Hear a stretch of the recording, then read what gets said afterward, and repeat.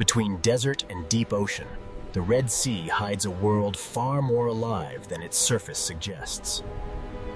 From above, this ocean looks narrow, but below the surface, it opens into a vertical kingdom. The desert disappears, the heat fades, and the ocean begins to reveal its hidden world. At first, the reef looks like paradise, a living ocean city filled with color, fish, and light. But this beauty is not peaceful in a simple way. Every fish here lives close to danger. In this ocean, coral is not only shelter, it is a maze where every path can become a trap. The Red Sea Ocean is a corridor of predators, where every layer has its own hunter. Beyond the reef edge, the ocean changes. The blue becomes deeper, quieter, and more dangerous.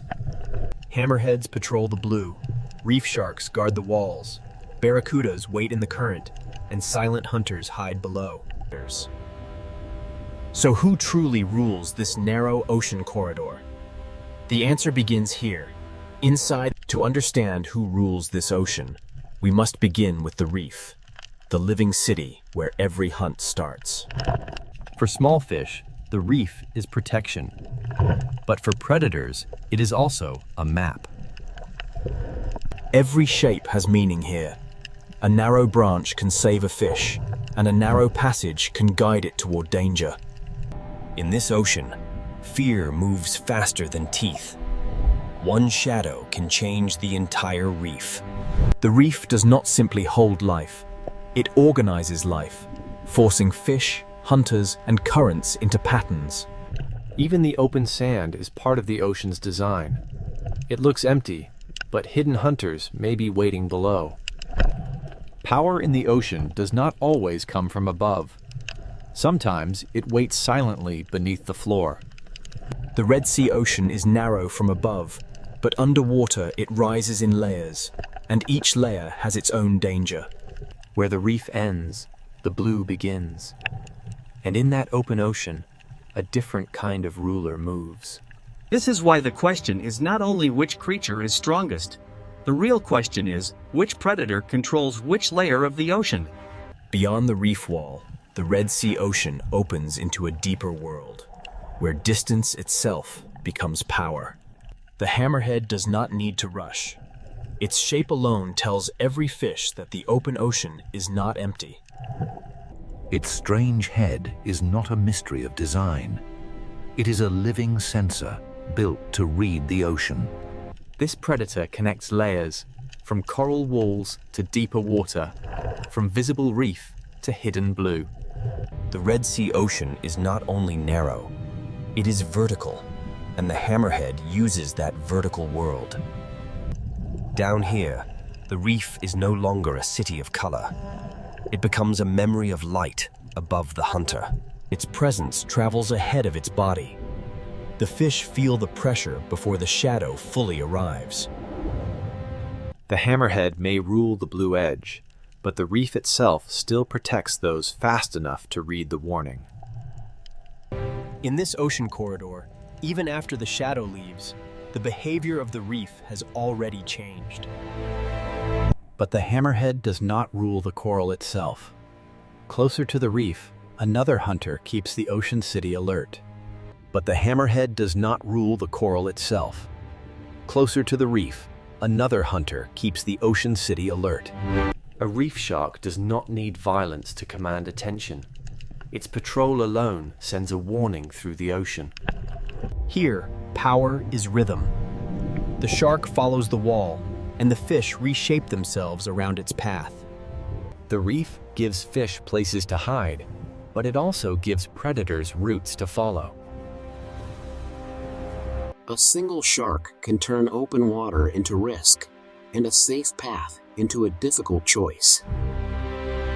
Not every reef shark moves the same way. Some patrol the edge, while others wait inside the hidden architecture of coral.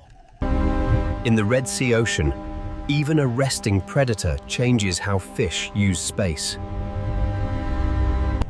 In shallower ocean light, Another reef shark carries the same message. The open edge is never neutral. These sharks do not simply hunt fish. They shape the behavior of every fish that shares the reef. Reef sharks rule the patrol line, but above the coral and inside the current, another predator waits like a silver blade. Reef sharks rule the patrol line, but above the coral, another predator waits in perfect stillness. Barracuda do not command the ocean by size. They command it by timing, patience, and sudden speed.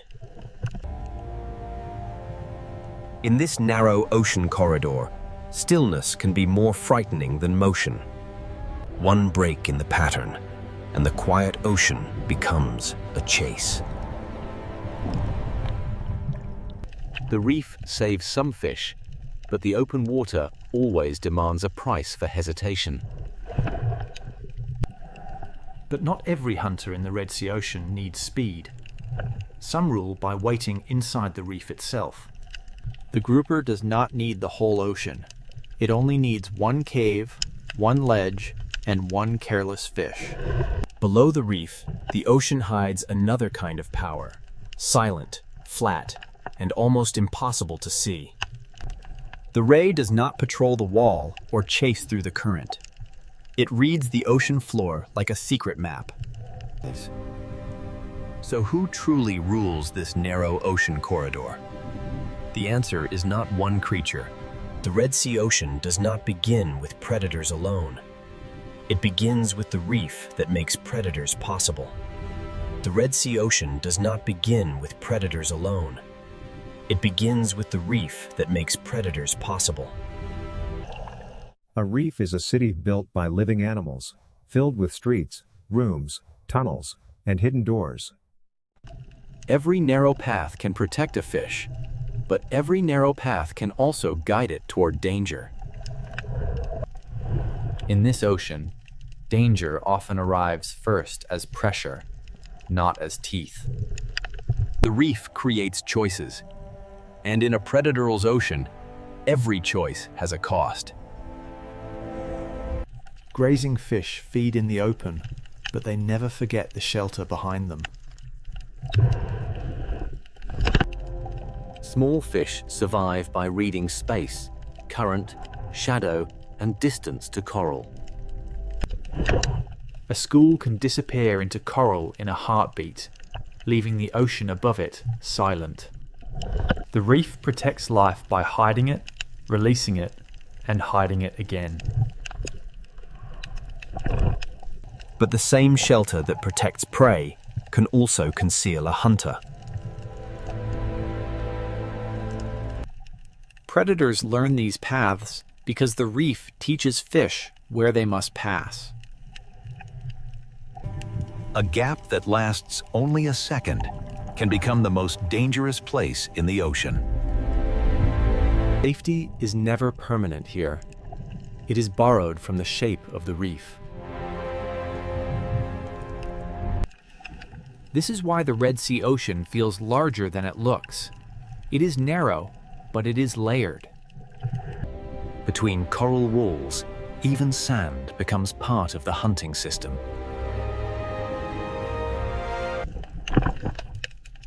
What looks empty from above may be crowded with hidden life below. The reef connects the bottom, the wall, the current, and the blue water beyond. A shallow coral garden can become a deep wall in only a few meters. At this edge, the ocean is divided into those who hide and those who hunt. Current turns the reef into motion, and motion reveals where fish must go. To feed in the current, fish must risk exposure. To survive, they must measure every meter. Not every predator is a giant. Some are smaller pressures that keep the reef alert. In the reef city, position can matter more than speed. A healthy reef supports many kinds of fish, because it creates many kinds of opportunity. Where there are many fish, there are many eyes, many warnings, and many chances for a hunter. The reef can look peaceful until every fish vanishes at once.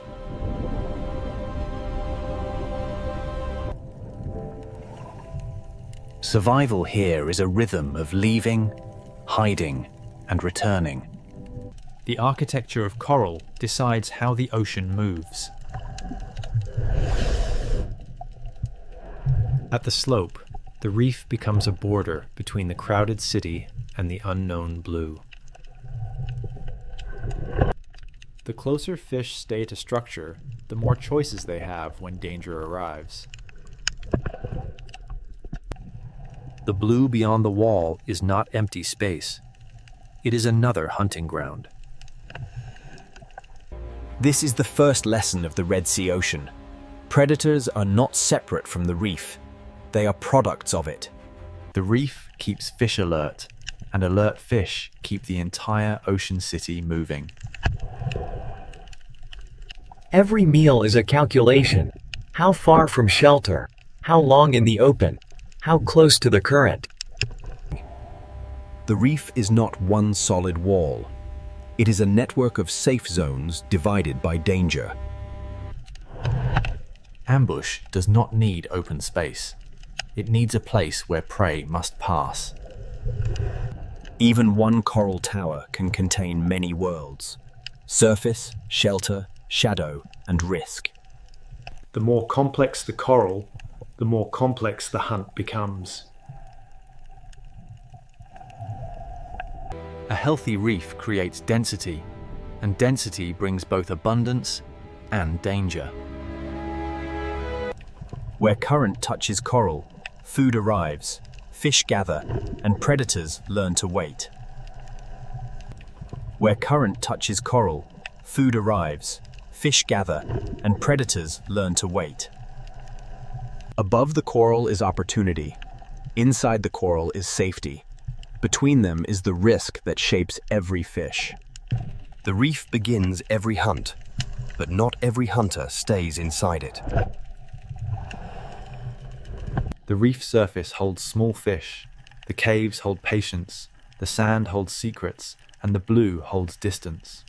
Where the wall ends, the reef stops controlling everything, and the open ocean begins to take over. This boundary is one of the Red Sea's most powerful places, where shelter ends and true open water begins. Beyond the reef, power belongs to animals that can read distance, depth, and current. And when the reef wall falls away, one of the Red Sea's most iconic shadows begins to appear. The reef has shown us where every hunt begins. Now the ocean will show us what moves beyond its walls. Beyond the reef, the Red Sea Ocean belongs to distance, depth, and shadows. The hammerhead is not a reef hunter. It is a reader of open ocean space. Its strange shape is not weakness. It is a tool built to sense the hidden signals of the ocean. Here, the coral city fades, and the ocean becomes a map of current, depth, and motion. The Red Sea is narrow from the sky, but underwater it falls into a vertical world.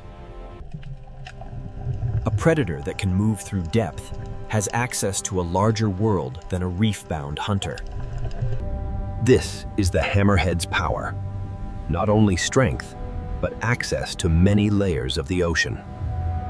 It follows invisible roads where current carries scent, movement, and the possibility of prey.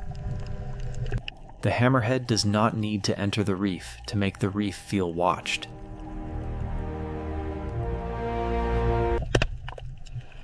Small fish answer the shark with distance, shelter, and sudden silence. This is not the rule of constant attack. This is the rule of presence. Its body is built to search, to sense, and to move across ocean space with patience. farther from coral, the ocean becomes less visible, but not less alive. Out here, the hunter belongs to the space between what can be seen and what can only be sensed. When it returns toward the reef, the ocean reacts before the shadow reaches the wall. The hammerhead rules the open edge, but coral still gives smaller fish a chance. From inside the reef, the blue ocean is not empty beauty. It is exposure. A single passing shadow can freeze a reef more completely than a sudden strike. When the hammerhead leaves, the fish move again, but the memory of the open blue remains. When the hammerhead leaves, the fish move again, but the memory of the open blue remains. But the hammerhead does not rule the coral itself.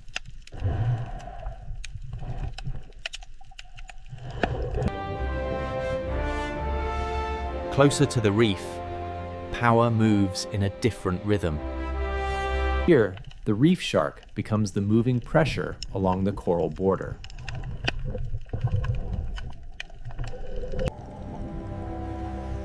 It does not need to be the largest predator to change the order of the reef. The reef gives fish shelter, but the shark turns every open lane into a decision. A channel is not just a passage.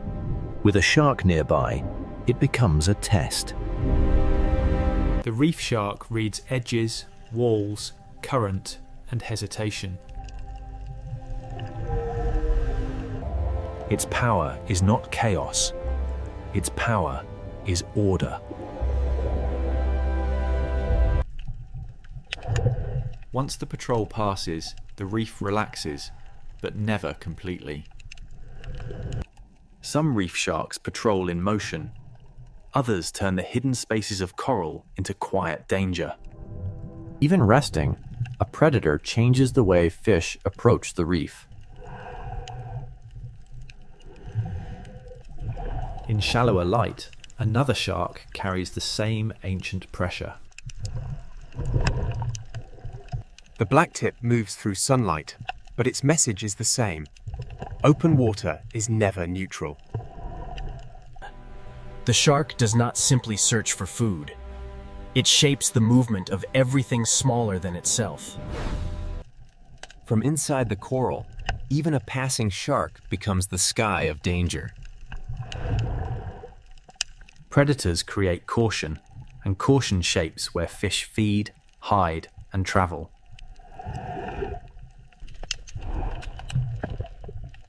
This is why reef sharks matter, even when they do not strike. Walls, channels, slopes, and currents give sharks edges to follow. The reef learns the rhythm of patrol, and every fish inside it learns to answer. Current brings information, and a shark knows how to read it.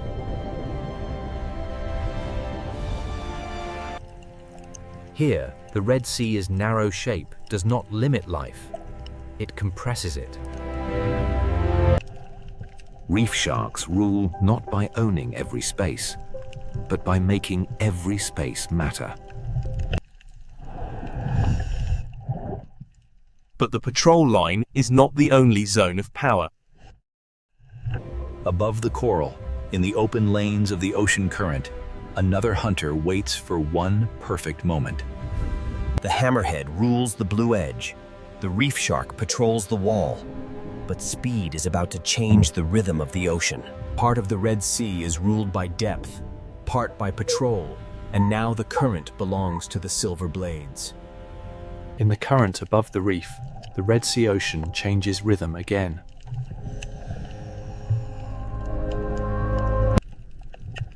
Barracuda do not rule by size. They rule by stillness before speed. The ocean looks calm, but every fish beneath them is calculating distance to shelter. For prey, the reef is safety. For barracuda, The space just outside it is opportunity. A current can become a corridor, and a corridor can become a trap. One instant of hesitation, and still water becomes a chase. The reef saves the quick, but the open ocean punishes the separated. Barracuda power lives in contrast. Long patience, then one precise explosion of speed. Where current touches coral, food gathers, fish gather, and predators learn the timing. The current feeds the reef, but it also exposes every fish that moves too far from shelter. In this layer of the ocean, power belongs to the animal that knows when not to move. A school survives by becoming one body, one turn, one warning. Barracuda do not chase chaos. They look for the one place where order breaks. A few meters of separation can turn a bright ocean lane into danger. Speed is not only movement, it is the ability to arrive before escape becomes possible.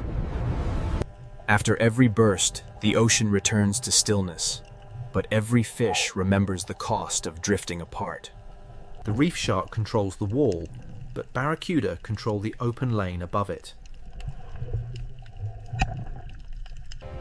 Their bodies are built for clean acceleration, with no wasted movement and no warning. The barracuda waits like a blade, because the ocean will bring the moment to it. Around it, the reef moves, the fish move, the current moves, the hunter waits. The fish know the roof of the ocean can become a strike from above. In the Red Sea, the same current that brings food also brings risk. Barracuda are not the only fast hunters here. The current attracts many predators built for sudden pursuit. Trevally bring weight to speed, turning the open lane into a moving wall of pressure. Every fast predator makes the reef more valuable to the fish that can reach it. Here, speed has many shapes, each one reading the same current in a different way. The open lane rewards hunters that can cross distance before prey can organize. But among these fast hunters, barracuda remain the masters of the sudden moment. The reef creates the passage, the current sets the direction, and the barracuda waits where both become one. This is not random hunting. It is structure, timing, and reaction. In the rule of reaction time, survival belongs to those who turn first. Speed rules the open lane, but coral still rules the final refuge. This is why no predator controls the whole ocean.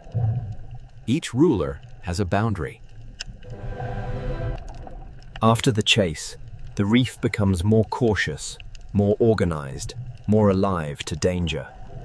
Predators shape the ocean even when they do not feed.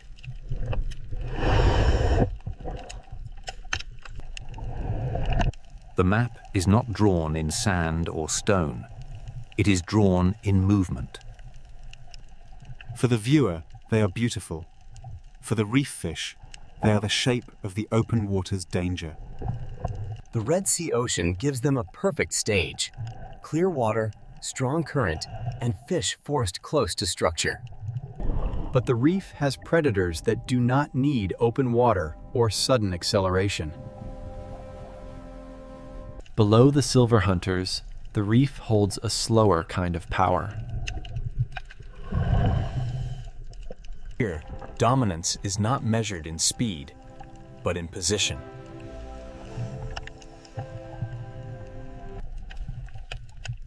cave can be shelter, it can also be a mouth in the architecture of the reef. After the speed of the current, the Red Sea Ocean now reveals the power of waiting. The current belongs to the silver blades, but the caves belong to hunters that never need to chase. To understand the next ruler of the Red Sea, we must leave speed behind and enter the shadows. In the next layer, the Red Sea Ocean will show us that silence can be just as dangerous as speed. Here, the Red Sea Ocean leaves speed behind and enters the kingdom of patience. The grouper does not need open ocean speed. It controls one place completely. Its greatest weapon is not only its body, it is position. The reef builds the stage, and the grouper chooses the best place on it. A predator does not need to strike to control the movement of fish. This is ownership through stillness, a small kingdom ruled by waiting. In the reef, the most dangerous distance can be the last few inches. A ledge is not just rock. It is a boundary between visibility and surprise. The Red Sea Reef is full of doors, but not every door leads to safety.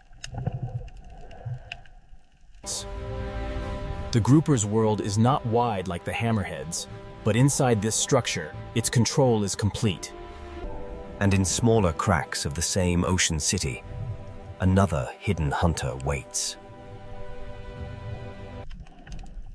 The moray does not need a wide territory. It turns a crack in the reef into danger. In this layer of the ocean, visibility belongs to prey, but concealment belongs to the hunter. The reef does not only create shelter for fish, it creates invisibility for predators. Every fish that passes this crack must decide how close is too close. Inside the reef, the ocean becomes a maze of safe routes and forbidden openings. Some predators dominate by making fish avoid spaces they cannot see into. The reef gives life many exits, but every exit opens into another risk. Grouper and moray share the same lesson. In the reef, structure can be stronger than speed. But not all hidden power waits inside the coral.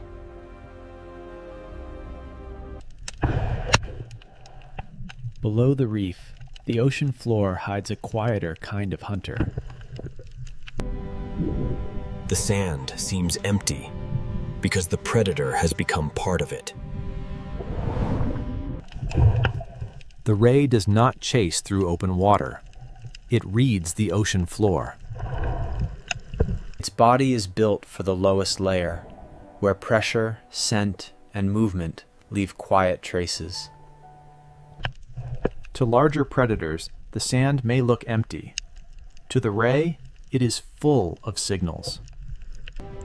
A small movement under the sand can become a message only the bottom hunter understands. The cave, the crack, and the sand are different worlds, but all belong to the same ocean system. Power does not always cast a shadow overhead. Sometimes it waits beneath a thin layer of sand. The danger disappears not because it leaves, but because it becomes invisible again. The sand is not a gap between important places. It is an entire layer of the hunt.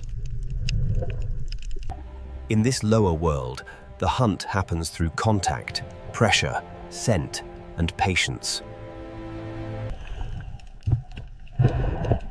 Each hidden predator controls a different part of the reef's lower architecture. The grouper holds the cave, The moray holds the crack, and the ray reads the sand. For a small fish, one journey across the reef can pass through several kingdoms of danger. This is not chaos. It is a layered order built by coral, sand, and patience. The Red Sea is not ruled from one throne. It is divided into many small territories. Some rulers move across great distance. Others make one small place dangerous every day. But none of these hunters owns the whole ocean. Each rules only the layer it understands best. Now the answer becomes clearer. The Red Sea is not a kingdom of one predator, but a system of many layers. The hammerhead owns the blue edge, the reef shark patrols the wall, the barracuda controls the current, and the hidden hunters rule the structure below. Above all of them, the reef itself writes the rules. It creates shelter, ambush points, current breaks, sand borders, and the density of life that makes predators possible. To ask who rules the Red Sea is really to ask who controls which layer.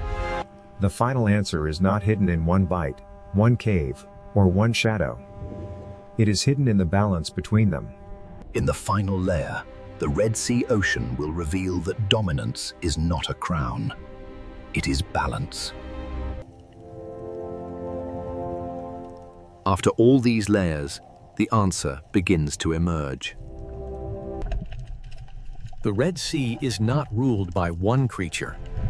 It is ruled in layers. It owns the open edge, but it does not own the reef itself. The reef shark rules the patrol line, making the coral edge a place of constant calculation. Its power is not only what it eats, but how every fish moves when it appears. Above the coral, the barracuda rules the moment when stillness becomes speed.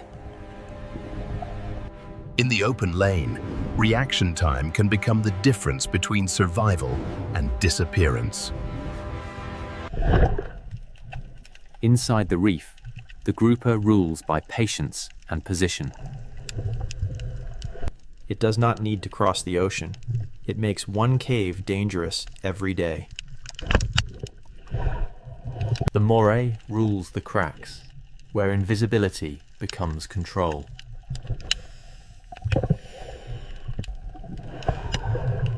On the sandy floor, the ray rules the world that many predators ignore. It reads the floor the way a shark reads open water. Each predator rules a place, but none of them rules the entire ocean alone. The real structure is not a throne. It is a map of layers. For small fish, survival means knowing which layer belongs to which hunter. Predators create caution. Caution shapes movement. Movement shapes the reef. A reef is more than coral. It is coral plus fish, grazers, predators, current, sand, depth, and time. When predators disappear, the ocean does not simply become peaceful. It becomes different. A reef may still look alive, but one invisible layer of control can be missing. A predator's presence is part of the reef's rhythm. The grouper changes how fish use the cave.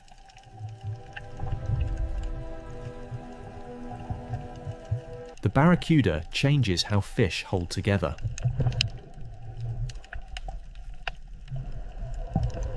The ray changes how life moves across the bottom.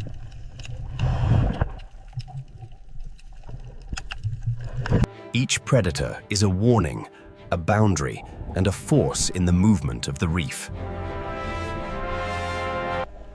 Balance does not mean peace without danger. balance means every role still exists.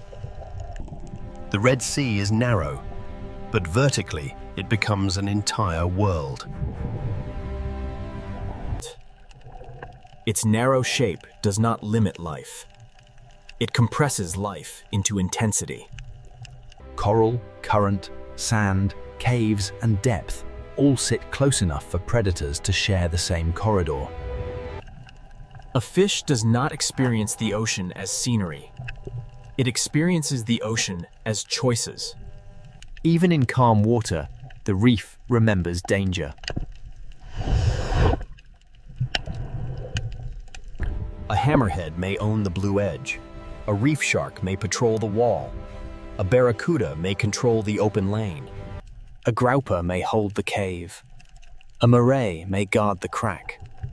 A ray may read the sand. But the system belongs to all of them, and to none of them alone.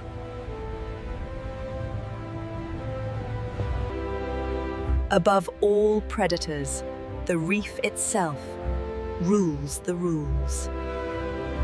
It builds the shelters, the hunting lanes, the current breaks, and the density of life. Without the reef, the predators lose the structure that gives their power meaning. Without predators, the reef loses part of the pressure that keeps it dynamic. Caution shapes movement. Movement shapes feeding. Feeding shapes coral. Coral shapes shelter. And shelter shapes the next generation of reef life.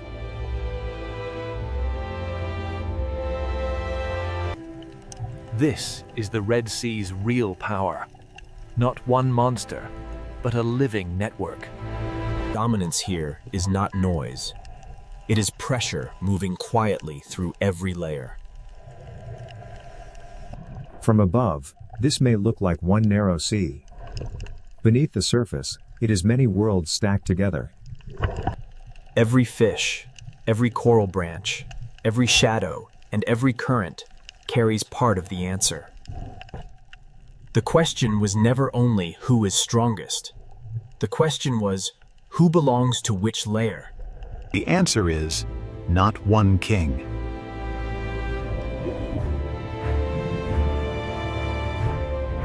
The Red Sea is ruled by balance, fragile, ancient, and moving quietly through every layer of the reef.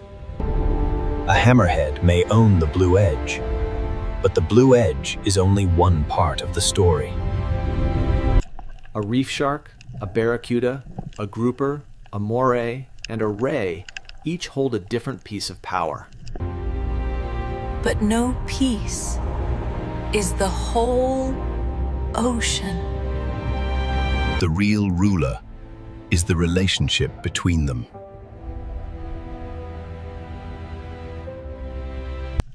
In a world so narrow, steep, and alive, dominance is not a crown. It is balance.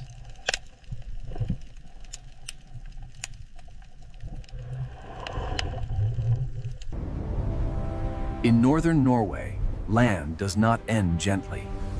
It breaks apart into fjords. Here, the ocean is not scenery. It is the force that decides where life can remain. The coast is shaped by wind, ice, and ocean, and every edge feels exposed to the next storm. In winter, the light can fade for weeks, and the ocean turns almost black beneath the Arctic sky. Small fishing villages cling to the ocean's edge, as if one more storm could pull the world into the dark water below. These houses do not stand apart from the ocean. They survive by staying close to it, and by respecting its power. The ocean gives fish movement, memory, and danger. It feeds the coast, then tests it without warning. This is not the soft coastline of a warm sea. It is a place of cold currents, rough weather, and sudden life. The ocean cuts into the land through fjords, carrying salt, cold, food, and the rhythm of survival. From above, the coast looks frozen and severe. But beneath the ocean surface, nothing is still. The secret of this coast begins below the waves, where the ocean moves long before life becomes visible. Above the sea is wind and ice. Below the sea is current, darkness, and hidden energy. In this cold ocean, life begins quietly, almost invisibly, in the movement of water and light. The smallest life in the ocean prepares the way for fish, birds, whales, and people. When the ocean gathers enough food, small fish arrive, and the silence begins to change. A single fish is fragile, but in the ocean, thousands can move like one living body. The Arctic Ocean teaches life to move together, to read pressure, shadow, current, and danger. Above the sea, wings begin to gather. Below the sea, silver movement calls the coast awake. The birds read the ocean from above, searching for the first signs that fish have risen. Even the wind becomes part of life here, lifting wings above the restless ocean. The fjord looks silent from far away, but the ocean beneath it is beginning to concentrate life. Then, from the cold ocean, a breath appears, proof that giants have followed the fish. The ocean has sent a signal, and the largest hunters in these waters are beginning to answer. Nothing here is random. The ocean gathers prey, and every predator must arrive at the right moment. The same fish that shine beneath the sea also lift life into the sky. Here, ocean, mountain, bird, fish, whale, and village are not separate stories. They belong to one system. Northern Norway is alive because warm and cold meet at the edge of the ocean. The sea gives, and the sea tests. It opens the coast, then closes it with storm and ice. People do not conquer this ocean. They build beside it, waiting for weather, fish, and season to allow life forward. A harbor here is more than shelter. It is the thin line between the village and the open ocean. In winter, the ocean becomes a dark mirror, reflecting a sky that barely remembers the sun. Yet even in darkness, the sea keeps moving, carrying warmth from far beyond the frozen north. The first answer to this coast lies under the waves, where currents soften the Arctic edge. Warm Atlantic water pushes north into a polar world, and the ocean becomes a living boundary. Where ocean water mixes, nutrients rise. Where nutrients rise, the smallest life begins to bloom. Plankton feeds small life. Small life feeds fish. Fish will soon call the giants back into the ocean. Plankton feeds small life. Small life feeds fish. Fish will soon call the giants back into the ocean. Before the whales arrive, before the birds scream, the ocean gathers itself into one shining mass. The fjord becomes a stage, and the sea prepares the first great drama of winter. One breath appears, then another. The ocean has brought the hunters into the fjord. Orcas arrive with intelligence, patience, and the precision required by this unforgiving ocean. The fish tighten, the water changes, and the ocean begins to organize around the hunt. Above and below the sea surface, every movement is connected by the ocean. Then the larger giants rise, turning the cold ocean fjord into a place of sudden scale. In the darkest season, life does not disappear. In the ocean, it becomes concentrated. Northern Norway is not rich because it is easy. It is rich because the ocean gathers life where season and current align. But this is only the beginning. Beyond the fjords, the sea falls into deeper and stranger worlds. The same ocean that feeds fish and whales near the surface also opens into canyons of darkness below. To understand this coast, we must follow the ocean from current to fish, from fish to whale, and from whale to village. This is Norway at the edge of wind, ice, and ocean nigh. And the story begins with The story begins beneath the ocean, where a hidden current keeps this frozen coast alive. Northern Norway should feel locked in ice, yet the ocean refuses to become still. Far to the south, Atlantic water begins a long journey north, carrying heat into a polar world. This current does not make the Arctic warm, but it softens the edge enough for life to gather. Above the sea, winter is severe. Below the ocean surface, hidden warmth travels through the dark. The coast survives because the ocean is not one single body of water, but many forces meeting. Where Atlantic warmth meets Arctic cold, the ocean becomes dynamic, restless, and rich. Where Atlantic warmth meets Arctic cold, the ocean becomes dynamic, restless, and rich. When light returns after the long darkness, microscopic life begins to bloom. A bloom this small can change everything, because the entire visible drama begins with the invisible. Plankton feeds smaller animals, and those smaller animals become the first bridge toward fish. Small fish follow the bloom, and the cold ocean begins to concentrate energy. In this ocean, survival often begins with gathering. The season is short, the light is limited, and every creature must arrive when the ocean allows it. The fjord becomes more than a landscape. It becomes a corridor where the ocean gathers life. One fish is almost invisible in the sea. Thousands can change the shape of the water. When the school turns, the ocean flashes. When it tightens, it becomes a living mass. The ocean does not keep its secrets for long. What gathers below is soon read from above. Birds begin to circle because the sea beneath them has changed. They watch the water, reading ripples, flashes, and the movement of fish beneath the ocean skin. Below the birds, the fish are no longer scattered.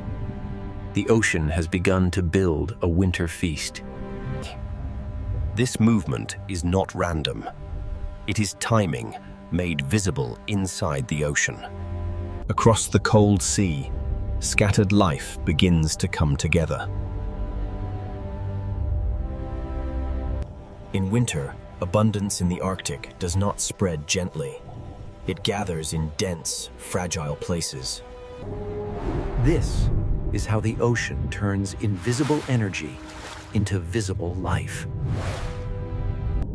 Plankton becomes fish, fish becomes movement, and movement begins to call the giants of the sea. A fjord can shelter life, but it can also concentrate it until every predator notices. From above, the signs are small. A circle of birds, a change in the sea, a pulse beneath the surface. The land remains silent, but the ocean below it is full of decisions. Air and sea are linked by fish, and every wing above the water depends on what the ocean provides. The power of this school is not aggression. It is concentration. A scattered fish is difficult to find. A dense school changes everything. The ocean compresses life into a shape that birds can follow and whales can find. The first hunters are already reading the surface, but the greatest hunters are still beyond the frame.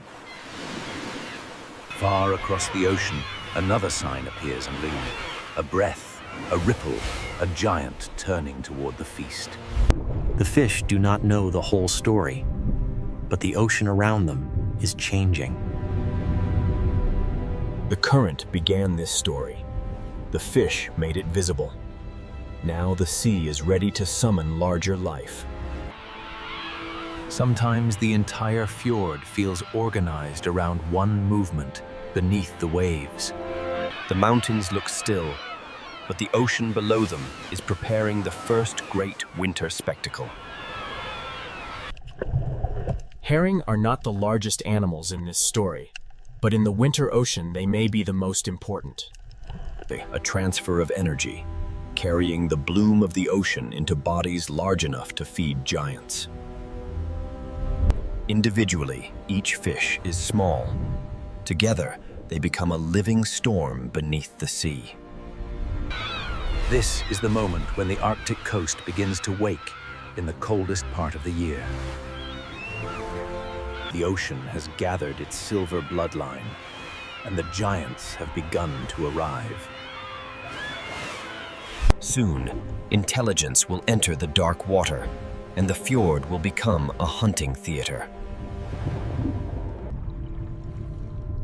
The entire drama of northern Norway begins with invisible changes in water.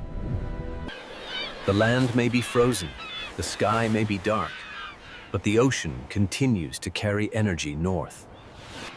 Fish feed whales, seabirds, seals, and people. The ocean connects them all. A current alone does not create a winter spectacle. For that, the sea needs a smaller creature. It needs herring, the silver bloodline of the Arctic winter. And when the herring are forced upward beneath the cold ocean surface, one of the most intelligent hunting scenes in the sea is about to begin.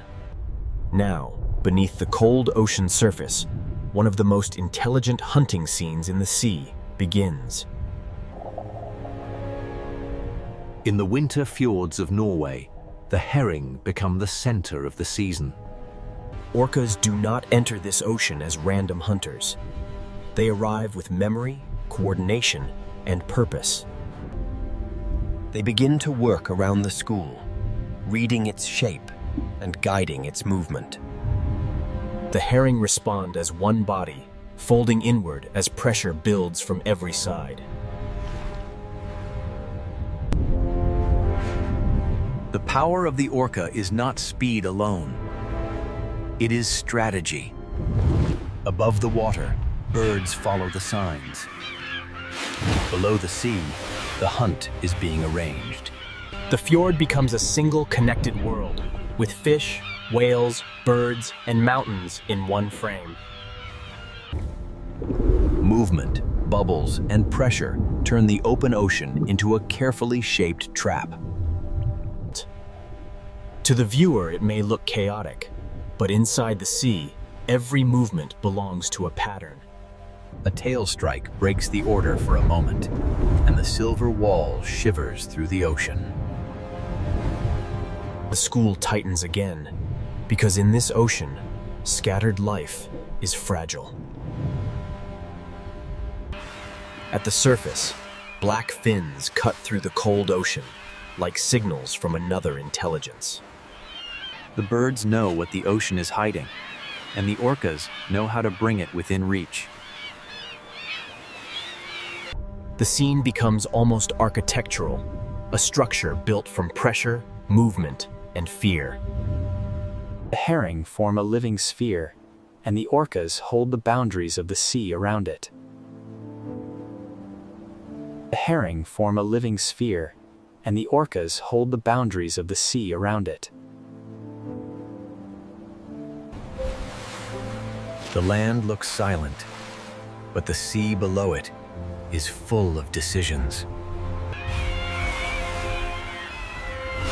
But the orcas are not the only giants drawn into the fjord.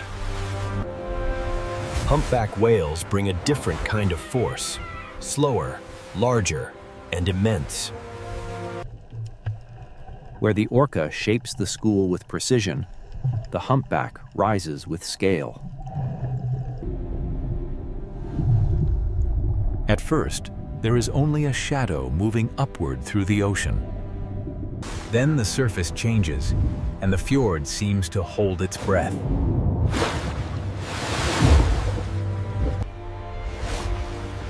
For 1 second, the ocean opens, and a giant becomes visible. Water drains away, the whale sinks again, and the surface closes over the feast. The school breaks, then gathers again, because the ocean keeps forcing life back into motion. Orcas and humpbacks do not hunt in the same way, but both reveal the same truth. Northern Norway's winter sea is not dead. It is concentrated. The cold does not stop life.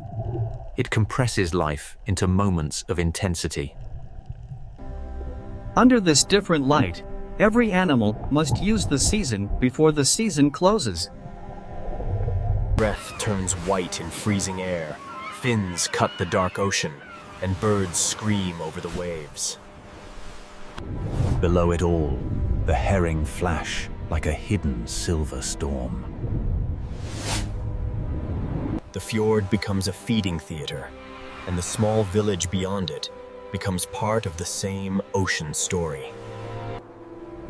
The sea that gathers whales also sustains the people who live beside it. After each surge of motion, the ocean settles, but the current keeps the story moving. The hunt is never permanent. Abundance in the Arctic is brief, and every creature must follow it. When the moment is over, the giants move on, because the ocean never holds still. The fjord has offered food, but beyond it, the sea continues into deeper water. Not every giant hunts near the surface, and not every ocean story remains in the light.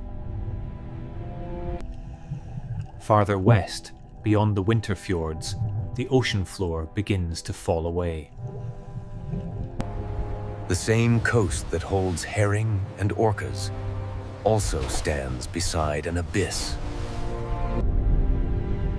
Here, the ocean is no longer only wide, it becomes deep. Below the feeding fjords, another world waits, one built from darkness, pressure, and sound. The winter spectacle has shown how life gathers near the surface, but the next giant follows a different path. Beyond the fjords, the seafloor drops, and another whale enters the unseen ocean. The next chapter belongs not to the Silver School, but to the deep diver that follows darkness itself. From the hunting fjords of winter, we now descend toward the deep ocean canyons, where sperm whales search with sound. From the hunting fjords of winter, we now descend toward the deep ocean canyons, where another giant follows darkness itself. Farther west, the coast reveals one of its greatest secrets. Deep ocean water comes close to land. Here, the sea does not remain shallow for long. The ocean drops beside the shore. Beneath the waves, slopes and submarine canyons open a doorway into a deeper world. For humans above, the horizon may look simple. For a deep diver, it is an entrance. The sperm whale rises from this hidden depth to breathe at the surface.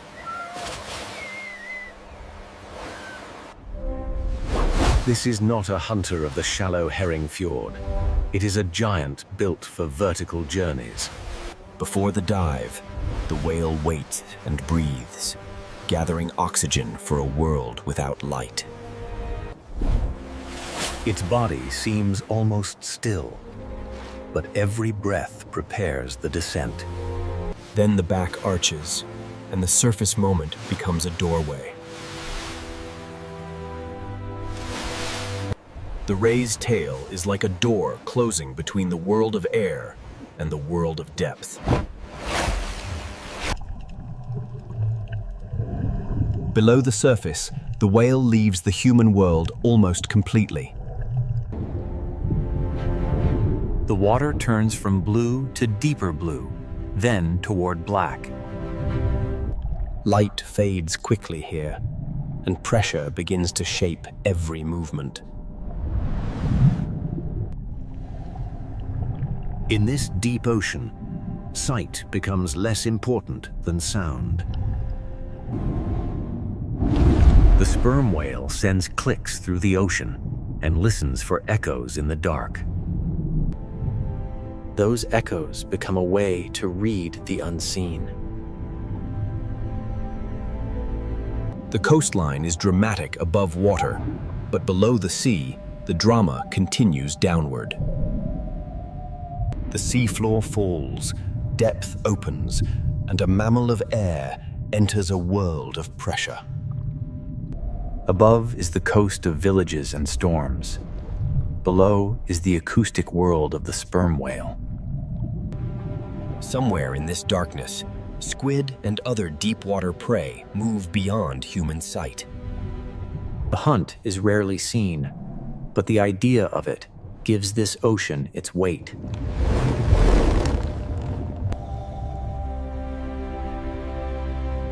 In this layer, the sea does not reveal everything.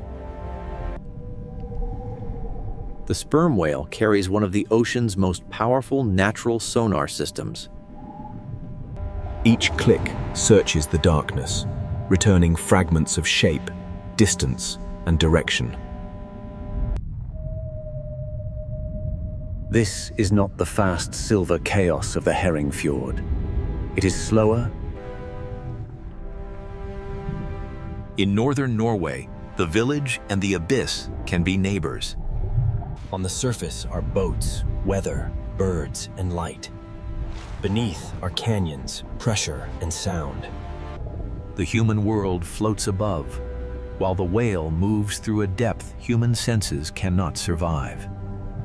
After the descent, the whale must return to air. The journey is vertical, from breath to darkness and back again. Every dive reminds us that this coast is not only horizontal, but layered. The whale rises toward a world of wind, cliffs, islands, and winter ocean.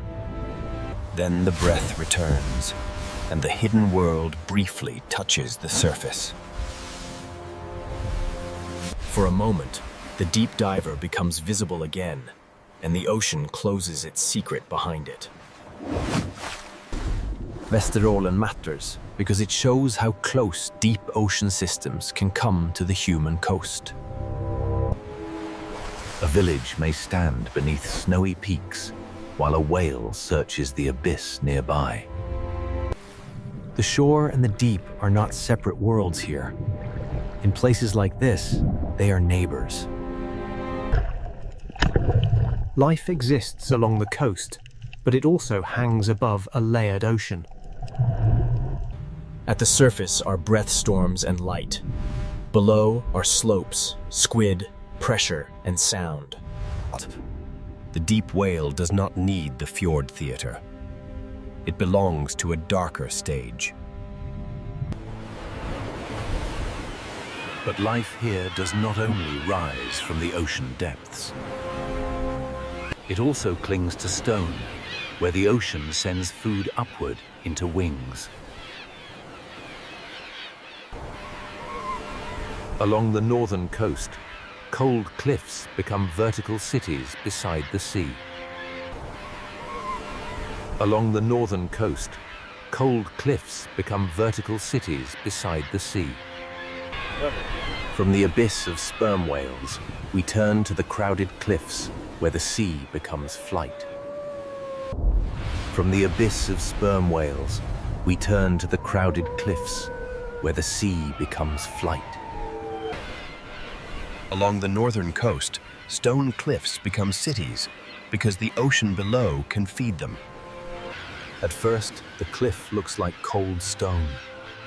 Then the ocean reveals it as a vertical city. Every ledge is a place of balance, where life clings between rock, wind, and ocean. The sea feeds them below, but the cliff gives them a place to return. A puffin-carrying fish is carrying the energy of the ocean onto land. Each small fish began in the sea, but now it becomes part of a life built high above the waves. The birds dive into the ocean, take from the sea, and bring that life back to stone. A seabird colony is not only a spectacle, it is evidence that the ocean nearby is productive. Some birds dive, some glide, some wait on ledges, but all of them depend on the sea. On these cliffs, survival is measured in inches of stone and miles of ocean. The cliff is built from rock, but its life is built from fish. When they leave the cliff, they enter the ocean's weather. When they leave the cliff, they enter the ocean's weather.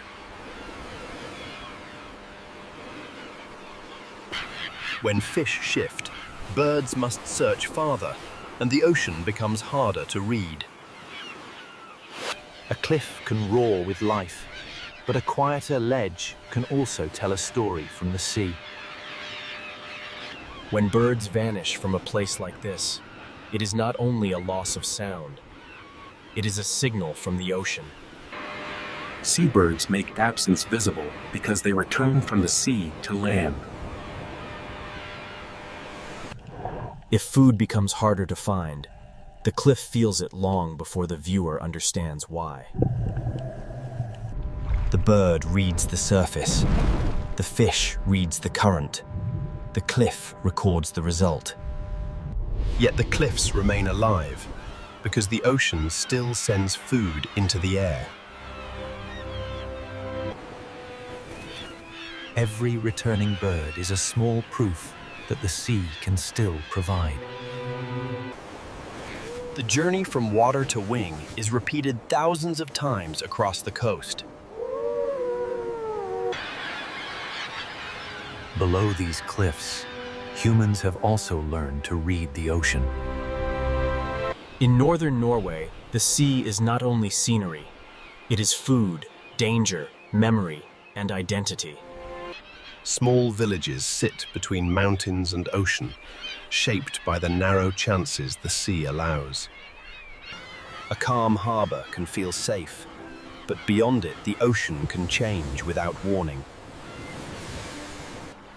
The work of the village begins with weather, timing, and respect for the sea.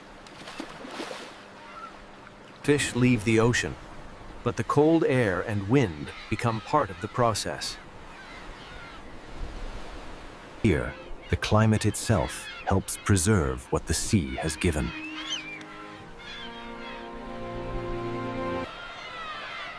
The village is not separate from nature.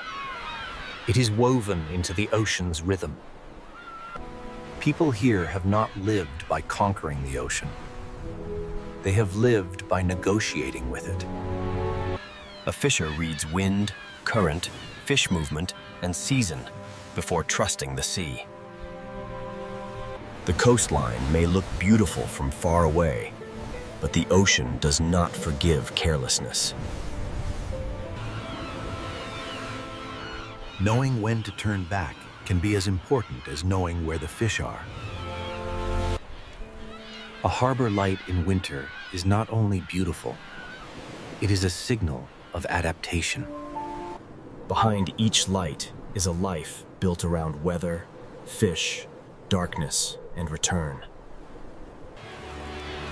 Generations learn this coast not only from maps, but from storms remembered. The same sea that feeds a village can threaten it, depending on wind, distance, and timing.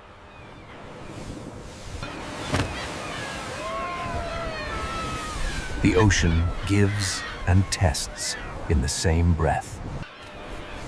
Birds, Fishes, whales, and villages all read the same water in different ways. Beneath the harbour, the food web continues, quiet and essential. The village survives because the ocean remains alive, beyond what the eye can see. To live here is to know when to leave, when to wait, and when to return. The return to harbor is part of the rhythm, as important as the journey out. This human layer keeps the coast from becoming only a wilderness postcard. The birds return to ledges, the boats return to harbor, and both returns depend on the sea. Northern Norway is a coastal system where ocean productivity climbs into wings and settles into villages. Everything here depends on reading the ocean accurately. The whale reads fish. The bird reads the surface. The fisher reads the wind. But this relationship is changing because the Northern Ocean is changing its rhythm. Fish may shift, seasons may move, and old knowledge must adapt to a sea that no longer behaves exactly as before. For the birds, for the whales, and for the people, survival depends on the ocean's pattern. And now, across the far north, ice is retreating, seasons are shifting, and the Arctic Sea... Across the far north, ice is retreating, seasons are shifting, and the Arctic Sea is beginning to change its rhythm. Less ice does not simply mean more open ocean. It changes the boundary between Arctic cold and Atlantic warmth. Warmer, saltier water can move farther north, reshaping where life can gather. The change is not always dramatic in a single frame, but the ocean remembers every small shift. This is not a simple disaster scene. It is a rhythm slipping out of its old timing. This is not a simple disaster scene. It is a rhythm slipping out of its old timing. For fish, temperature can influence movement, growth, spawning, and where the next meal will be found. If the fish move, everything that follows them must also move. For seabirds, the question becomes how far they must fly before the ocean offers food. A quieter cliff is not only a quieter cliff. It may be a message from the sea. A quieter cliff is not only a quieter cliff. It may be a message from the sea. When the food web shifts beneath the surface, the change rises into the air. For whales, the location of prey decides where the journey must go. If herring gather differently, the giants must search differently.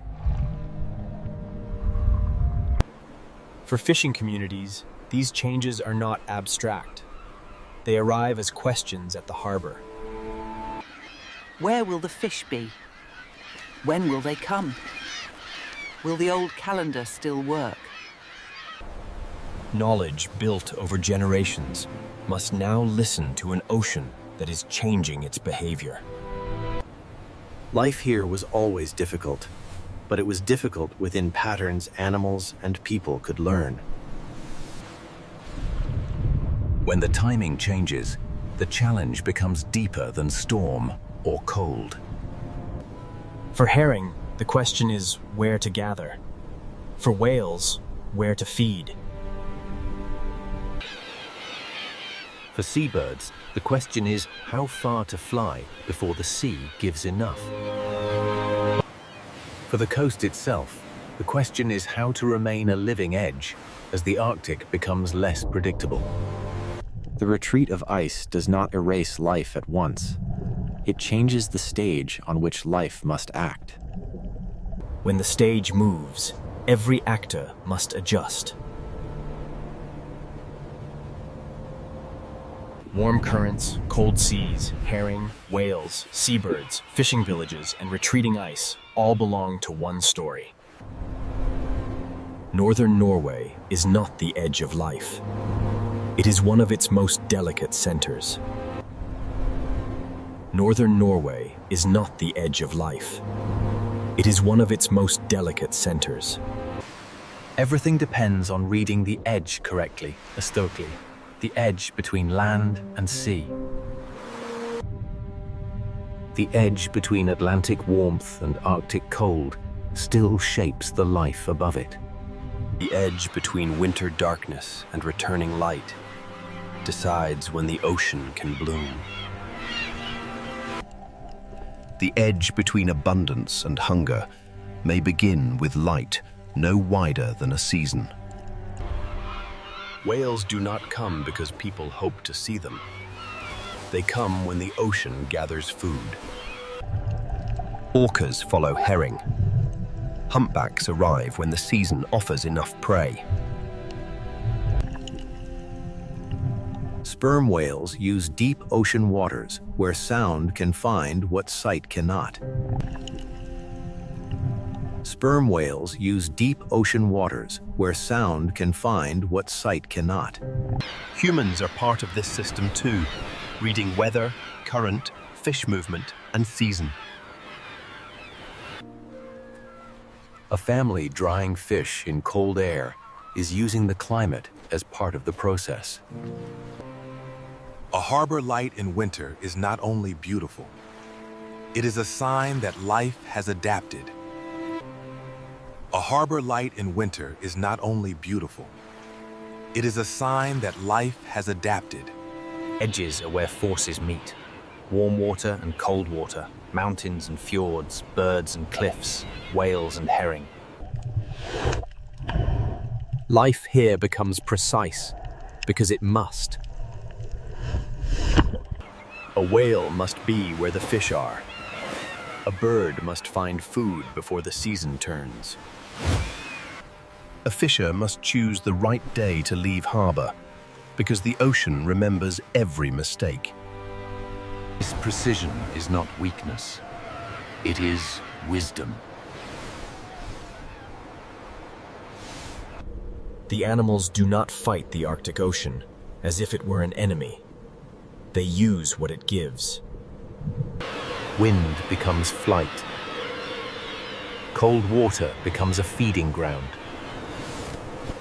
Darkness becomes a season of whale breath and herring movement. Fjords become shelter. Canyons become hunting routes. The people here do the same. They build low against the wind and place villages near protected water. They follow fish, respect weather, and understand that the sea is never only a view.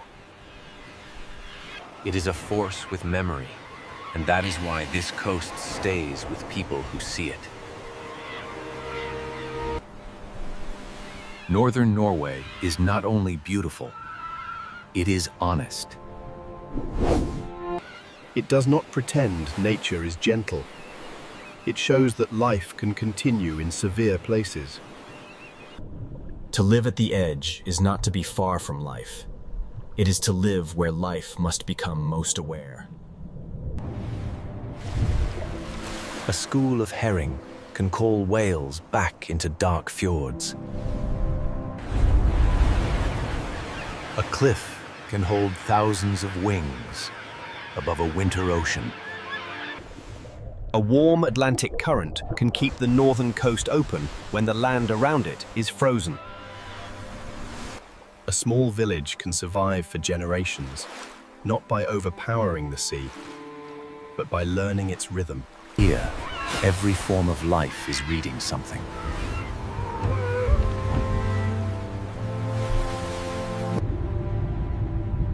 The blue whale reads the fish. The albatross reads the surface. The fisher reads the wind. The village reads the season. The coast reads the meeting of warm Atlantic water and Arctic cold. Northern Norway is not the end of life. It is where life becomes precise. Between wind, ice, and ocean, every breath, every wing, every returning boat. Not by conquering nature, but by listening carefully enough to remain. This is Norway. Life at the edge of wind, ice, and ocean. From above, Greenland looks silent, but along the edge of the Arctic Ocean, life is already waiting. This is not an empty white world. It is a world where life hides, where ice and ocean meet. The fjords are ocean roads carved into stone, carrying cold water deep into the frozen land. Every dark opening in the ocean ice can become a doorway, a warning, or a lifeline. In Greenland, the frozen surface is never just scenery. It is the stage where survival begins. The silence holds signs, tracks, scent, wind, hunger, and memory. A hole in the ice may look small, but beneath it lies an entire ocean world. For the seal, this is not simply water. It is the border between breath and darkness. Below the ice, the ocean is quiet, but it is not still. Greenland's story begins in this thin boundary between frozen air and living sea.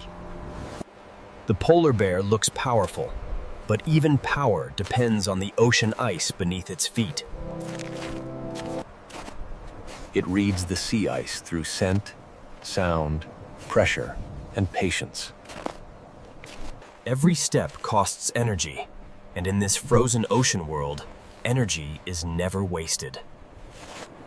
The strongest hunter here is still only one life, moving across a fragile frozen floor. Where the ocean opens, the food chain begins to gather. Birds follow the cracks because the ocean below carries food upward. From far away, these cliffs look lifeless, but the sea has already begun to fill them with motion. Here, wings turn ocean food into life on stone. The cliff is not only rock, it is a vertical city built beside the sea. Beneath the noise of wings, a smaller survivor reads the same ocean edge. The fox is small, but in a hard ocean-bound world, smallness can be a form of strength. It survives not by ruling the landscape, but by noticing what others miss. Where the ocean feeds birds, it also creates chances for the fox.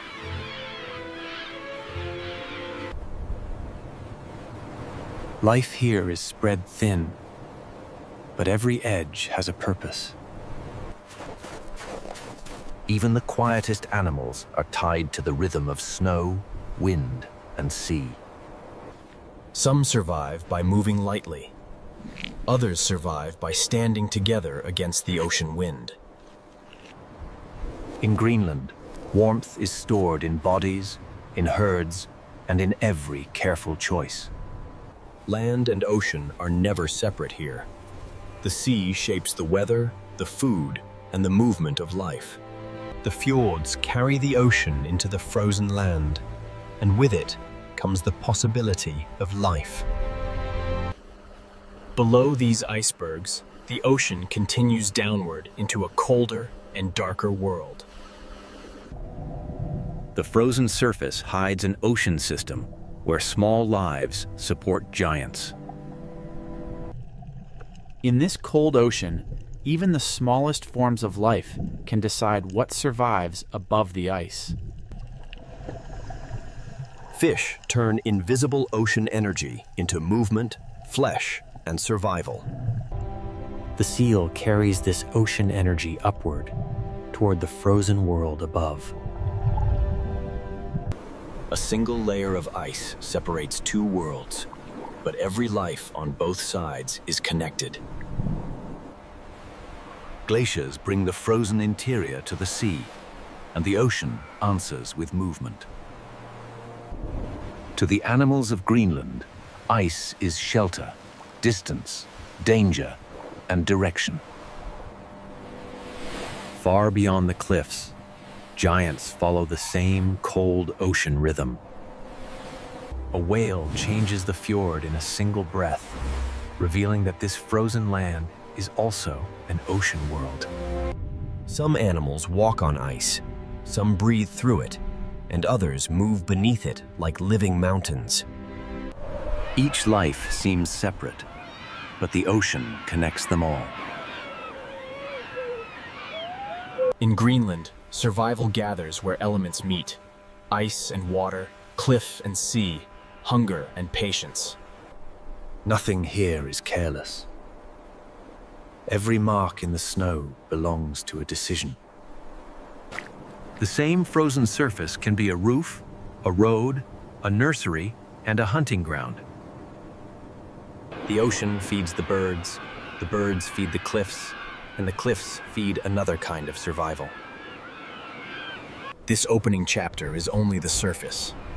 Beneath it lies a deeper system of timing, hunger, and adaptation. To understand Greenland wildlife, we must follow the edge where the ocean shapes every life. The first rule of this frozen world is simple. Ice decides where life can move. When the ocean opens, the story begins to move from silence into survival. And so we begin with the fragile foundation beneath every track, every dive, every flight, and every breath. To understand life in Greenland, we must begin with the surface that decides almost everything: sea ice. This ice is not a blank white floor. It is a living boundary between air and ocean. Where the ocean presses against the frozen surface, the ice bends, breaks, rises, and becomes a map. An open lead can become a feeding route, a breathing place, or a dangerous gap between lives. Below the frozen roof, the ocean begins its quiet work. When light returns, even the smallest life beneath the ice can start an entire chain. The beginning of survival here is almost invisible, carried by light, nutrients, and timing. Fish gather where the ocean gives them food, and their movement begins to draw larger lives. Every small body in this cold ocean becomes part of a larger survival equation. The seal lives between two worlds, feeding in the ocean and breathing through the ice. To the seal, a dark circle in the ice is not a detail. It is a doorway back to air. The same ice that traps the ocean below also gives life a place to breathe. For one animal, the hole is safety. For another, it is a place to wait. The bear does not rule the ice by force alone. It survives by reading the ocean's frozen skin. Sea ice is a road, a roof, a hunting ground, a resting place, and a border between worlds. Where the ice is strong, it can become a platform for rest. Where snow gathers over ice, shelter can form, but only if the season remains stable. To human eyes, the ice may look permanent, but the ocean beneath is always moving it. A frozen surface can rise, tilt, crack, and drift with every movement of the sea. The frozen interior reaches the ocean through glaciers, and the ocean reshapes it into drifting ice. Here, Every texture tells a different story of cold, pressure, current, and time. The ice opens, closes, thickens, thins, and changes the rules for everything living here. When the ocean opens, birds read the signal from above. A crack in the ice can connect sky, ocean, and hunger in a single dive. Below the opening, the ocean gathers movement that cannot be seen from the frozen surface. The sea feeds the birds, and the birds carry the ocean's energy toward the cliffs. Even the cliffs depend on what happens out here on the frozen sea. The ocean does not stop at the shore. Its influence climbs into every track and every ledge. The living Greenland is not found in the empty interior. It gathers around the ocean edge. When light returns to the frozen world, the ocean beneath begins to answer. Light, ice, and ocean must meet at the right time for life to rise. Every animal reads this map differently, but the map is written by the sea. A sound in the ice can mean movement, danger, access, or change. Strength and weakness can exist only a few steps apart. From below, the ice is a ceiling of shadows, openings, and risk. The food web begins quietly, in colors and movements too small to dominate the eye. Plankton feeds fish.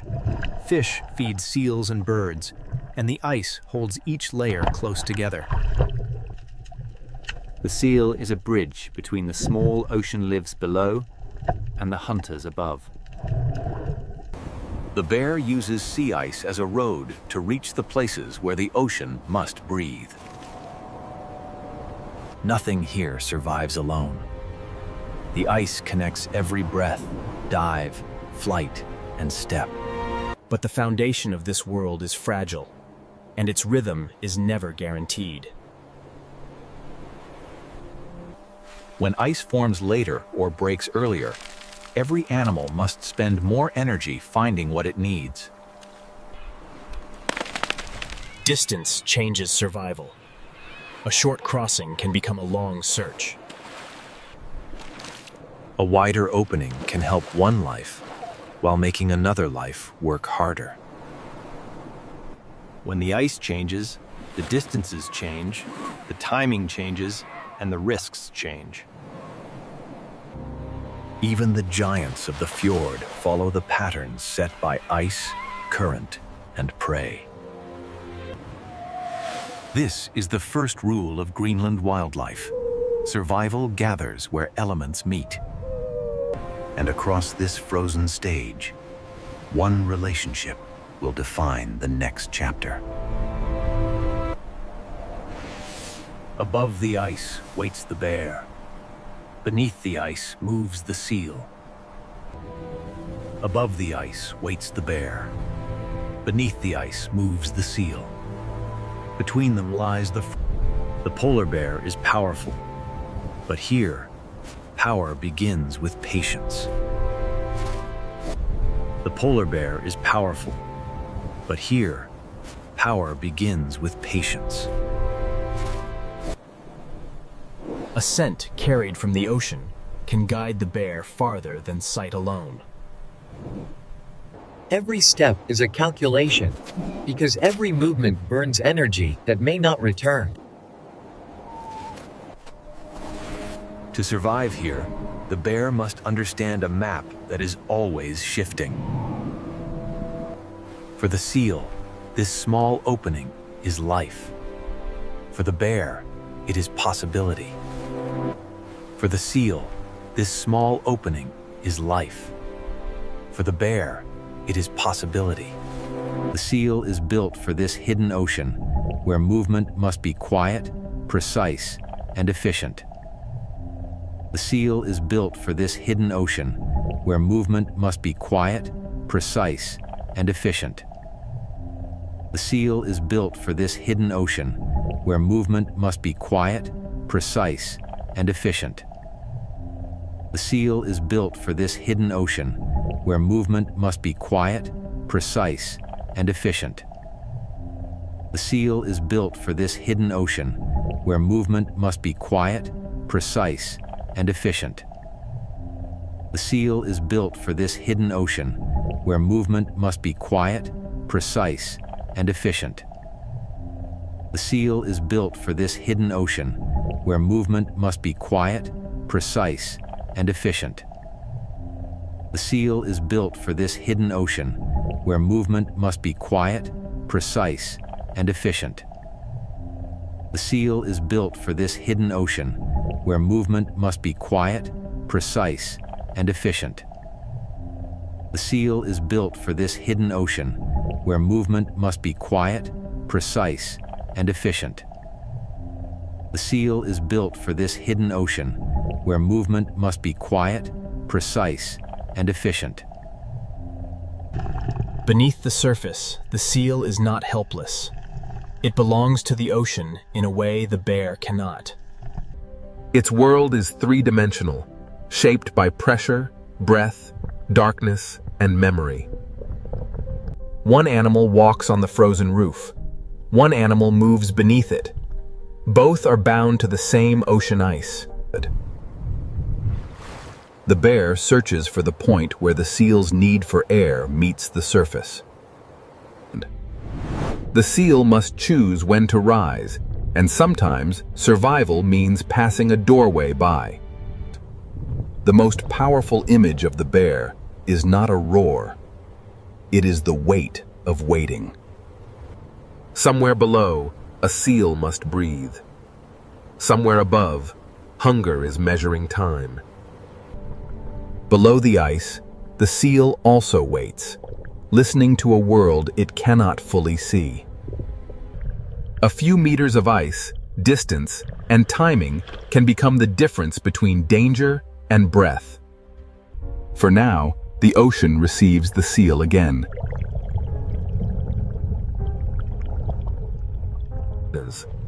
When the scent changes, the bear must decide whether to wait, move, or spend more energy. A failed wait is not dramatic, but in the Arctic, it still has a cost. The bear's hunting ground is also a moving platform, shaped by temperature, wind, and sea. When the ice changes, the distance between predator and prey changes with it. The seal's survival depends on food below, air above, and ice stable enough to connect them. Fish become seal energy, and seal energy becomes part of the world above. The food web is not a diagram here. It is a path through water, ice, and wind. Rest is not weakness. In a place where every calorie matters, rest is strategy. The ocean below is always active, even when the surface appears still. The seal moves where the bear cannot walk, but it must always return to the surface for air.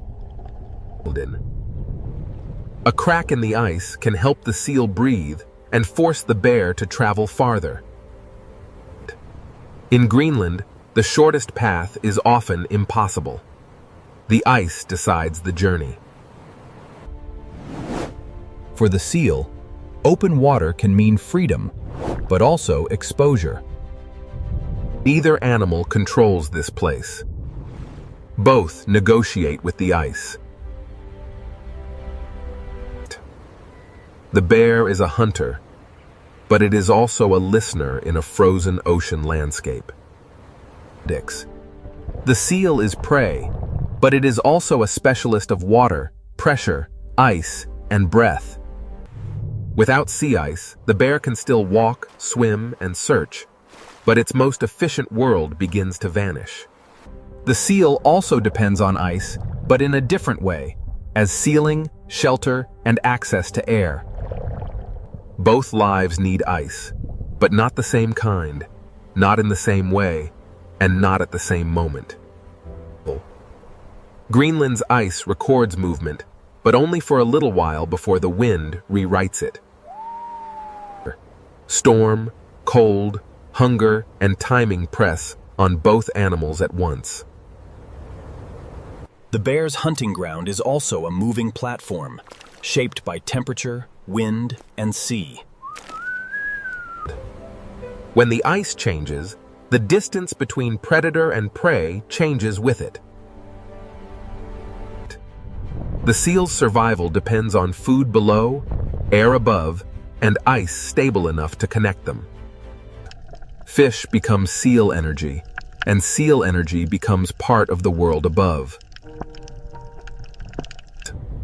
The food web is not a diagram here. It is a path through water, ice, and wind. Rest is not weakness.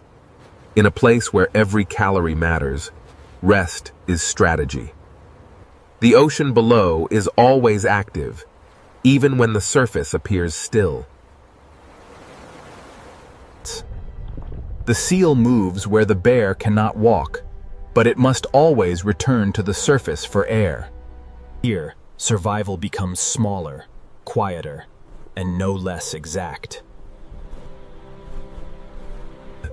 The Arctic fox is small enough to vanish, but clever enough to read every edge of this frozen world. Compared with the bear, the fox seems fragile, but in Greenland, needing less can be a kind of strength.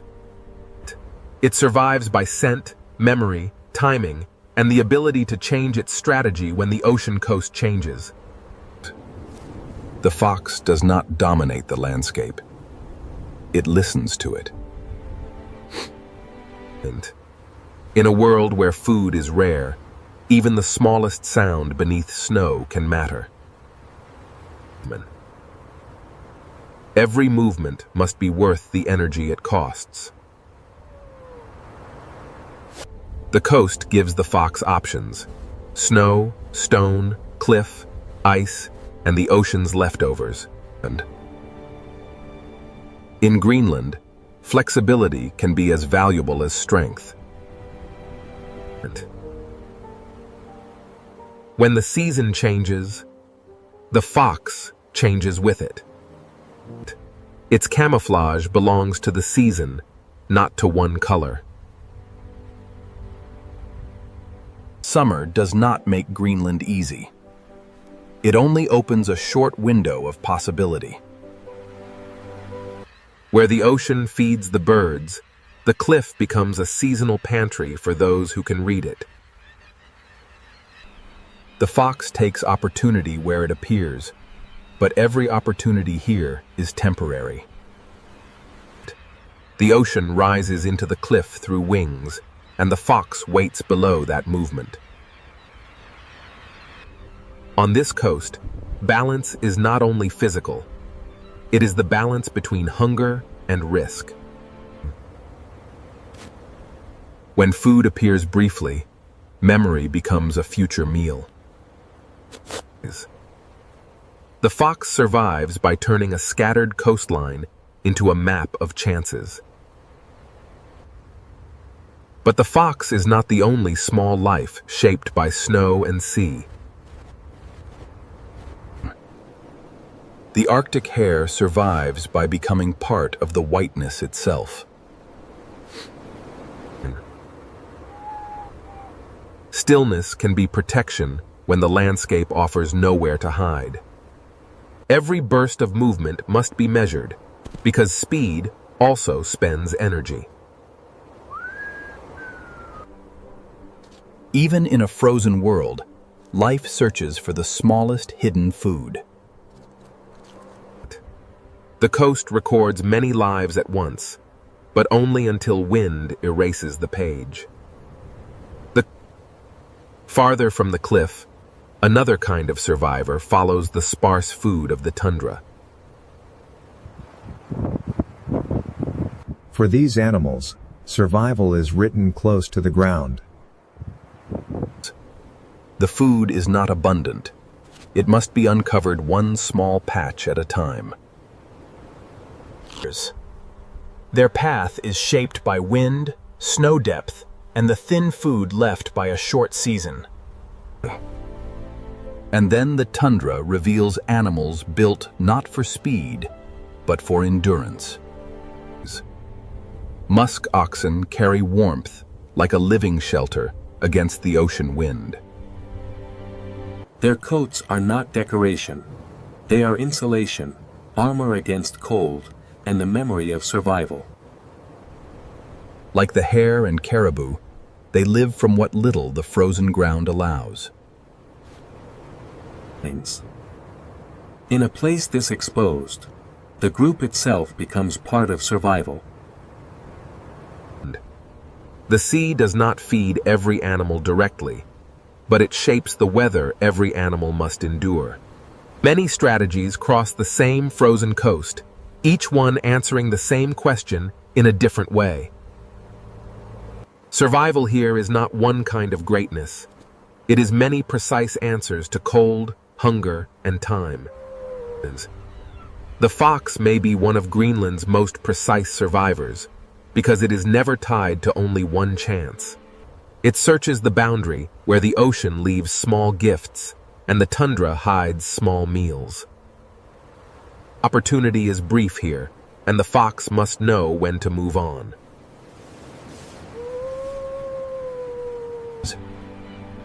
Its world is not land or sea, but the thin line between them. In Greenland, even nearby lives may pass without drama, each saving energy for its own struggle. Some search constantly, some endure in place. Greenland allows both, but rewards neither easily. A few stems beneath snow can matter as much as a breathing hole in the ice. Every track belongs to an animal, spending itself carefully. The fox shows that survival is not always loud, large, or obvious. The tundra teaches another lesson. Endurance can be as cinematic as motion. As light fades, the frozen coast keeps its lives close and quiet. By morning, the story begins again, written in new tracks beside the sea. And where the fox follows the coast, the next great world of Greenland rises above the ocean. Beyond the quiet survivors of the tundra, the cliffs awaken into a city of wings, and the ocean begins to speak louder. Beyond the quiet survivors of the tundra, the cliffs awaken into a city of wings, and the ocean begins to speak louder. From far away, this cliff looked lifeless. Up close, it becomes one of Greenland's loudest expressions of survival. The ledges are narrow, the wind is constant, and yet life gathers here in astonishing numbers. In Greenland, abundance does not spread everywhere. It concentrates where the ocean can feed it. Every flight away from the cliff is a journey back to the sea. The birds search the openings, because beneath the ice, food begins to move. A single dive connects sky, cliff, ice, and ocean. Below the surface, the ocean gathers the energy that will return to the cliff. The sea gives, and the wings carry that gift back to stone. The cliff is not separate from the ocean. It is fed by every return. Each landing is precise, because space is scarce and the sea below is unforgiving. This is a city without walls, built from wind, rock, wings, and ocean food. For the fox, the cliff is not noise. It is a seasonal map of opportunity. The smallest hunter survives by reading what falls, what changes, and what disappears. The ocean is being delivered upward, wing by wing. Different birds use the same coast in different ways, but all are tied to what the ocean provides.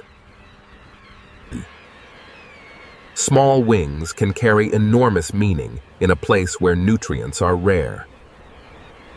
Around great colonies, the sea even changes the land, feeding soil that would otherwise remain poor.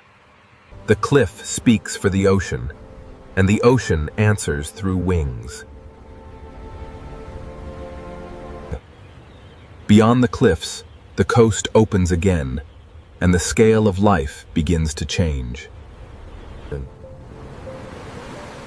On the ice, walruses turn a drifting platform into a place of rest.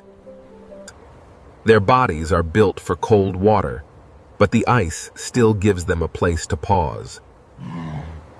The ocean receives them slowly, as if the boundary between ice and water belongs to both. Below the flow, another Greenland world opens, heavier, darker, and shaped by depth.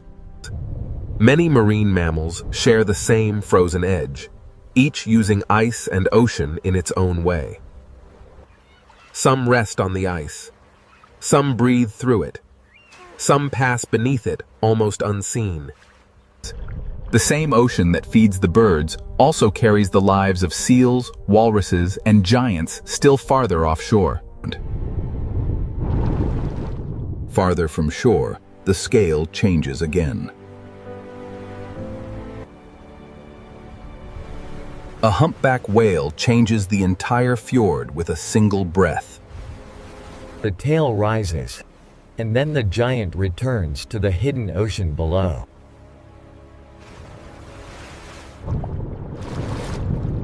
Below the icebergs, Greenland becomes a three-dimensional ocean world.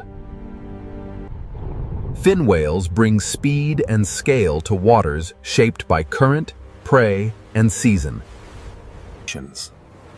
These giants do not move randomly. They follow the ocean's invisible patterns. Where plankton and fish gather, the largest bodies on Earth may follow. The bowhead whale belongs deeply to the Arctic imagination, slow, massive, and built for icy seas. Its body carries endurance across seasons, currents, and frozen waters. In the dark below the ice, size becomes almost silent. Then the ocean changes tone, and white shapes move through the fjord like living echoes. Belugas move through sound as much as water, using voices to keep contact in a world of ice and shadow. In cold and limited visibility, sound becomes a map. Some Greenland lives are visible only for moments, and others remain almost mythical. Narwhals bring mystery not because they are fantasy, but because their real lives are so difficult to witness. A single tusk above the water can feel unreal, but it belongs to a life shaped by ice, depth, and sound. Beneath the surface, they travel through a world where sound, pressure, and inherited roots matter more than sight. Greenland's ocean is not empty space. It is a layered world of roots, signals, and hidden feeding grounds. Some animals stand on ice, some rest on it, some breathe through it, and some travel beneath it.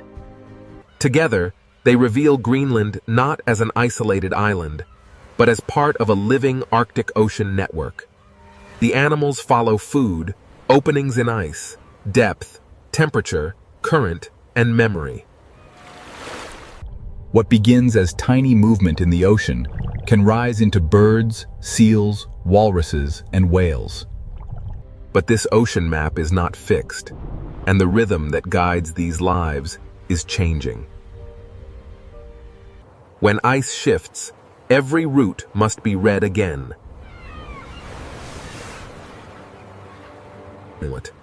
The cliffs, the seals, the walruses, and the whales all depend on timing in the sea. A change in one layer can echo through all the others. And now, the frozen map that holds these lives together begins to change its rhythm. And now, the frozen map that holds these lives together begins to change its rhythm. In Greenland, change does not arrive as an idea. It arrives as thinner ice, wider water, and altered distance. A frozen road can become a maze, and every animal must learn the new shape of the ocean. For the polar bear, distance is not only space. Distance is energy. When ice breaks the route, the bear must walk farther, wait longer, and spend more of what it cannot easily replace. Its strength remains immense, but strength needs a platform. The bear is not defeated by one crack, but every extra distance adds pressure to its life. Below the ice, the seal also faces a changing ceiling. More open water can help a seal breathe, but unstable ice can change where it rests, hides, and raises young.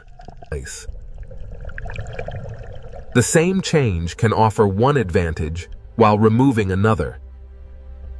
Nothing in Greenland has only one meaning. Ice can shelter, expose, connect, and separate. For seabirds, the question is not only whether food exists, but whether it appears close enough and soon enough. A longer flight can turn abundance into effort. The cliff still lives, but its rhythm depends on a sea that is never still. For the fox, flexibility is survival, but even flexibility depends on what the season provides. It searches the coast as it always has, but the coast itself is beginning to answer differently. On land, change appears in snow depth, exposed ground, and the timing of the short feeding season. The tundra animals endure weather from the sea, even when they do not feed directly from the ocean. A small plant, a thin crust of snow, and a few warmer days can change the choices of animals above the sea. And every part of Greenland returns to the ocean sooner or later.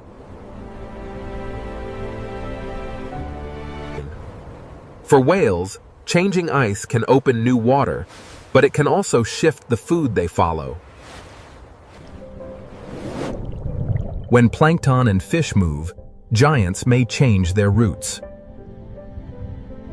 Belugas read the water through sound, but even sound travels through a changing landscape. A route once held by ice and memory may become a route of new openings. Narwhals, too, move through a world where ice, depth, and sound must align. The hidden routes of the Arctic are not fixed roads.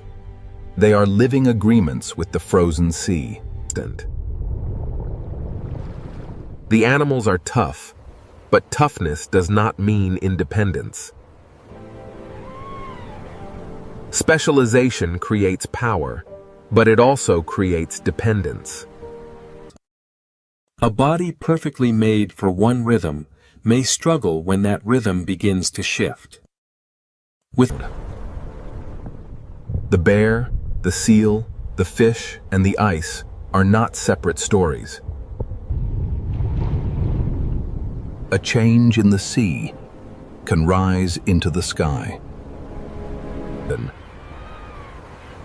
A change in the sea can reach the smallest hunter on the rocks. A change in snow and sesame can reach every hoofprint, pawprint, and hidden burrow. Greenland is not a place where life spreads evenly. It is a place where life gathers at the margins. To watch Greenland wildlife is to watch precision. A seal's quick breath, a bear, slow step, and a bird's shadow all belong to the same frozen system. Beneath the surface, the ocean remembers every layer of the story. A whale's breath above cold water can feel brief, but it carries a history older than maps. The fox reads the snow, the birds read the sea, and the whales read the currents. The bear reads the wind, and the seal reads the ice. Together, they turn Greenland's frozen edges into a living system. Nothing here is careless, and nothing here is guaranteed. Yet Greenland is not a dead white world. It is a world where life has learned to spend itself carefully. Here, harshness does not erase life. It sharpens it. The frozen world and the ocean world are not separate.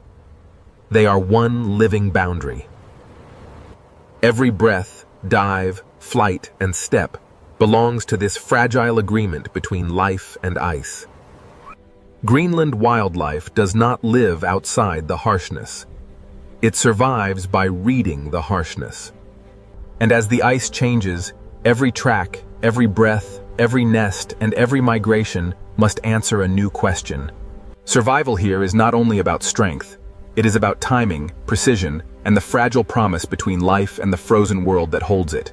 At the meeting point of desert, sunlight, and sea, the Red Sea Ocean begins as a world of beauty, danger, and mystery.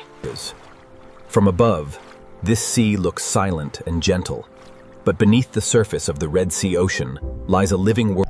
Every descent into this sea is a crossing from the world we know into the hidden heart of the Red Sea Ocean.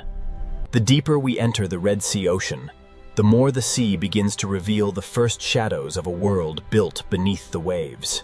Here, the Red Sea Ocean begins to change from open blue water into a hidden sea kingdom filled with color, movement, and life. The beauty of this sea is not empty beauty. Every color in the Red Sea Ocean belongs to a living system struggling to survive. Even the sand beneath this sea carries the marks of the Red Sea Ocean, shaped by currents, tides, and the slow rhythm of time. At first, the Red Sea Ocean shows only wonder, but every opening in the reef is also a doorway into survival.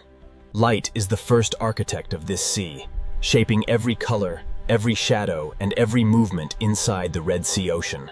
In the Red Sea Ocean, beauty is built layer by layer, and this first coral garden is only the beginning of the seal's hidden story.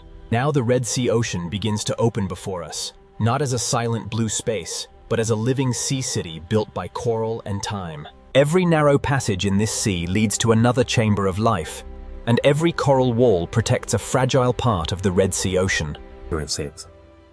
The Red Sea Ocean is never truly still. Even in silence, the sea is filled with movement. Below the bright reef, the seafloor tells its own quiet story, written by currents, small creatures, and the endless patience of the ocean. From the sand to the coral, every layer of the Red Sea Ocean is connected, and each layer depends on the one beneath it. A single coral tower in this sea can become a home, a shelter, a hunting ground, and a landmark within the Red Sea Ocean. Around this living tower, the Red Sea Ocean shows its first great rule. Every creature must find its place. Above the reef, the sea becomes a moving sky, where schools of fish travel like clouds through the Red Sea Ocean. In the Red Sea Ocean, beauty and danger often move in the same water, separated only by distance, timing, and instinct. This first glimpse of the Red Sea Ocean has shown only the surface of its story, and ahead, the Coral Kingdom will reveal far more. As we move farther into the Red Sea Ocean, the reef begins to unfold like a living map beneath the sea. Every shelf, every crack, and every sandy path in this sea gives shelter to life within the Red Sea Ocean. The closer we move through this sea, the more the Red Sea Ocean reveals that beauty is also a system of hiding places. This wider reef shows the Red Sea Ocean at its most delicate, where thousands of lives depend on balance within the sea. The Red Sea Ocean teaches its lesson quietly. Beauty may fill the sea, but every creature must remain aware. As the fish return to their rhythm, the Red Sea Ocean invites us deeper into the reef, where the true complexity of the sea is waiting. The deeper we follow this movement, the more the Red Sea Ocean becomes a world of hidden roots beneath the sea. Inside this coral passage, the Red Sea Ocean begins to trade open brightness for shadow, depth, and quiet discovery. From above, this sea chamber shows how the Red Sea Ocean builds order from coral, sand, light, and instinct. Even the quiet center of this sea holds signs of movement, proof that the Red Sea Ocean is alive, even where it seems empty. The Red Sea Ocean always leads us from emptiness back to life, from silence back to the crowded pulse of the reef. As the light strengthens again, the Red Sea Ocean reveals its power to turn every reef corner into a new beginning. The Red Sea Ocean is beautiful because it is alive, but life in this sea also means caution, shelter, and constant awareness. This first chapter of the Red Sea Ocean is leading us toward the Coral Kingdom, where the sea's beauty, danger, and mystery begin to collide. The first chapter of the Red Sea Ocean has shown us only the edge of a much greater world beneath the sea. What seemed at first like simple beauty is now becoming a living structure, a sea kingdom built by countless fragile lives. In the Red Sea Ocean, color is not decoration, it is life, warning, camouflage, attraction, and survival within the sea. Every small movement inside this sea has meaning, and every creature in the Red Sea Ocean must understand the rhythm of the reef. The Red Sea Ocean never reveals itself all at once. The sea leads us from one hidden chamber of life into another. Here, beauty gathers in silence, but beyond the light, the Red Sea Ocean still holds danger and mystery. At this boundary, the Red Sea Ocean shows the truth of the sea. Safety and uncertainty often exist only a few meters apart. The opening journey has brought us to the threshold, where the reef begins to tell its deeper story. Before we enter the deeper dangers of the Red Sea Ocean, we must first understand the brilliant sea kingdom that makes this world possible. Next, we enter the Coral Kingdom of the Red Sea Ocean, where beauty becomes a living city, and every corner of the sea hides a story of survival. Now we enter the Coral Kingdom of the Red Sea Ocean, where the sea turns beauty into shelter, movement, and life. The Red Sea Ocean is built by lives so small they are almost invisible, yet together they create an entire sea kingdom. Every surface in this sea has a purpose, and every opening in the Red Sea Ocean may become a refuge for life. To follow these fish is to discover that the Red Sea Ocean is filled with secret roads beneath the sea. Inside the Red Sea Ocean, the Coral Kingdom is a maze where every turn can mean food, shelter, danger, or escape. Beyond the corridor, the Red Sea Ocean opens into a forest of coral, where the sea itself seems to breathe. The Red Sea Ocean is organized in layers, from the coral below to the open sea above, and each layer holds a different kind of life. In this sea, survival is not always a battle.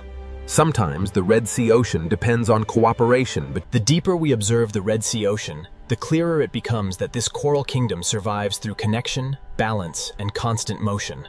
In this coral kingdom, the Red Sea Ocean survives through connection, and even the smallest fish helps keep the sea alive. The Red Sea Ocean is not only filled with life, it is organized by movement, color, shelter, and instinct. Above the reef, the sea becomes a moving sky, and the Red Sea Ocean fills that sky with thousands of small lives. Every shadow inside this sea has meaning, because in the Red Sea Ocean, darkness can become shelter. Beyond the shadows, the Red Sea Ocean returns to light, where the sea feeds the reef with every passing current. The current is the hidden river of the Red Sea Ocean, carrying food, signals, and change through the sea.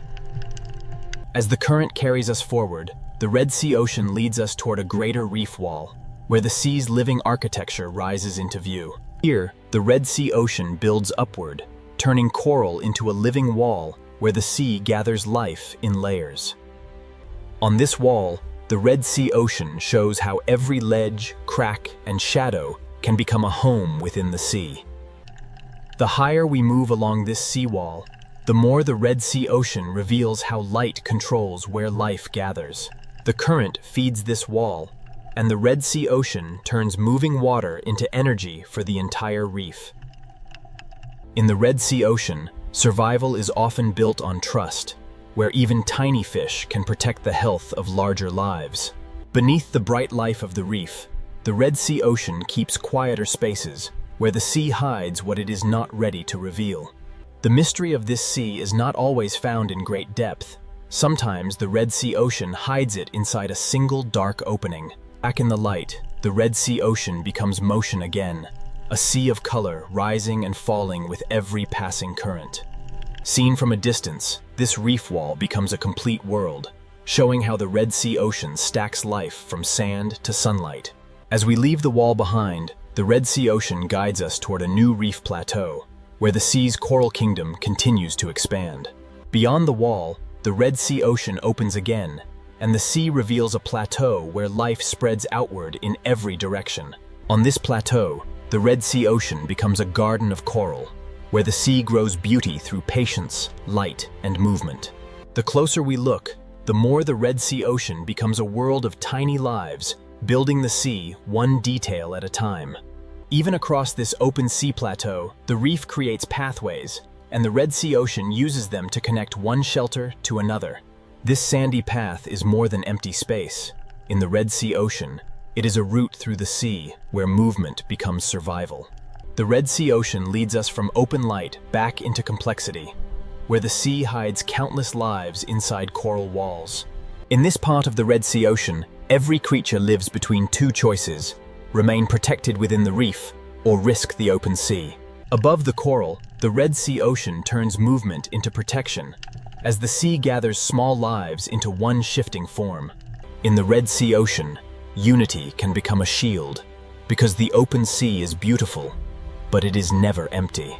As the school fades into the sea, the Red Sea Ocean draws us onward, toward a coral forest where the reef's hidden life grows even more intense. Inside this sea forest, every branch of coral becomes a shelter, and every space between them becomes a path through the Red Sea Ocean. To move through the Red Sea Ocean is to follow instinct, because in this sea, every turn can lead to food, safety, or danger. Here, the Red Sea Ocean seems to breathe, as the reef and the fish move together in the same pulse of the sea. Below the color of the reef, the Red Sea Ocean keeps another layer of life, quieter, slower, and harder to see. The Red Sea Ocean never separates beauty from mystery. The sea hides both in the same reef, often only a few inches apart. In the Red Sea Ocean, even the brightest beauty carries awareness, because the sea rewards those who notice change. The Red Sea Ocean often gives its warning in silence, through a shift in movement, a pause in the reef, and a shadow in the sea. This is where the Coral Kingdom teaches us the truth of the Red Sea Ocean. Beauty can protect life, but it can never erase danger from the sea. Next, we leave the brightest heart of the Red Sea Ocean and begin to uncover the hidden danger beneath the beauty of the sea. Beyond the brightest heart of the reef, the Red Sea Ocean begins to reveal the danger hidden inside beauty. At this boundary, the Red Sea Ocean becomes a meeting place where reef life, open water, and hidden danger constantly overlap. As we descend along the reef slope, the Red Sea Ocean leads us into a darker zone where danger becomes harder to see. In this sea, danger does not always arrive with motion. Sometimes it begins with stillness. The reef reacts before the eye understands, because in the Red Sea Ocean, survival depends on sensing danger early. As the reef slope darkens, the Red Sea Ocean teaches us that danger is often hardest to see when the sea appears calm. In the Red Sea Ocean, some danger does not chase through the sea. It waits silently, hidden in plain sight. The Red Sea Ocean often hides its hunters beyond the frame, allowing only their shadow to speak for them. Here, the Red Sea Ocean turns invisibility into protection, and the sea allows danger to become part of the landscape.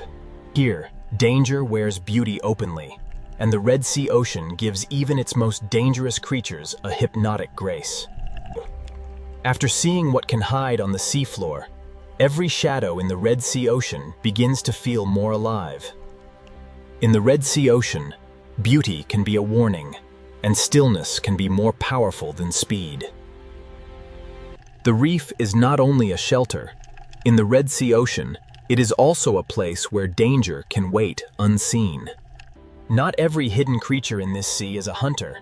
In the Red Sea Ocean, camouflage can also be the language of defense. Inside this shadowed space, the Red Sea Ocean reminds us that the reef has eyes, even where the light cannot reach. The Red Sea Ocean is filled with quiet transformations, where survival may depend on becoming part of the sea itself. Nothing here is wasted. Not a shadow, not a crack, not a pause. Everything in the Red Sea Ocean can become part of survival. Every creature in the Red Sea Ocean reads the sea around it, measuring distance, movement, and the intentions of others. In the Red Sea Ocean, danger is not always an event. Often, it is a pattern of respect written into the movement of the sea. We have seen danger inside the reef, but the Red Sea Ocean holds another kind of danger in the open sea beyond. When the fish gather tightly again, the Red Sea Ocean signals that something in the sea has changed. Beyond the reef, the Red Sea Ocean becomes a different world, where the safety of coral gives way to the uncertainty of open sea. In the open sea, there are fewer places to hide, and every movement in the Red Sea Ocean must be measured with care. Now the Red Sea Ocean draws us toward a greater danger, where the open sea holds shapes that move with power, distance, and silence. For small fish in the Red Sea Ocean, the open sea offers space, but space also means risk.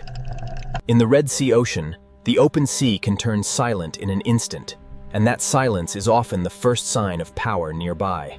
The Red Sea Ocean does not need violence to reveal danger. Sometimes distance alone is enough to change the behavior of the sea. The Red Sea Ocean gives warning through motion, and when a school tightens, the sea itself seems to hold its breath. A great hunter in the Red Sea Ocean moves like part of the sea itself, quiet, patient, and almost impossible to ignore. In this sea, a hunter does not need to rush. The Red Sea Ocean often gives power to patience. The Red Sea Ocean is not always violent, but the possibility of danger shapes every choice made in the sea. In the Red Sea Ocean, survival is often not about escape at the last moment, but about knowing when to return to shelter. After every journey into open water, the Red Sea Ocean draws small lives back toward the protection of the reef. The reef becomes a fortress in the Red Sea Ocean, a place where small lives survive by knowing every hidden passage of the sea.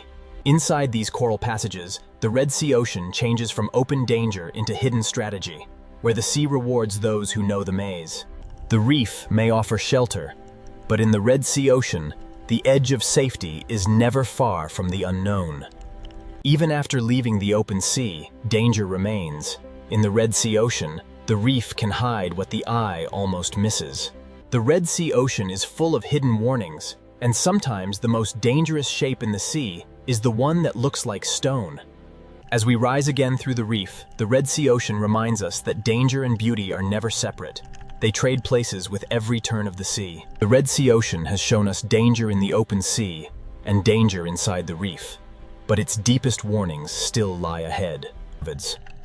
The Red Sea Ocean has shown danger in the open sea and danger inside the reef, but the deepest warnings often arrive at the edge of the reef. The Red Sea Ocean becomes a border between color and shadow, between shelter and the deep sea beyond. Below the bright reef, the Red Sea Ocean descends into a world where shapes become shadows and danger becomes harder to read. The Red Sea Ocean changes with depth, and every meter downward takes the sea farther from brightness and closer to mystery. In the Red Sea Ocean, survival is written into small decisions: when to move, when to hide, and when to vanish into the sea. Here, danger is not a moment. In the Red Sea Ocean, danger is the endless presence of the unknown sea around every living thing. The farther we drift from the sunlit reef, the more the Red Sea Ocean begins to trade beauty for silence, depth, and uncertainty. This is where the Red Sea Ocean reveals its true nature. Beauty behind us, danger around us, and mystery waiting below. Now the Red Sea Ocean begins to lead us away from the reef and into the deep blue mystery, where light slowly disappears. Next, we descend into the deep blue mystery of the Red Sea Ocean, where the sea grows darker, quiet. Now we enter the deep blue mystery of the Red Sea Ocean, where the sea grows darker, quieter, and less familiar with every descent. Above us, light still belongs to the reef, but below us, the Red Sea Ocean begins to belong to shadow. The Red Sea Ocean is not only reefs and color. Beneath the beauty, the sea drops into walls, canyons, and hidden depths. Along this wall, the Red Sea Ocean becomes a border between solid stone and endless water, between what can be seen and what remains unknown. In the deeper Red Sea Ocean, life becomes quieter, slower, and harder to find, but it never truly disappears from the sea. The deeper we travel, the more the Red Sea Ocean offers doorways into places where light can barely follow. Some places in the Red Sea Ocean do not reveal themselves at once. The sea asks for patience before it allows us closer. At this threshold, the Red Sea Ocean becomes a mystery within a mystery, a hidden room inside the deep sea. Inside this hidden passage, the Red Sea Ocean changes again, from wide blue depth into a narrow world shaped by stone, silence, and darkness. Here, where sunlight weakens, the Red Sea Ocean begins to whisper another story, one written in darkness. Here, inside the deeper Red Sea Ocean, light no longer rules the sea. It survives only in fragments. In this sea, even the smallest light becomes a signal, a warning, or a fragile sign of life in the dark. The deeper this passage leads, the more the Red Sea Ocean becomes a place of silence, adaptation, and hidden endurance. Inside the Red Sea Ocean, even darkness has direction, guiding life through hidden corridors carved by time and water. In places like this, the Red Sea Ocean becomes a refuge, where life survives by slowing down and staying close to stone. Every layer of the Red Sea Ocean is connected, and survival in this sea depends on forces moving quietly between darkness and light. The deep sea gives to the reef in ways that are almost unseen, and the Red Sea Ocean depends on this hidden movement to keep life alive. As light returns, the Red Sea Ocean reveals that survival is not sudden. It is built slowly, one reef, one current. This coral may look still, but in the Red Sea Ocean, it is constantly feeding, breathing, building, and surviving against the sea. In this sea, survival is shared, because the Red Sea Ocean holds life together through feeding, cleaning, hiding, and moving.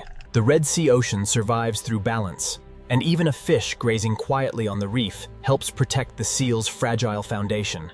From the coral floor to the open sea above, the Red Sea Ocean builds survival in layers, and every layer must remain strong. Movement is survival in the Red Sea Ocean, because the sea demands that every creature know when to rise, when to feed, and when to return. In this sea, nothing survives alone. The Red Sea Ocean depends on timing, shelter. As the current carries us forward, the Red Sea Ocean begins to show the fragile strength of life, adapting to a changing sea. As the current reaches brighter water, the Red Sea Ocean reveals how survival depends on adapting to a sea that never stands still. The reef may appear strong, but in the Red Sea Ocean, even the brightest coral survives only when the sea remains in balance. In this sea, survival is not always dramatic. The Red Sea Ocean often tests life through space, shelter, and quiet competition. For a small fish in the Red Sea Ocean, survival can be measured in seconds, in distance, and in the safety of the next coral opening. The Red Sea Ocean is a world of constant choices, where every creature must read the sea before it moves. To feed, life must leave shelter, and in the Red Sea Ocean, every meal comes with a measure of risk. In this ocean, timing is everything, because the Red Sea gives life only brief moments to feed before the sea asks it to return. The reef protects life, But life must also protect the reef, and this is the fragile agreement at the heart of the Red Sea Ocean. In the Red Sea Ocean, survival is not carried by one creature alone. It is shared across the entire sea. This living reef is beautiful, but its strength is fragile, and the Red Sea Ocean survives only by holding many forces in balance. In the Red Sea Ocean, warmth gives life energy, but too much change can turn strength into fragility. The current is more than movement. In the Red Sea Ocean, it is the sea's way of delivering life to the reef. In this sea, survival often means choosing the right place to wait, where food arrives but danger stays at a distance. The Red Sea Ocean is never completely still, and every creature here must learn to use the sea's force without being carried away by it.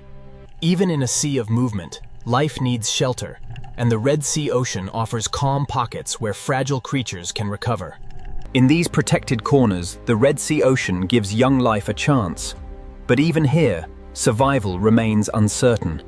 From the beginning, life in the Red Sea Ocean must learn the language of shadow, shelter, and sudden silence. The danger passes, the current continues, and the Red Sea Ocean returns to the endless rhythm that holds the reef together. Abundance in the Red Sea Ocean is not guaranteed. It is created every moment by balance between current, coral, fish, and light. The Red Sea Ocean is strong because it is connected, yet fragile because every connection must keep working for the sea to survive.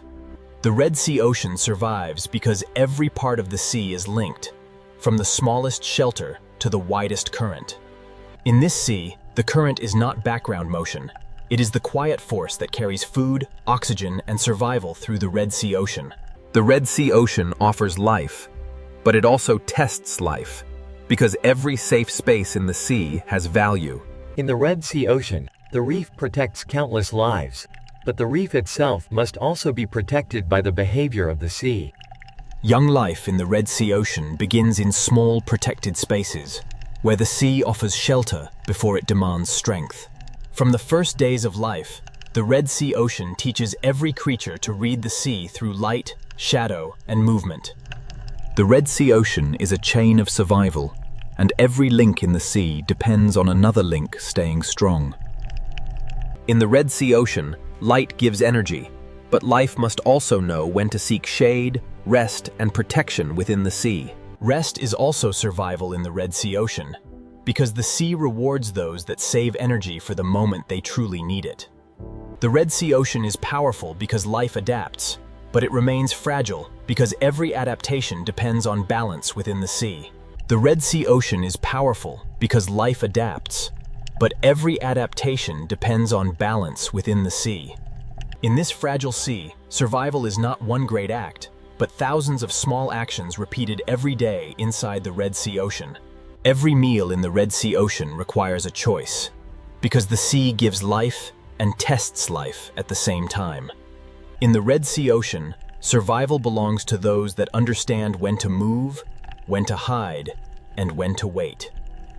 The Red Sea Ocean looks abundant here, but abundance survives only when the sea's hidden balance remains unbroken. This sea survives because its parts are connected, and the Red Sea Ocean becomes fragile whenever one connection begins to fail. Here, the Red Sea Ocean gathers every lesson of the sea. Beauty to attract life, danger to shape it. The Red Sea Ocean is not one story, but many stories moving together through the same water. From the smallest coral polyp to the widest current, the Red Sea Ocean survives through balance, and that balance is the true strength of the sea. Next, we return to the full Red Sea Ocean, where beauty, danger, and mystery finally collide in one unforgettable sea. Now the Red Sea Ocean gathers every force we have seen, beauty, danger, mystery, and survival, into one living sea. The Red Sea Ocean is not divided into separate worlds. The reef, the open sea, and the deep all breathe through the same water. The beauty of the Red Sea Ocean is still the first thing we see, but now we understand how much life is hidden inside that beauty.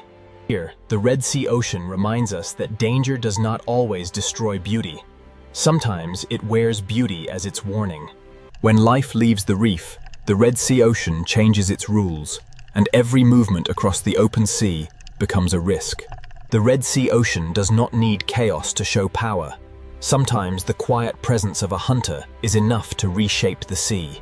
Below the danger of the open sea, the Red Sea Ocean holds another force entirely: the mystery of depth. The Red Sea Ocean is beautiful at the surface, dangerous at the edge, and mysterious in the darkness below. Everything we have seen belongs to one sea, and every layer of the Red Sea Ocean shapes the layer above and below it. This is the Red Sea Ocean in its true form, a living sea where beauty, danger, and mystery collide without ever becoming separate.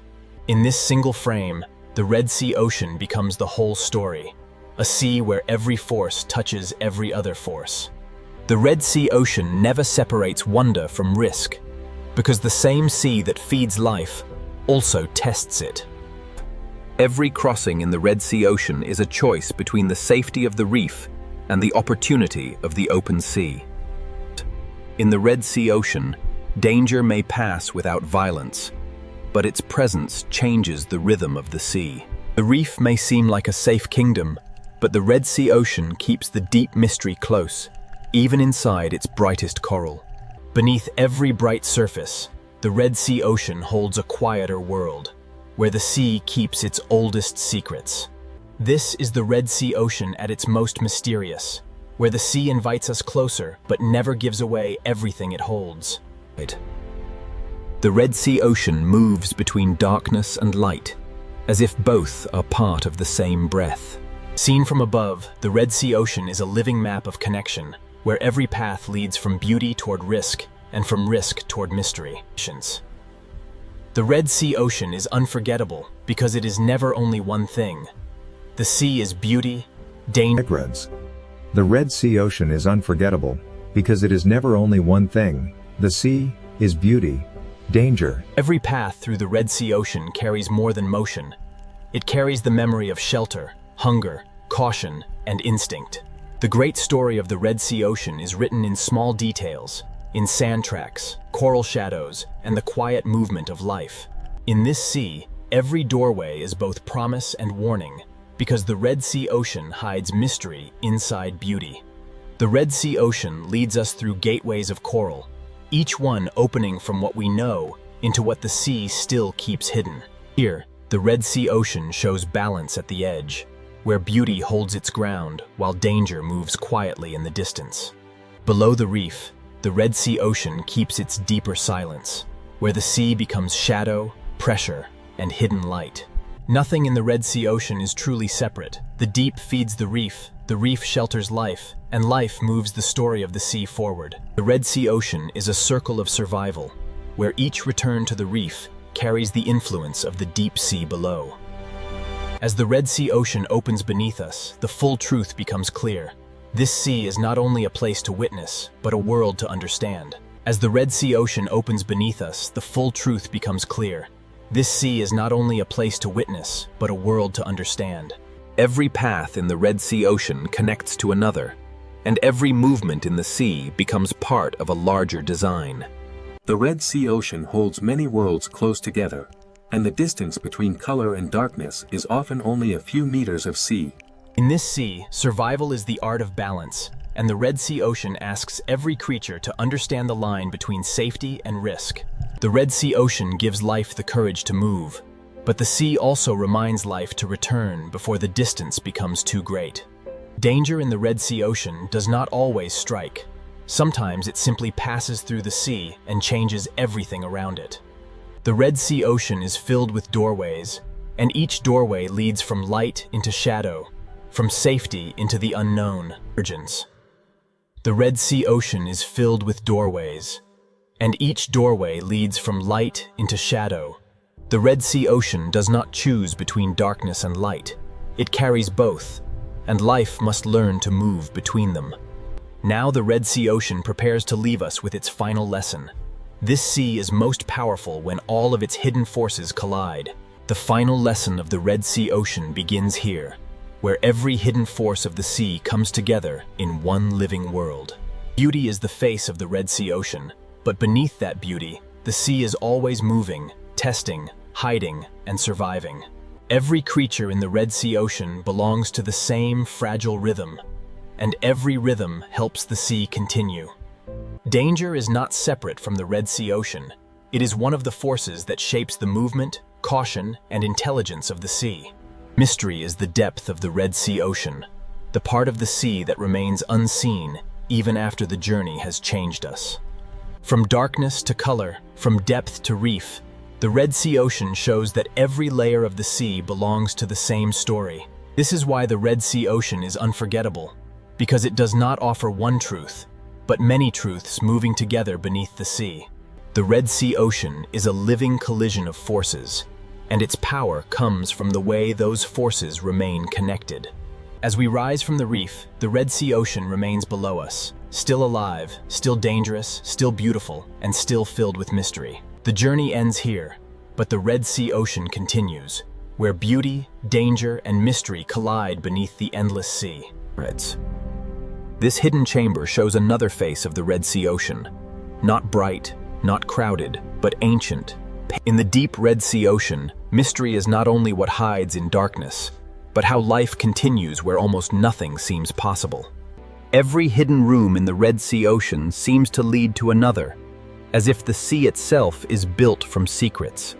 The path ahead sinks lower, and the Red Sea Ocean draws us farther from light, farther from color, and deeper into the unknown sea. At the end of this hidden passage, the Red Sea Ocean opens again, but now the sea ahead is darker, wider, and far more mysterious. Beyond the hidden cave, the Red Sea Ocean opens into a deeper world, where the sea becomes wider, darker, and far less familiar. Here, the Red Sea Ocean no longer feels like a reef.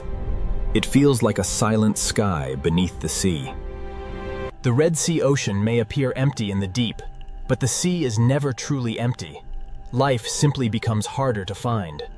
Down here, the Red Sea Ocean is shaped by pressure, darkness, and the slow endurance of life against stone. In this deep part of the Red Sea Ocean, survival belongs to creatures that can vanish into the sea itself. The deep Red Sea Ocean is full of hidden valleys, places where the sea gathers silence, shadow, and fragile life. This valley is another corridor of the Red Sea Ocean, not carved for us, but shaped by the sea over time beyond human memory. The farther we move through this sea valley, the more the Red Sea Ocean seems to leave the surface world behind. Where sunlight cannot reach, the Red Sea Ocean creates its own language of light, faint, brief, and mysterious. The valley ends, but the mystery does not. Ahead, the Red Sea Ocean opens into a deeper basin where the sea holds its secrets in darkness. The valley opens into a basin, and the Red Sea Ocean becomes a hidden plain where silence stretches farther than light. Down here, the sea does not need color to feel alive, and the Red Sea Ocean speaks through stillness, shadow, and faint hidden light. In this part of the Red Sea Ocean, survival belongs to those that move slowly, hide well, and waste nothing. Even where the sea appears empty, the Red Sea Ocean leaves clues in the sand, traces of movement written softly across the deep. The Red Sea Ocean guides us onward through the faintest signs, because in the deep sea, even a track in the sand can become a story. This ridge may look small, but in the Red Sea Ocean, even a low rise can divide shelter from exposure in the deep sea. The basin is not the end of the descent. The Red Sea Ocean keeps lowering the seafloor into deeper layers of mystery. With every downward turn, the Red Sea Ocean grows less familiar, as if the sea is hiding older worlds beneath newer ones. Here, the Red Sea Ocean reveals a world that does not need brightness to be beautiful, only the will to survive in darkness. Ahead, another opening waits in the deep Red Sea Ocean, and the sea seems to pull everything slowly toward the darkness beyond. At the edge of this canyon, the Red Sea Ocean feels less like a place and more like a question waiting in the dark. The Red Sea Ocean does not reveal its deepest rooms easily. It hides them behind stone, darkness, and pressure. Inside this canyon, the sea becomes a passage through shadow, where the Red Sea Ocean carries life into places almost untouched by light. Even here, far below the Coral Kingdom, the Red Sea Ocean refuses to become empty, and the sea still finds a way to hold life. In the deep Red Sea Ocean, movement becomes careful, energy becomes precious, and survival depends on doing almost everything slowly. The Red Sea Ocean keeps building mysteries within mysteries, each hidden space leading the sea into another layer of darkness. Here, mystery is not empty darkness. In the Red Sea Ocean, mystery is life adapting to a world without comfort.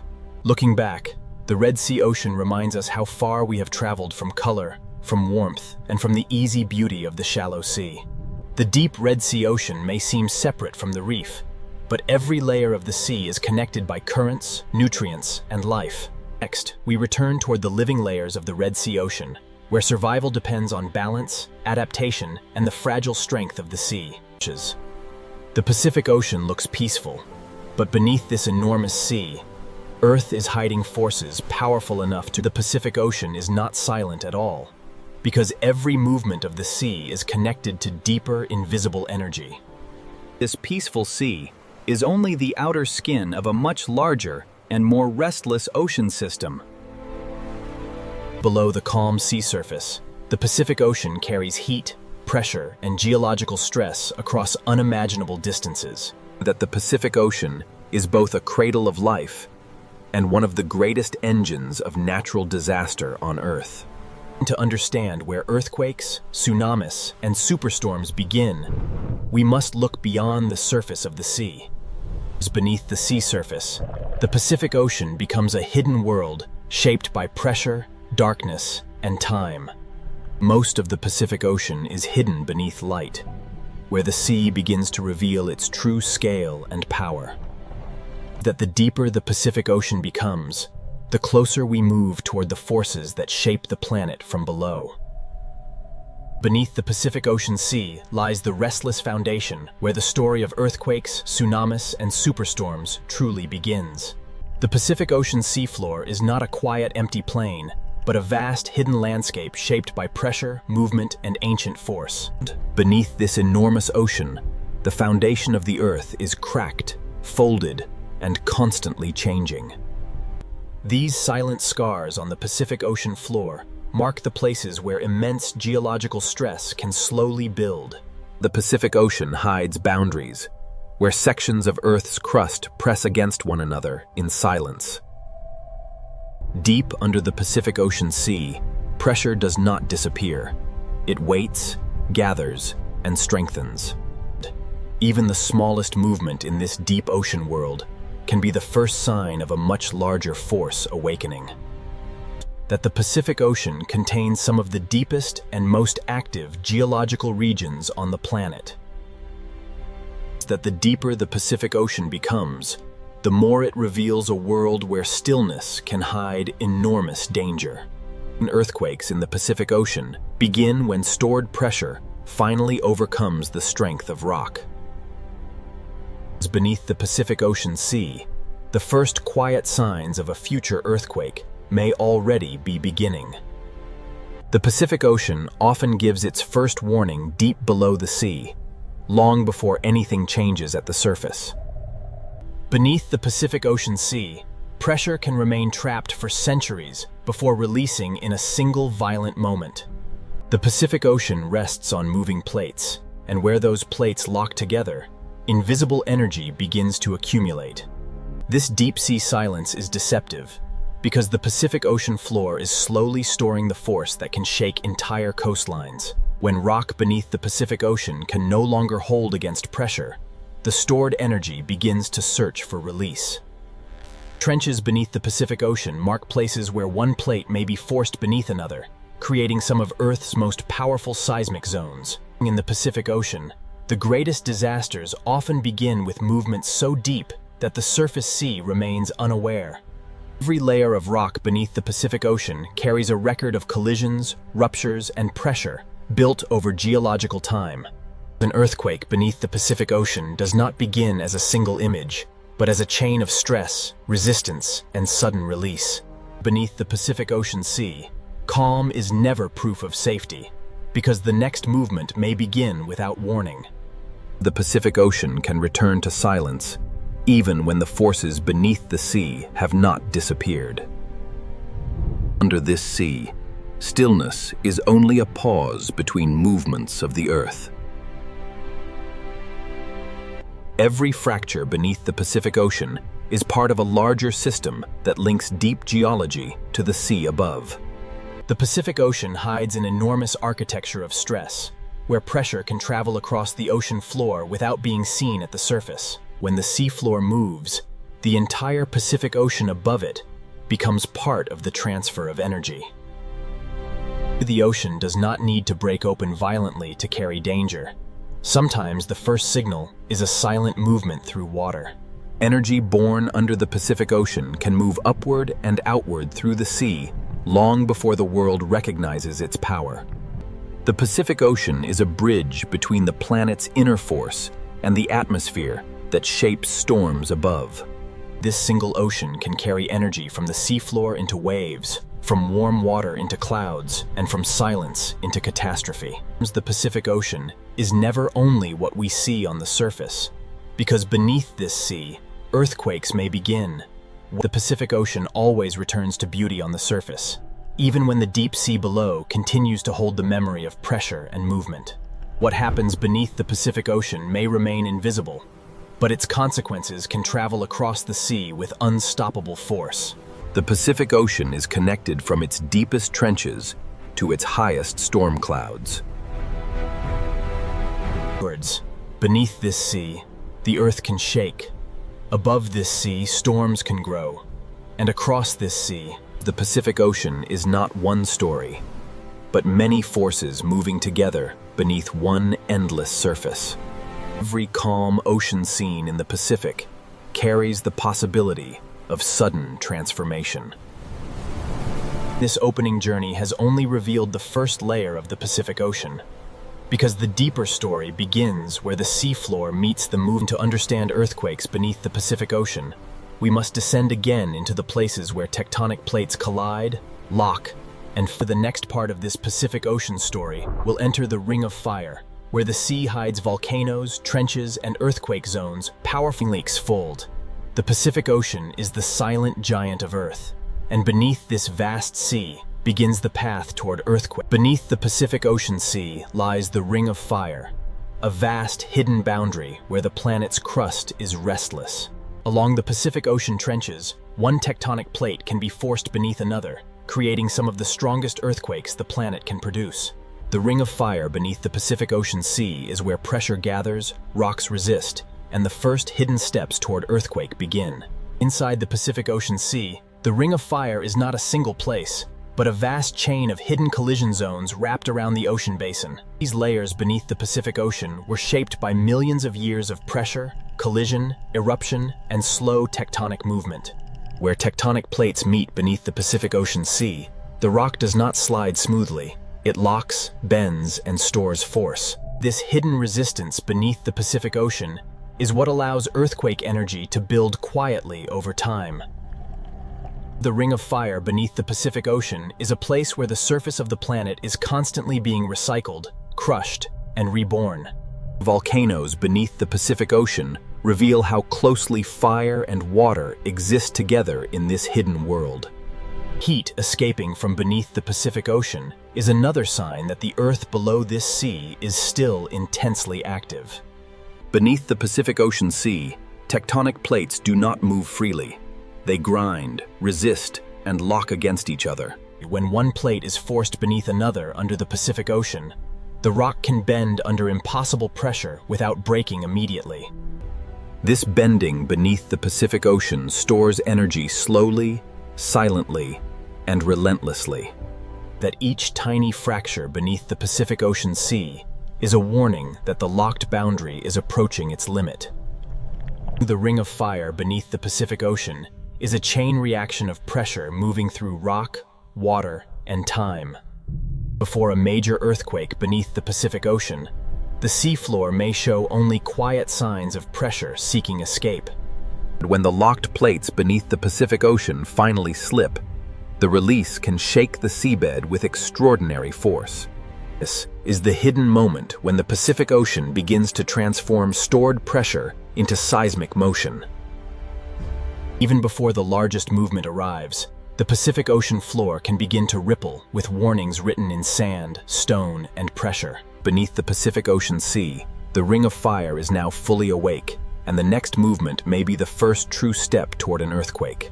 Beneath the Pacific Ocean Sea, pressure does not always release at once. It first announces itself through subtle motion in rock, sand, and water, that this locked boundary under the Pacific Ocean has held back immense force. But every tremor means the balance is weakening. When seismic pressure starts to move beneath the Pacific Ocean Sea, the first disturbance may travel through stone before it travels through water. Along the Pacific Ocean Ring of Fire, trenches mark the places where the planet folds its crust downward and stores dangerous energy. That beneath the Pacific Ocean Sea, even a small upward movement of the ocean floor can become the beginning of a much larger event. The Pacific Ocean hides the moment when pressure becomes motion, and motion becomes the first language of an earthquake. That under this vast sea, the Earth can hold still for centuries, then move in seconds with enough force to disturb the entire ocean above. An earthquake beneath the Pacific Ocean is not only a movement of rock, it is the beginning of an energy transfer into the sea itself. Beneath the Pacific Ocean Sea, the Ring of Fire has moved from silent pressure into active strain, and the final rupture is now close. Beneath the Pacific Ocean Sea, the Ring of Fire has reached the moment when stored pressure can no longer remain hidden. An earthquake beneath the Pacific Ocean begins when locked rock finally gives way. When the Pacific Ocean floor shifts suddenly, the movement is not only local, it becomes energy transferred into the sea above. That this vertical movement beneath the Pacific Ocean is one of the critical forces that can disturb an enormous mass of water. The sea itself does not create the first force. The Pacific Ocean receives that force from the sudden motion of the Earth below. Deep under the Pacific Ocean, an earthquake is not the end of the story, but the beginning of a new motion through the sea. The terrifying truth of the Pacific Ocean is that disaster can begin deep below, while the surface remains almost unchanged. This contrast is what makes the Pacific Ocean so dangerous. A peaceful surface can conceal a violent transformation underneath. Once the Pacific Ocean floor has moved, the next question is whether that movement has pushed enough water to form a tsunami. Beneath the Pacific Ocean, the Ring of Fire has released its first great force, and in the next chapter, the sea itself will show how an earthquake can become a tsunami. When the Pacific Ocean floor shifts, the sea above it may become the next carrier of Earth's power. A tsunami does not begin as a towering wave, but as energy moving quietly through the ocean. In the open Pacific Ocean, tsunami energy can travel across enormous distances while barely changing the surface. The Pacific Ocean can carry this energy like a message written through water. When part of the Pacific Ocean floor rises or drops suddenly, it pushes the water above into motion. The sea does not move because of wind here. It moves because the ground beneath the Pacific Ocean has changed shape. The size of the displaced seafloor helps determine how much water the Pacific Ocean will set in motion. In deep water, tsunami waves are often long, fast, and low, hiding their strength across the vast Pacific Ocean. This is what makes the Pacific Ocean so deceptive. The first stage of a tsunami may pass beneath a calm-looking sea. The tsunami has begun, not as destruction, but as silent energy racing across the Pacific Ocean. Across the deep Pacific Ocean, the first stage of a tsunami may be almost invisible to the eye. In deep water, tsunami energy can travel fast, while the ocean surface remains deceptively low and smooth. The Pacific Ocean can carry a tsunami across thousands of kilometers before the wave begins to rise. The deeper the ocean, the more efficiently the Pacific Ocean allows this energy to move. A tsunami is not simply a surface wave, but a movement involving a vast depth of water. Unlike ordinary wind waves, tsunami energy reaches deep into the Pacific Ocean. The Pacific Ocean transforms the earthquake's sudden force into a traveling pulse of water. The Pacific Ocean can hide great danger inside motion, too broad and low to appear threatening. Only when this energy approaches shallower water will the Pacific Ocean begin to reveal its true power. The Pacific Ocean is carrying the wave towards shallower ground, where silence will begin to turn into height. The Pacific Ocean is now carrying the hidden force away from deep water and toward the place where the wave will begin to change. As the Pacific Ocean becomes shallower, the energy has less space to remain hidden. When tsunami energy reaches shallower parts of the Pacific Ocean, the wave begins to slow down. The wave loses speed, but it does not lose energy. The Pacific Ocean begins converting hidden horizontal motion into visible height. This is the transformation stage, when the Pacific Ocean begins to reveal the force that had been hidden across deep water. The shallower the Pacific Ocean becomes, the more the wave is forced upward. Below the surface, the Pacific Ocean is already moving with dangerous strength. A tsunami becomes most dangerous when the Pacific Ocean forces deep energy into shallow form. The Pacific Ocean has begun turning silent energy into a visible wall of water. The Pacific Ocean has now forced hidden deep water energy into a visible wave approaching shallow ground. Before the great surge arrives, the Pacific Ocean may first reveal its warning by withdrawing from the coast. This sudden retreat is not calm, but water being pulled into the growing force of the tsunami. The Pacific Ocean is now compressing motion, depth, and distance into a single advancing surge. A tsunami is powerful not only because of its height, but because an enormous volume of Pacific Ocean water is moving behind it. What began as a movement of the seafloor has become a moving mass of ocean. Below the surface, the Pacific Ocean tsunami is not a simple wave, but a deep, moving body of water. As the Pacific Ocean enters the final shallow zone, the wave becomes slower, taller, and far more destructive. The Pacific Ocean is now releasing the energy that began far below on the seafloor. The Pacific Ocean has transformed an unseen earthquake into a visible force capable of reshaping the edge of land. The Pacific Ocean does not strike as a single wave, but as a moving body of water carrying the weight of the entire sea behind it. That once tsunami water reaches land, the Pacific Ocean becomes a horizontal force, more dangerous than height alone.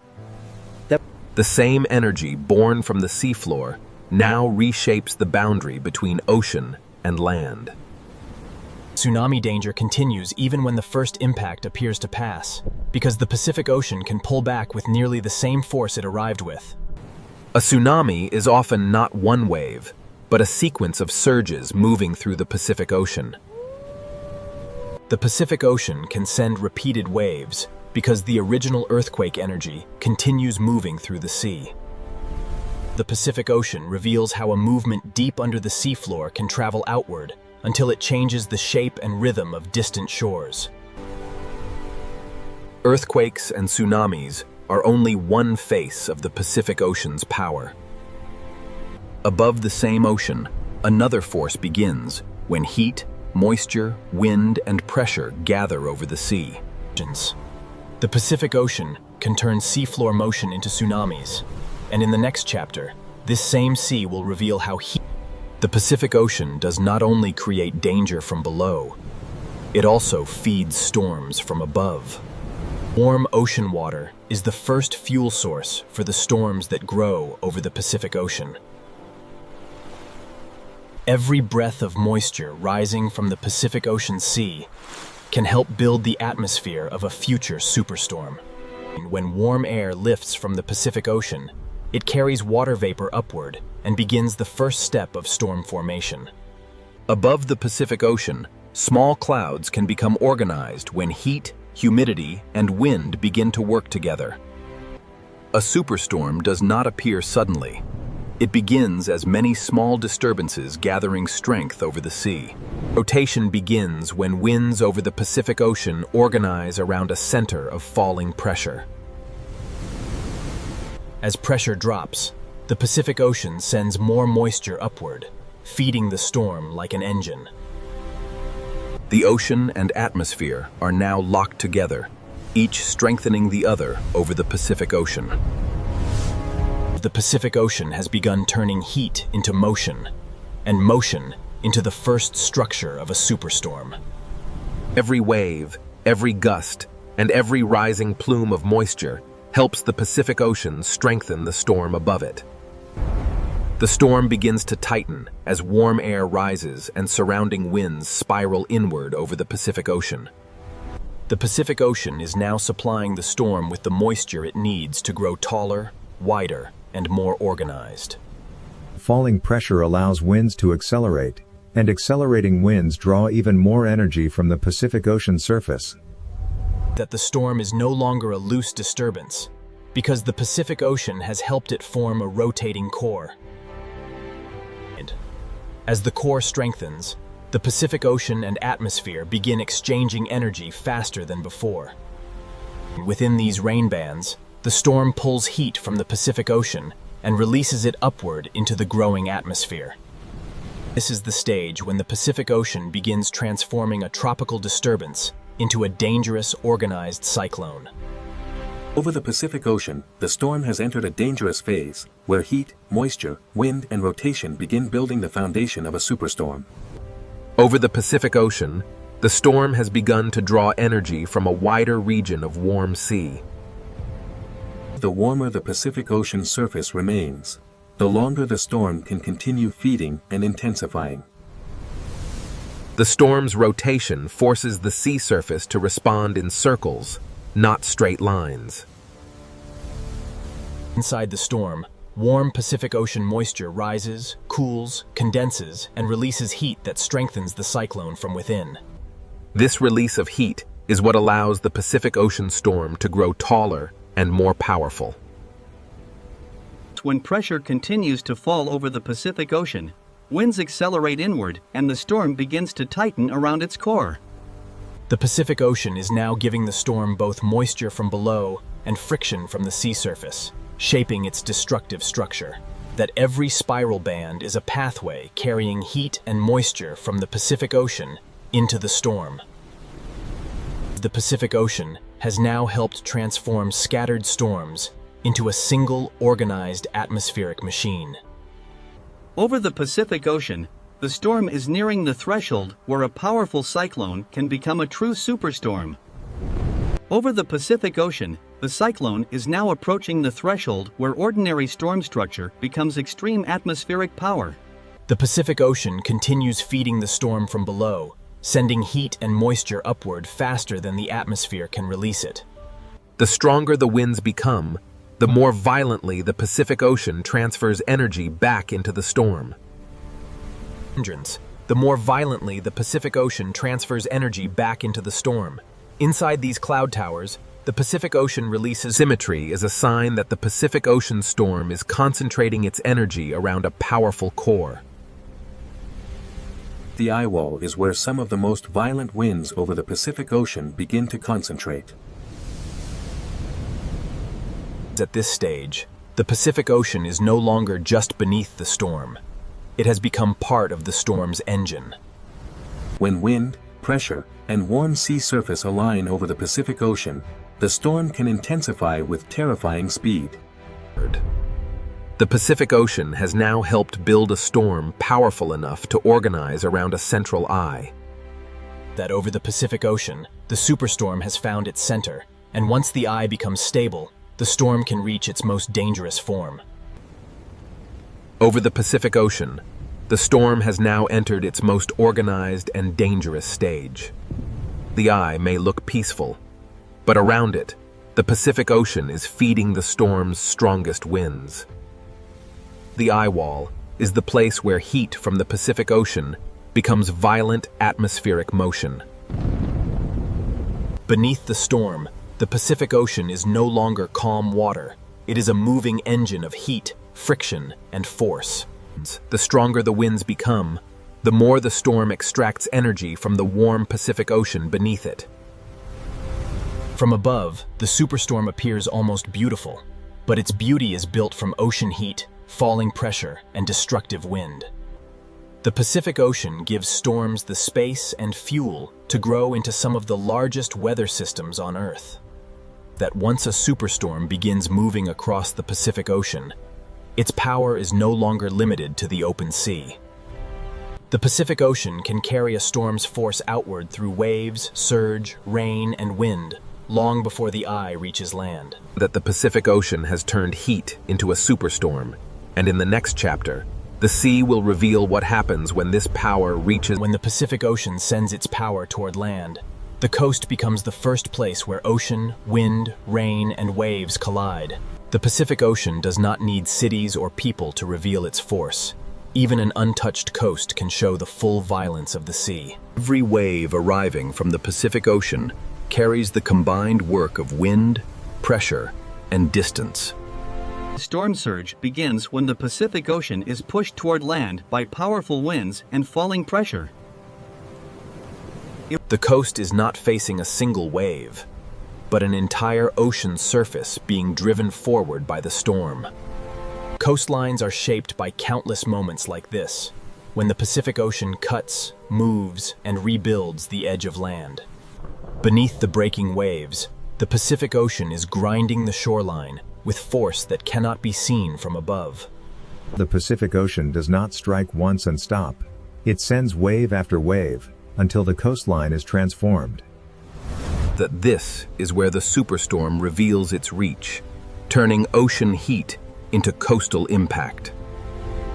The Pacific Ocean has carried the storm's power to the shore, and now the coastline must absorb the force of a restless sea. The coastline is now receiving the full combined force of Pacific Ocean waves, wind, rain, and storm surge. Every impact from the Pacific Ocean removes sand, loosens stone, and changes the shape of the shore. Cliffs may look permanent, but the Pacific Ocean carves them through countless storms, impacts, and returning tides. During a powerful storm, the sea does not simply touch the coast. The Pacific Ocean enters every weak point it can find. The force of the Pacific Ocean becomes even stronger when it is compressed into confined coastal spaces. The storm continues to send new waves across the Pacific Ocean faster than the coastline can recover. Storm surge is not a single dramatic moment, but a repeated rise of the Pacific Ocean over the land's edge. That the Pacific Ocean changes coastlines by repetition, not only by one catastrophic strike. After each wave, the shore is slightly different, because the Pacific Ocean removes, deposits, and rearranges everything it touches. The Pacific Ocean is not only attacking the coastline in this moment, it is rewriting the boundary between land and sea. The Pacific Ocean does not only arrive with force, it remains long enough to reshape everything fragile along the coast. Every channel carved by the Pacific Ocean becomes a temporary river of storm water flowing across the coast. Storm surge allows the Pacific Ocean to move beyond its normal edge and temporarily occupy the land. During a major storm, the Pacific Ocean can divide the coastline into shifting zones of impact, retreat, erosion, and return. Natural coastal wetlands can absorb part of the Pacific Ocean's force, but even they bend under repeated storm surge. These living edges can slow the sea, but they cannot stop the Pacific Ocean when a superstorm pushes water relentlessly inland. The coastline is not a fixed line during a storm.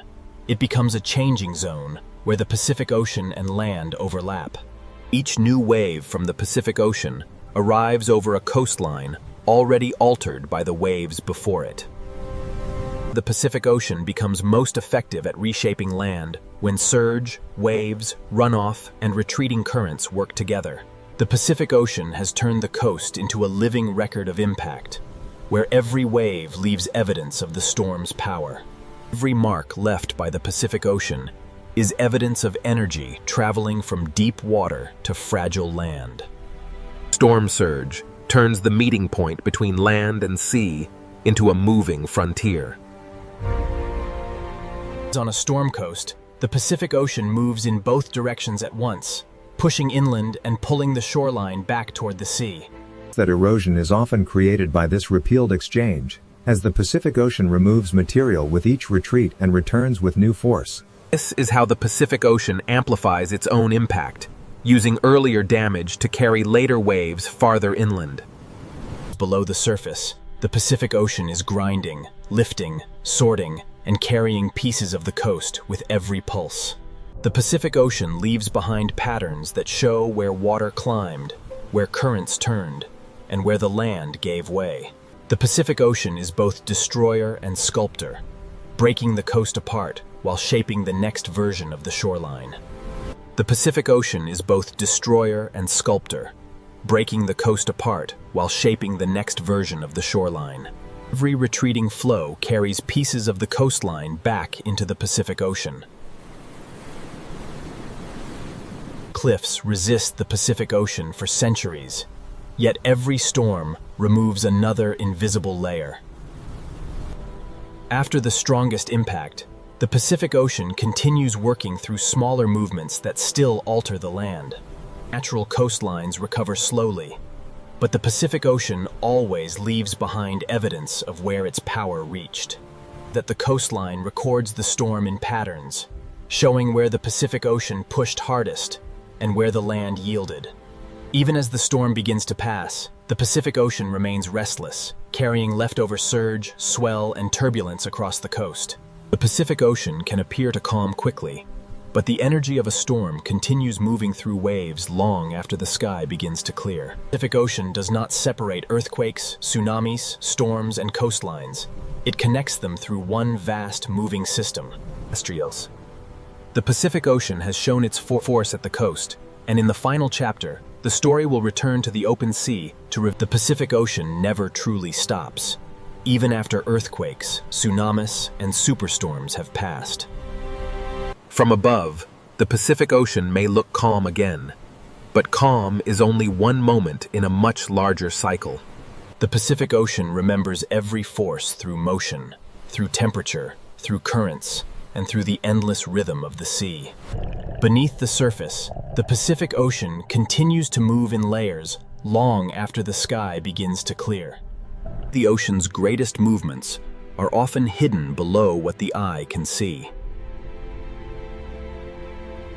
Storms pass across the surface, but the deep Pacific Ocean keeps moving with ancient patience. Below the sea, the same geological forces continue to press, bend, and store energy for the future. The Pacific Ocean is never finished with its story, because the earth beneath it is still alive. The same ocean basin that produces earthquakes and tsunamis also holds the deep structures that keep the planet changing. That the Pacific Ocean is not a place where disasters simply end, but a living system where every ending becomes the beginning of another movement. The Pacific Ocean is not a place where forces disappear, but a vast system where energy is stored, transferred, and renewed. Every layer of the Pacific Ocean connects the restless seafloor below with the changing sky above. Peace in the Pacific Ocean is never emptiness. It is the quiet movement of a planet still alive.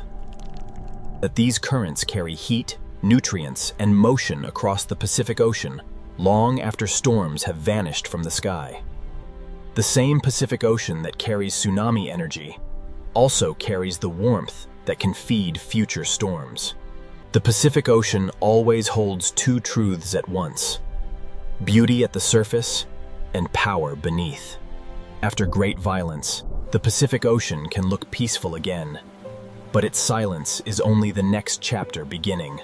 That every swell moving across the Pacific Ocean is part of a continuous exchange between wind, water, heat, and gravity. What appears to be empty ocean is actually a moving map of energy spread across the largest sea on Earth. The Pacific Ocean never truly rests, because beneath every calm wave, the planet continues to move. The Pacific Ocean never truly rests, because beneath every calm wave, the planet continues to move.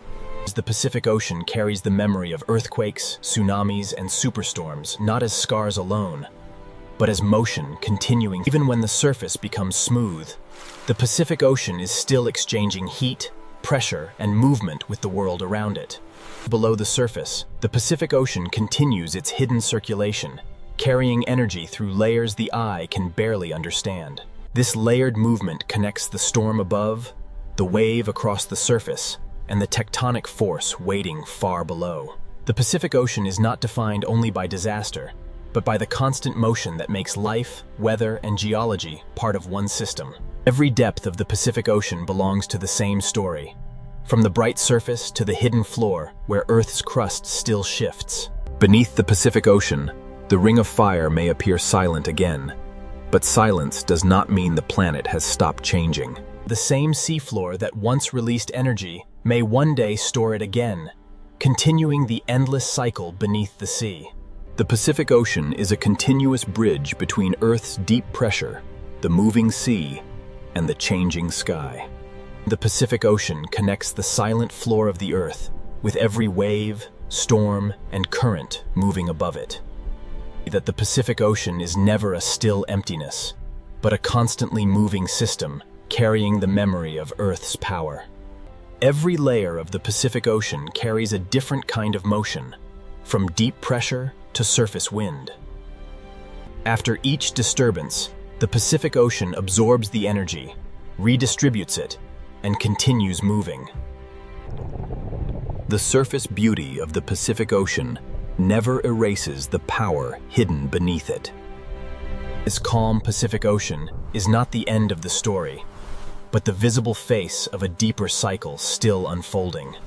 From this height, the Pacific Ocean appears peaceful, yet every pattern on the sea is shaped by wind, gravity, heat, and the motion of the planet. The Pacific Ocean is a living force of the planet, always changing, always carrying energy, and always waiting for the next stage.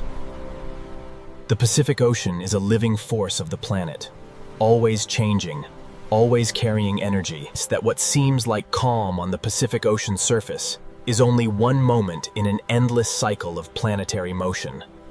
Beneath every wave, the Pacific Ocean still connects deep pressure, surface motion, atmospheric heat, and the coastlines shaped by its force. The Pacific Ocean is not separated into disasters and calmness, but held together by one continuous movement of sea, sky, and earth. The same unseen places that began this story remain beneath the Pacific Ocean, still storing heat, pressure, and possibility. Earthquakes may begin beneath the seafloor, tsunamis may cross the sea, and superstorms may rise from warm water. The Pacific Ocean is not an enemy and not a sleeping giant, but a living expression of a planet that is always shifting. To understand the Pacific Ocean is to understand that beauty and danger can exist in the same water, held together by the motion of Earth. The Pacific Ocean is where earthquakes can begin, where tsunamis can rise, where superstorms can grow. At the edge of the desert, a hidden ocean world is waiting beneath the heat. From above, this sea looks too hot, too dry, and too salty for life. But beneath this burning surface, the ocean is not empty. This ocean is shaped by heat, salt, sunlight, and survival. Above the surface is desert. Below it, another world begins. The moment we enter the sea, the desert disappears.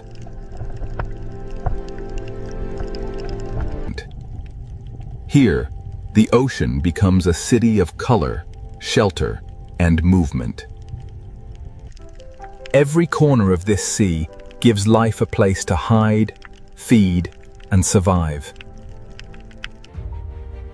In this ocean, survival often begins by moving together. This is the mystery of the Red Sea. How does life flourish in a hot and salty ocean? To answer that mystery, we must look closer at how this ocean builds life from hardship. The reef survives because each tiny organism plays a role in the ocean's larger design. In this ocean, survival begins with finding protection before danger arrives. The open ocean gives them space, but the reef gives them safety. Alone, each fish is fragile. Together, they become harder for the ocean's hunters to break. In this sea, every movement is a decision between feeding and being eaten. The reef is more than beauty. It is a fortress built by life itself. After every moment of danger, the ocean returns to its quiet rhythm. Some creatures survive this ocean not by strength, but through ancient partnerships. In the Red Sea, life survives because every small relationship strengthens the entire ocean world. A single partnership may seem small, but in this ocean, small connections hold the reef together. The reef is not one living thing, but thousands of lives woven through the sea. In this ocean, even movement becomes a language of survival. Where the open sea is dangerous, the smallest spaces become places of safety. In this ocean, survival is not only about strength, it is also about trust. Even in a harsh sea, cooperation can become a powerful survival strategy. Every creature that moves through this sea depends on the health of the reef around it. The ocean current delivers invisible meals to a world that never stops feeding. These tiny animals build the foundation of one of the most resilient ocean habitats on Earth. To understand how life survives in this sea, we must follow the reef from its smallest builders to its greatest challenges. Beyond the reef's beauty, the sea begins to test every life that depends on it. Here, the reef stands between safe shelter and the unknown sea. In this ocean, safety can vanish just a few meters from the reef. The sea brings food, but it also brings pressure that never stops. These corals may look fragile, but they are the architects of survival in this sea. Every mouthful in this ocean depends on a reef strong enough to endure heat and salt. When the sea becomes dangerous, darkness can become protection.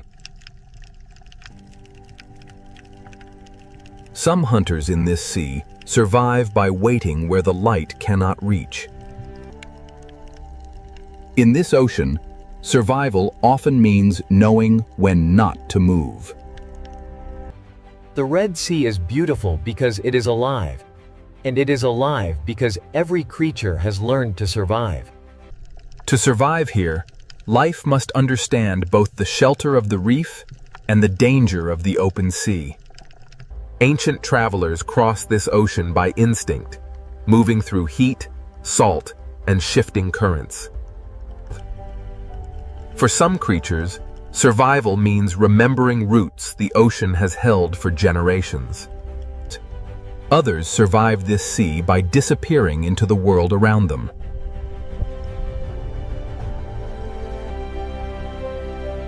In this ocean, even the sand can hide a living strategy. Every part of this sea offers a different way to stay alive. Predators are not outsiders here. They are part of the balance that shapes the ocean. In this ocean, fear is not chaos. It is information that keeps life moving. The Red Sea is not simply beautiful. It is a test that every living thing must answer. To understand how life survives here, we must first understand the sea itself, its heat, its salt, and its unforgiving power. To understand life in this ocean, we must first understand the heat pressing down from above. This sea receives sunlight with almost no shadow to soften its power. Around this ocean, the land is dry, and fresh water is rare. With little river water entering the sea, salt remains behind. Every day, the sun pulls water upward, but the salt stays in the ocean. This is why the Red Sea becomes saltier than many other ocean waters. For marine life, this salt is not just a background, it is a constant challenge. In shallow water, heat and light can become as powerful as any predator. Here, even shade can be a survival tool.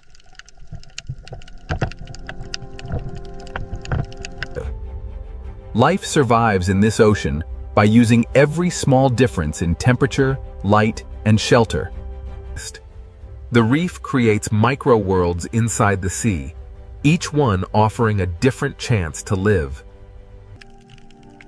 These corals endure conditions that would weaken many reefs elsewhere. A reef begins with tiny animals that must balance salt, heat, and hunger. Even in clear water, the ocean carries invisible food through the reef. What looks like stone is actually a living structure fighting to remain alive. The reef changes the ocean around it, turning harsh water into habitat. Inside the reef, the sea becomes slower, safer, and easier to survive. Step beyond the shelter, and the ocean becomes demanding again.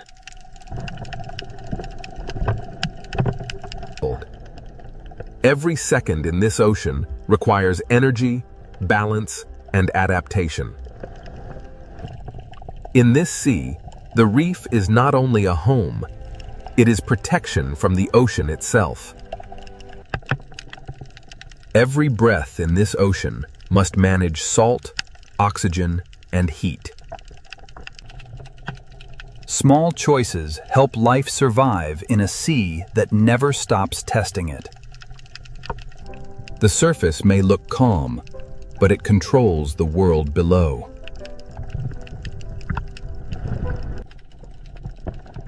Too little light would starve the reef.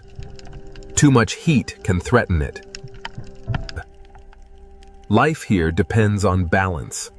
Enough sunlight to grow, not enough heat to fail. Even resilient reefs carry signs of the pressure placed upon them. In this ocean, survival is never permanent.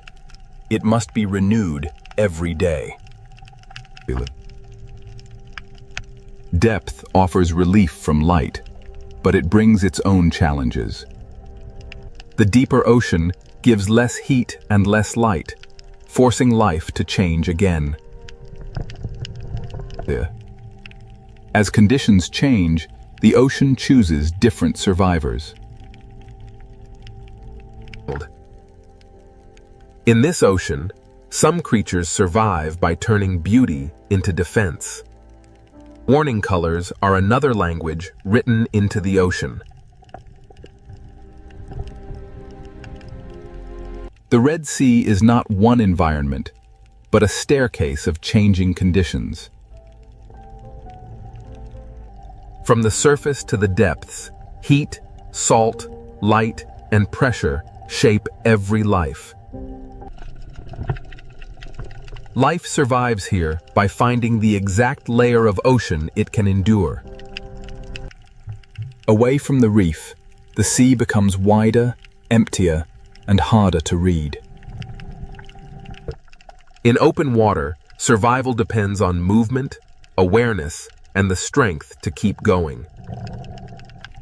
The reef offers safety, but the wider ocean connects every part of the Red Sea. Now that we understand the seal's heat and salt, we can enter the reef itself, where survival becomes a living city. The reef creates micro-worlds inside the sea, each one offering a different chance to live. A reef begins with tiny animals that must balance salt, heat, and hunger. A reef begins with tiny animals that must balance salt, heat, and hunger. Even in clear water, the ocean carries invisible food through the reef. What looks like stone is actually a living structure fighting to remain alive. The reef changes the ocean around it, turning harsh water into habitat.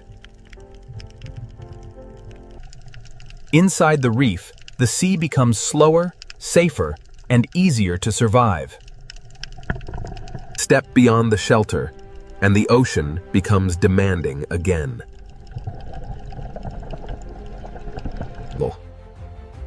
Every second in this ocean requires energy, balance, and adaptation. In this sea, the reef is not only a home, it is protection from the ocean itself. Every breath in this ocean must manage salt, oxygen, and heat. Small choices help life survive in a sea that never stops testing it. In this ocean, shade can be as important as food. The surface may look calm, but it controls the world below. Too little light would starve the reef. Too much heat can threaten it. Life here depends on balance. Enough sunlight to grow, not enough heat to fail. Even resilient reefs carry signs of the pressure placed upon them. In this ocean, survival is never permanent. It must be renewed every day. Depth offers relief from light, but it brings its own challenges. The deeper ocean gives less heat and less light, forcing life to change again. As conditions change, the ocean chooses different survivors. Here, life becomes quieter, slower, and harder to find.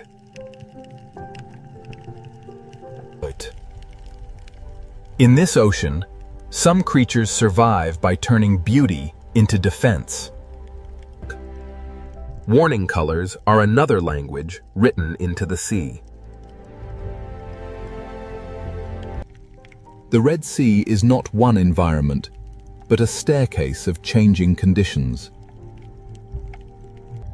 From the surface to the depths, heat, salt, light, and pressure shape every life. Life survives here by finding the exact layer of ocean it can endure.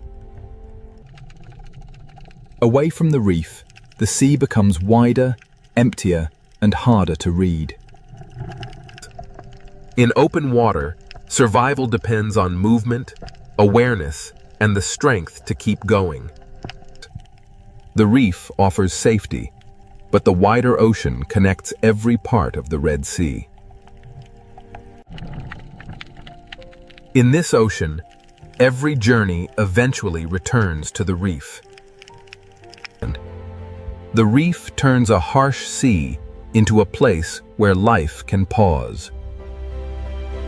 And inside these coral walls, the ocean becomes a shelter built by living animals. For the smallest creatures, survival begins in spaces too narrow for danger to enter. The reef is not a backdrop. It is alive, working every moment against the sea. Here, light is both a gift and a pressure that life must balance.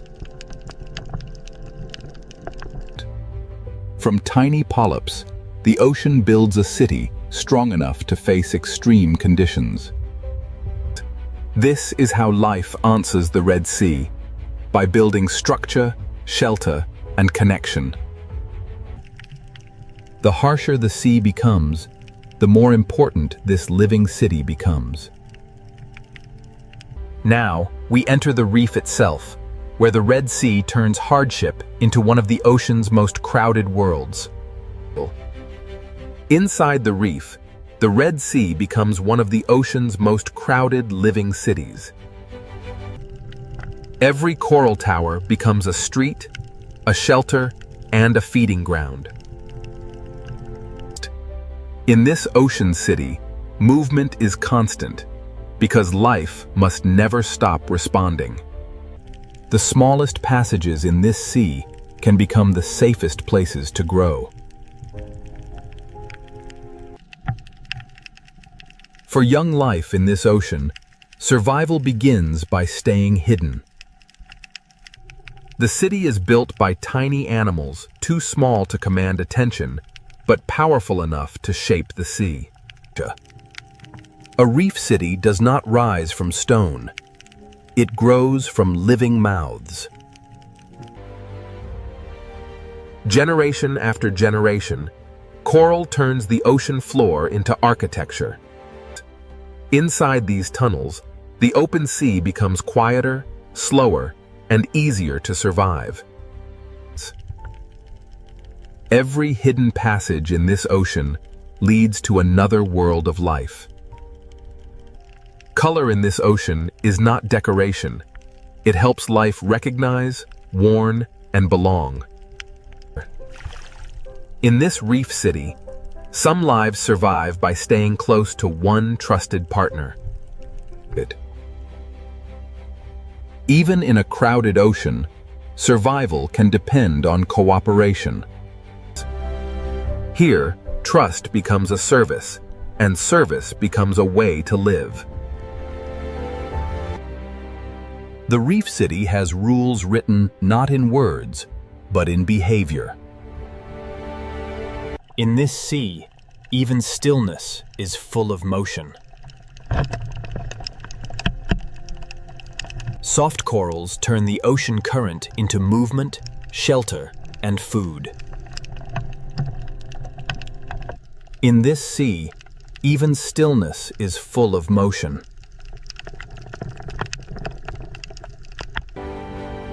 Above the reef, thousands of small bodies become one protective shape. In this ocean, survival can be found in numbers, speed, and perfect timing. A reef city is full of life, but every open space carries risk.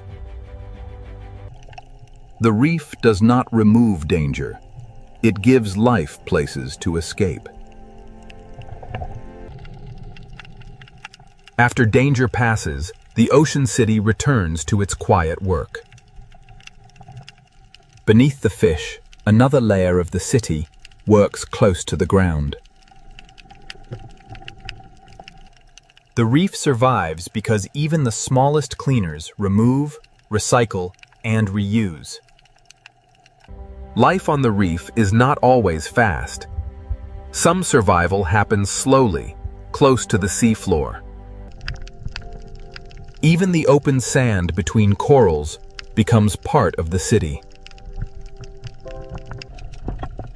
A home in this ocean may be a coral tower, a tunnel, or a hole in the sand. The reef city is not built from one habitat, but from many connected shelters. Some fish feed on the reef while also helping keep it in balance. In this ocean, nothing is wasted for long.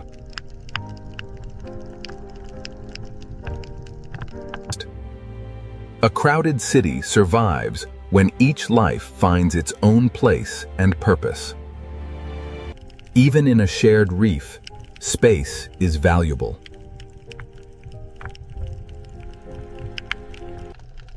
In this ocean, survival can depend on defending a space no larger than a hand. Some homes in this ocean are not made of stone, but of living protection.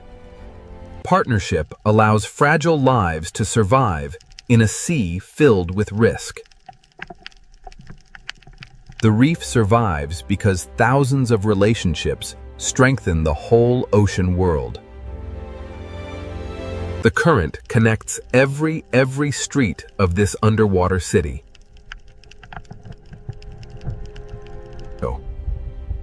Food moves through this ocean as a hidden river inside the sea.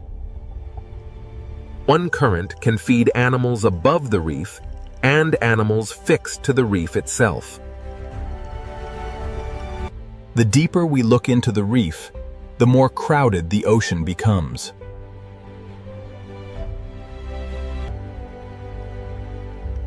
In this ocean city, disguise can be as powerful as speed. To survive here, some creatures become part of the landscape.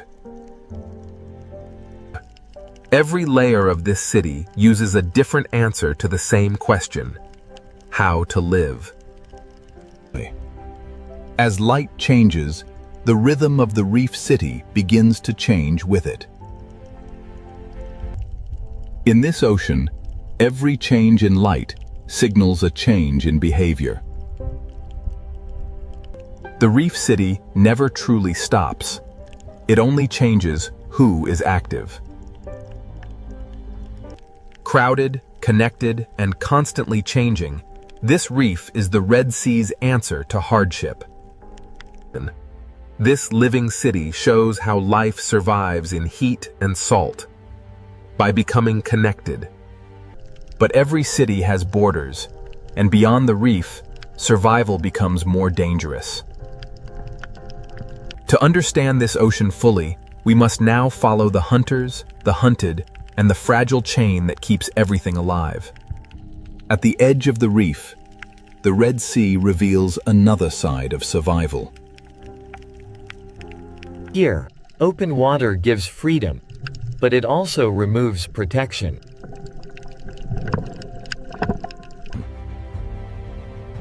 For the hunted, survival begins before the predator appears.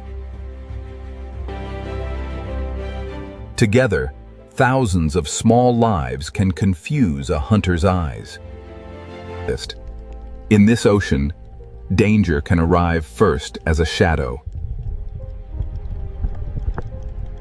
The reef does not end the threat. It gives life a place to react.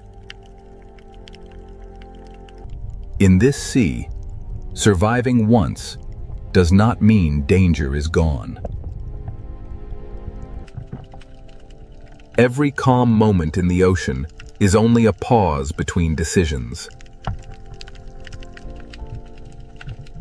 Some hunters survive by waiting where the reef hides them.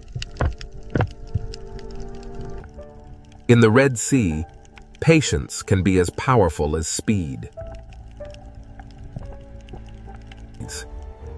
A predator does not need to move often when the ocean brings food past its door.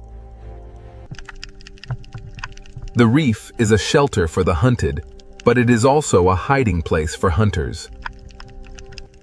Another hunter waits inside the reef itself, using darkness as protection. In this sea, stillness can hide hunger. Above the hidden hunters, the reef continues to pulse with life. Some predators do not hide their danger. They display it. Warning is another form of power in this ocean. Beyond the coral, the scale of hunting begins to change.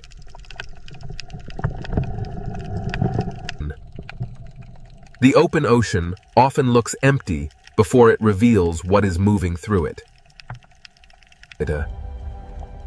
The shark enters not as a monster, but as part of the ocean's balance. A predator's presence changes the behavior of everything around it. Fear is not chaos here. It is information that keeps life alive. When the predator passes, the reef does not forget. It resets. Life in this ocean survives by returning to motion again and again. Not every survivor in this sea depends on speed. On the ocean floor, invisibility can be the safest defense. Some animals survive by becoming almost invisible until movement is necessary.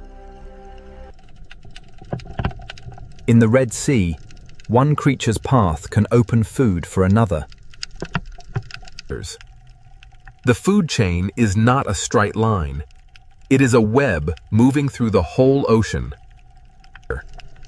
Even leftovers become energy in a sea where nothing can be wasted. In this ocean, a shadow can change everything.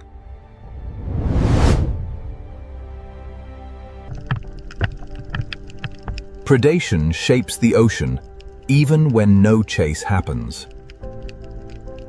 Survival here is not one victory. It is a rhythm repeated all day.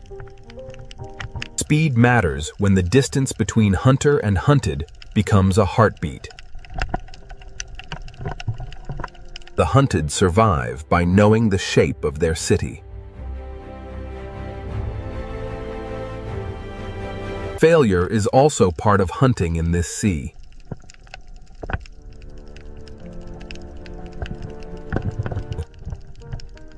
The ocean looks calm because every creature is constantly adjusting. Not every large animal in this ocean is a hunter. Survival also belongs to ancient travelers that cross the reef without rushing. Some lives survive by moving between worlds, carrying the reef's story into open water. The Red Sea food chain is not just about killing. It is about balance. Every layer of this ocean feeds another, protects another, or challenges another. Balance is held not by peace, but by constant pressure. The smallest lives keep the reef working, even while larger animals shape its fear. Food, fear, and movement connect this ocean more tightly than it first appears. The reef survives because every hunter, every prey, and every hidden cleaner has a place. This chain of survival begins on the reef, but it reaches far beyond it. To see how this ocean renews life, we must leave the hunters behind and follow the young into the shallows. Beyond the hunters, the Red Sea holds quieter places where life begins again. In the shallows, the ocean becomes gentler, but survival still requires shelter. Here, the Red Sea builds another kind of city, not from coral, but from grass. For young fish, each blade of seagrass can become a wall, a hiding place, and a beginning. In this sea, young life learns that safety is never far from danger. The ocean nursery is not simple. It is made of grass, sand, burrows, shadows, and instinct. Even in the nursery, the smallest workers keep the sea alive. This meadow protects life by slowing the water and breaking the view of hunters. The Red Sea does not renew itself only on reefs. It renews itself in these quiet green fields. Where the sea meets the coast, another shelter rises from the shallows. Mangrove roots turn the edge of the sea into a fortress for the young. In this maze, small bodies have an advantage over larger hunters. For young life, survival begins with patience, caution, and a place to disappear. This is where the desert, the coast, and the ocean quietly meet. Young creatures survive by moving from one shelter to the next. The nursery works because no single shelter stands alone. Not all visitors to the nursery are young. Some return here across a lifetime. The Red Sea's shallow meadows feed, shelter, and guide life at many ages. Movement connects the nursery to the reef to the open sea, and the sea to survival. In the shallows, hiding can be as important as swimming. Even a silent movement can release food into the ocean. In this sea, every disturbance can become a meal.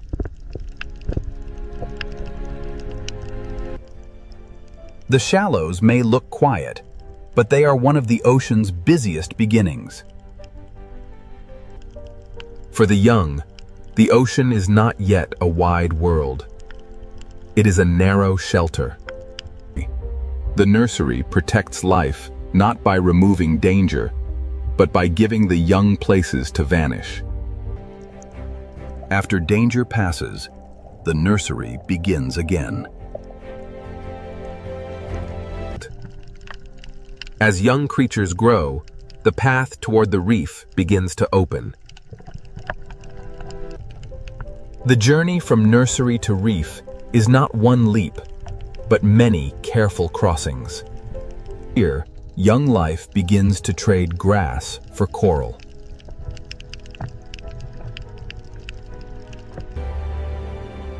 Every small coral patch teaches the skills needed for the larger reef city. The Red Sea survives because its habitats are connected, each one preparing life for the next. Roots, grass, sand, and coral are not separate worlds. They are one coastal ocean network. The mangroves catch what the sea carries and turn it into shelter and food. At the edge of the sea, fallen life becomes food for new life. The young do not grow in one place. They move through a chain of protection. Every crossing teaches the young how to read the sea. When the young reach coral, they enter a world more crowded, more complex, and more dangerous. The nursery does not stand apart from the reef. It feeds the reef with new life. Life survives here because the sea gives it more than one chance to grow. This is how the Red Sea renews itself, through connected habitats that protect the next generation. But the Red Sea is not only shallow nurseries and sunlit reefs.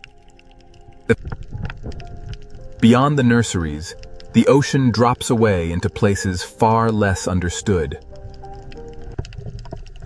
The same sea that shelters young life also hides deep and extreme worlds below.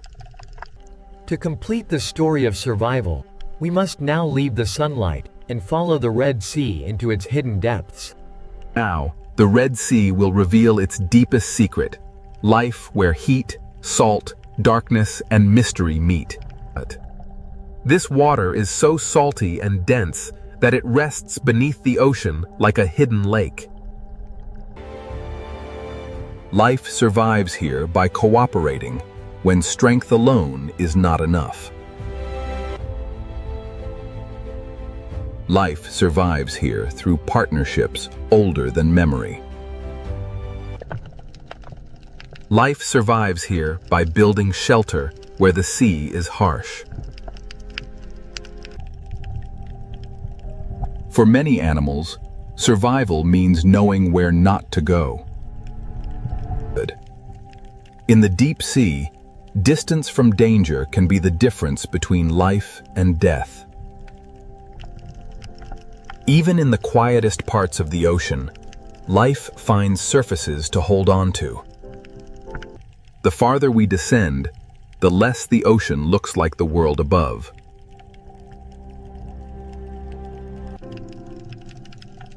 Some of the smallest lives may be the strongest survivors in the Red Sea. Here, survival is not abundance. It is endurance. Life survives here by moving together when danger is near. Here, survival may mean surrendering to the movement of the sea. At the bottom, the Red Sea becomes another world entirely. This deep ocean is not crowded like the reef, but it is not lifeless. Around these extreme pools, life must adapt to chemistry that would overwhelm many creatures. The Red Sea teaches that life can shrink, hide, and change rather than disappear. Even here, far below the reef, life depends on the ocean above. As light returns, the ocean becomes crowded once more. Survival here is not one strategy, but many strategies layered together. Food from above sinks slowly through the sea, carrying energy into darkness. They do not need coral towers, sunlight, or open water. They survive where conditions become extreme. At this boundary, the ocean separates into layers that many animals cannot cross. Every layer of this ocean holds a different answer to the same challenge. Even in this dark ocean, life is still present, only smaller and harder to see. Here, salt is no longer just a challenge. It becomes a boundary of life. Now, the Red Sea carries us away from sunlight and into its hidden depths. To understand survival, we must connect the deepest darkness back to the sunlit sea. Then, the Red Sea reveals one of its greatest mysteries, a pool of water beneath the sea. Where light is stronger, the Red Sea builds complexity from color and movement. Down here, the sea becomes quieter, darker, and harder to understand. From the deep floor to the reef wall, life changes shape with every meter. Down here, life survives by using less energy, moving less often, and hiding more completely. Now the reef no longer looks simply beautiful. It looks resilient. Every relationship strengthens the ocean world around it.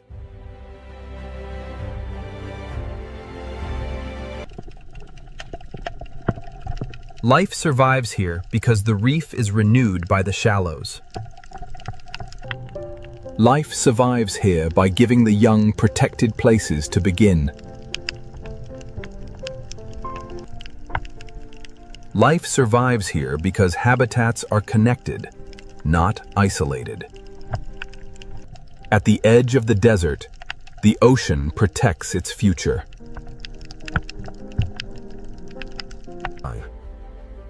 The answer is not found in one place, but in the connection between all places. Heat, salt, light, darkness, danger, and shelter all shape this ocean together. Life survives in the Red Sea because it adapts at every scale.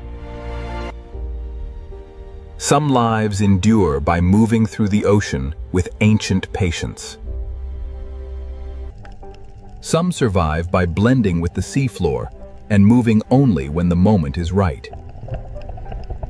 Some survive by hunting and by keeping the entire ocean in balance. The Red Sea is alive because every creature responds, adjusts, and continues. This is how life survives in a hot and salty sea, not alone, but connected. What looked impossible from above becomes extraordinary beneath the surface. The Red Sea is not life in comfort. It is life shaped by challenge. Above, the desert is silent. Below, the ocean continues to live. The Red Sea survives because life here has learned to use every layer of the ocean. Heat does not end the story. Salt does not end the story. Life finds a way through both. From above, the ocean seems peaceful, but beneath this endless sea lies a wild kingdom ruled by hunters. The deeper we enter the ocean, the more the sea reveals a world where every movement can mean survival or death. In the ocean, beauty and danger live side by side, because even the safest reef can become a hunting ground. Small fish survive in the ocean by becoming one body, because in the open sea, a single mistake can expose them to the hunter. In the ocean, prey often feel danger before they can see it, because the sea carries pressure, movement, and fear. Some ocean predators do not need to be giants. In the sea, speed, silence, and timing can be just as deadly. In the ocean, survival can depend on a gap in the reef, a turn of the current, or one moment of perfect stillness. Long before humans explored the ocean, sharks were already shaping the balance of the sea with silence, patience, and instinct. A shark does not rule the ocean through chaos, but through senses refined by millions of years beneath the sea. Beyond the reef, the ocean opens into a greater arena, where the sea gives no shelter and only the fastest hunters can survive. Out here in the open ocean, the sea belongs to creatures built for distance, speed, and relentless pursuit. In the ocean, speed is not only movement. In the sea, speed is survival, power, and control. Across the open sea, there are no walls, no caves, and no coral branches. Only speed can decide who escapes. When fear spreads through the ocean, prey gather into one shining shape, hoping the sea will hide the individual inside the crowd. In the ocean, every hunt is a battle between panic and precision, and the sea rewards the hunter that chooses the perfect moment. The surface of the ocean may look like escape, but in the sea, danger can attack from every direction. Some ocean predators do not rule by force alone. In the sea, intelligence can turn open water into a trap. In the ocean, teamwork can change the rules of the hunt, because one predator may chase, but many predators can control the sea. After every chase, the ocean becomes quiet again, but the silence of the sea is never empty. The ocean is not ruled by one kind of hunter, because the sea creates many forms of power, and each one claims its own territory. Not every hunter in the ocean chases across the open sea. Some wait where the ocean itself becomes a trap. In these narrow parts of the sea, the fastest creature does not always win. The one that understands the terrain may hold the power. In the ocean, patience can become a weapon, and a motionless hunter can be more dangerous than one in pursuit. A hunt in the ocean does not always begin with a chase. Sometimes it begins with silence, distance, and one mistake. In the sea, a single second can separate safety from capture, and after the strike, the ocean becomes quiet again. Some ocean predators do not patrol the open sea.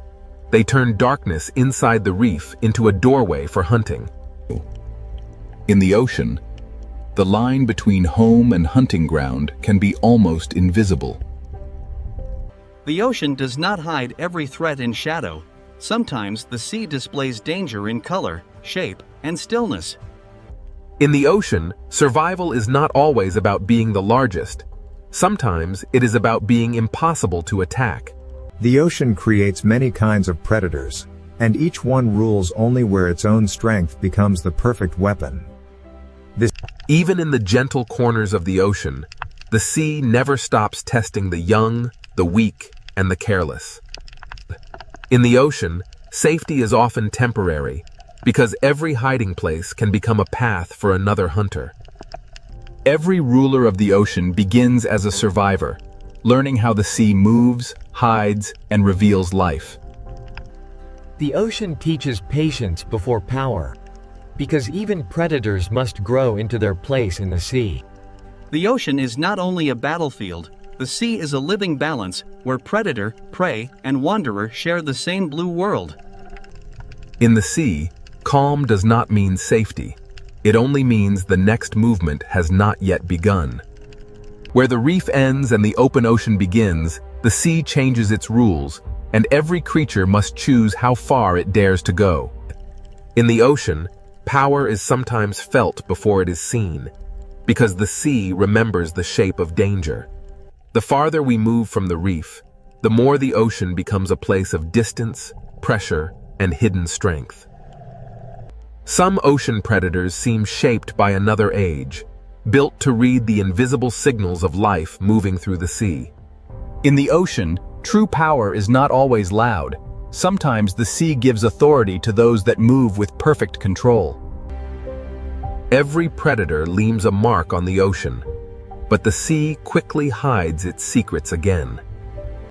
Even in a sea of hunters, the ocean depends on moments of trust, pause, and delicate balance. When light fades in the ocean, the sea does not sleep. It simply gives power to different hunters. At dusk, the ocean becomes a world of outlines, where the sea favors hunters that can sense more than they can see. In darkness, the ocean speaks through vibration, scent, pressure, and flashes of light. Far below the sunlit ocean, the sea creates hunters shaped by darkness, pressure, and patience. Some ocean rulers live so far from the surface that the sea allows us to know them only through shadows. To ask which creature rules the sea, we must first understand that the ocean is not one kingdom, but many. This is the wild ocean, a sea of predators, and the search for the creature that truly rules the water has only just begun.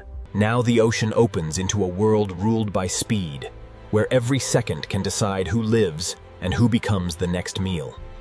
In the open sea, protection disappears, and the ocean belongs to creatures built to chase across the blue.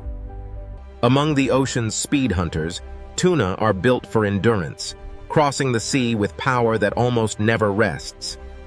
The ocean does not only reward the strongest body, the sea rewards the body that can turn energy into endless motion. In the ocean, speed becomes strategy when many hunters move as one force through the sea. When prey gather in the ocean, the sea turns fear into shape, and every predator searches for the weakest opening.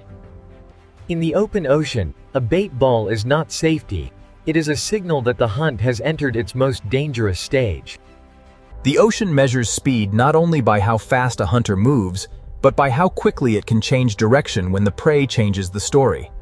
But the sea has many kinds of speed, and some ocean hunters are designed to strike alone. A sailfish moves through the ocean like a blade of speed, turning the sea itself into a path of attack. In the ocean, some predators use speed like a tool, not only to chase, but to cut, turn, and confuse. The sea rewards the hunter that can read the movement of 1,000 fish and find the one mistake inside the crowd. In the open ocean, escape is not a place, escape is a direction, and the hunter must close that direction before the prey finds it. Beyond the flash of the sailfish, the ocean holds another kind of speed, heavier, colder, and more explosive. The mako shark is one of the kayo pure speed hunters, built to turn muscle into explosive motion beneath the sea. In the ocean, speed without control is wasted, and the true hunter must move fast and decide faster. A single burst across the ocean can change the shape of the entire school, even when the strike itself is over in a heartbeat. Sometimes the pressure of the ocean becomes so great that prey must leave the sea for a few seconds of hope. But the ocean always waits below, and every return to the sea brings the chase back into motion. But in the ocean, beauty can move with astonishing speed, and color can belong to a hunter as much as to the reef. Open ocean hunters must read light as much as movement, because in the sea, a flash of silver can reveal the path of prey. The open ocean is not empty. The sea is layered with hunters, each one built for a different kind of pursuit. In the ocean, separation can be fatal, because the sea is most dangerous when a creature stands alone. A barracuda does not need a long chase. In the ocean, it waits for the moment when distance becomes small enough to erase. In the sea, straight-line speed can become a weapon when the predator knows exactly where the prey must turn next. But in the ocean, speed becomes even more powerful when it is guided by memory, sound, and teamwork. These ocean hunters do not simply follow prey. They shape the sea around it until escape becomes harder. In the ocean, teamwork can turn empty water into invisible walls. The sea does not give power to one design alone. The ocean creates many answers to the same hunger. Even in the open ocean, the sea has hidden roads, and predators learn where life gathers. A hunter in the ocean must understand water, because the sea decides where food moves before the predator ever arrives. When millions of small fish move through the ocean, the sea becomes a signal that calls hunters from every direction. In the ocean, a school survives by turning together, but the larger the school becomes, the more hunters it attracts. The ocean's greatest hunts often begin when many predators follow the same signal of fear. Here, speed rules the sea for a moment, but speed alone cannot explain the full power of the ocean. The ocean can turn from chaos to silence in seconds, and the sea keeps no witness for long. But below the speed of the open ocean, another kind of predator waits, older, quieter, and shaped by time. The fastest hunters may dominate the moment, but the ocean also belongs to predators that have survived for millions of years. Some ocean predators do not need to chase every movement, because their power lies in sensing when the sea is ready. Speed may rule the open ocean, but it is only one answer in the sea's long history of predators. The ocean demands balance from every hunter, because the sea punishes wasted energy as quickly as missed opportunity. To live by speed in the ocean is to live in constant motion, always chasing the next signal of life across the sea. The open sea has shown us hunters of speed, but the ocean's oldest predators are still waiting in the deeper blue.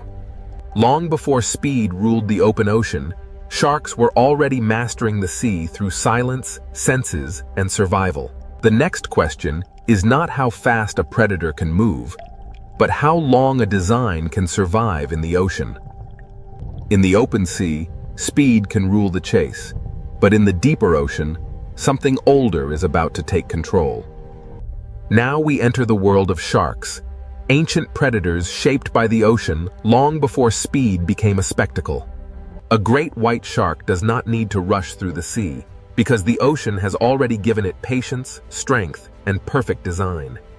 In the ocean, a shark is not a monster. It is a living record of millions of years of survival beneath the sea.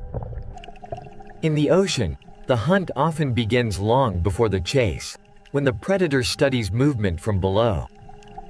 A shark can turn the ocean's layers into strategy, using depth as cover and silence as pressure.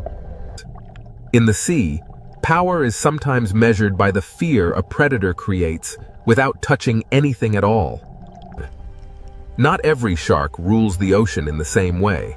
Some move like wandering investigators of the sea. A tiger shark survives in the ocean by being curious, adaptable, and willing to explore almost every edge of the sea. In the ocean, an apex predator can reshape a place simply by passing through it.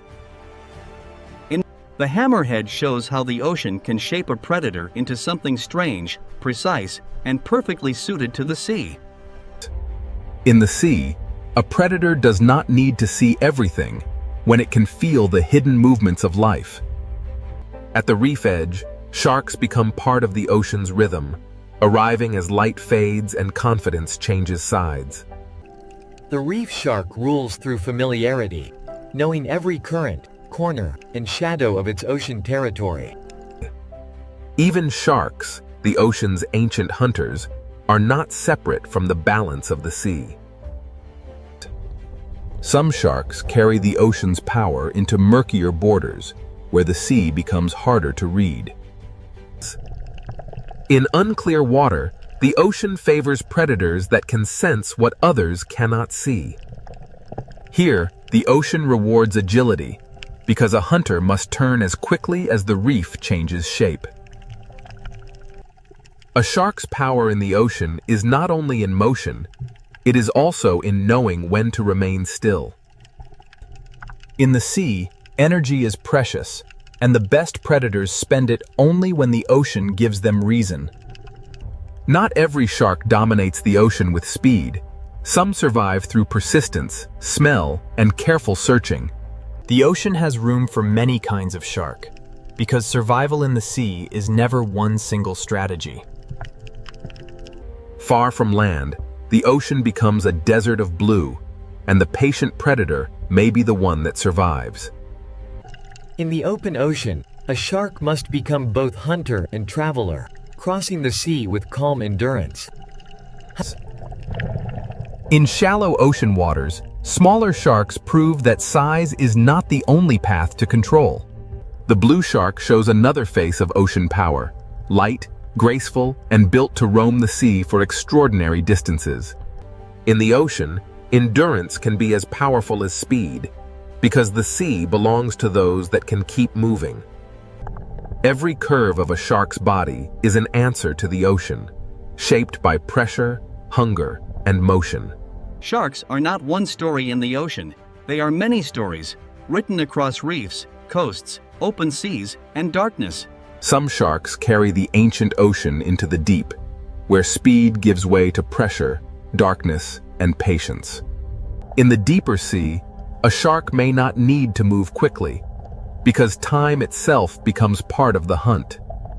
Some ocean predators seem to belong to another time, surviving not through speed, but through endurance beyond imagination.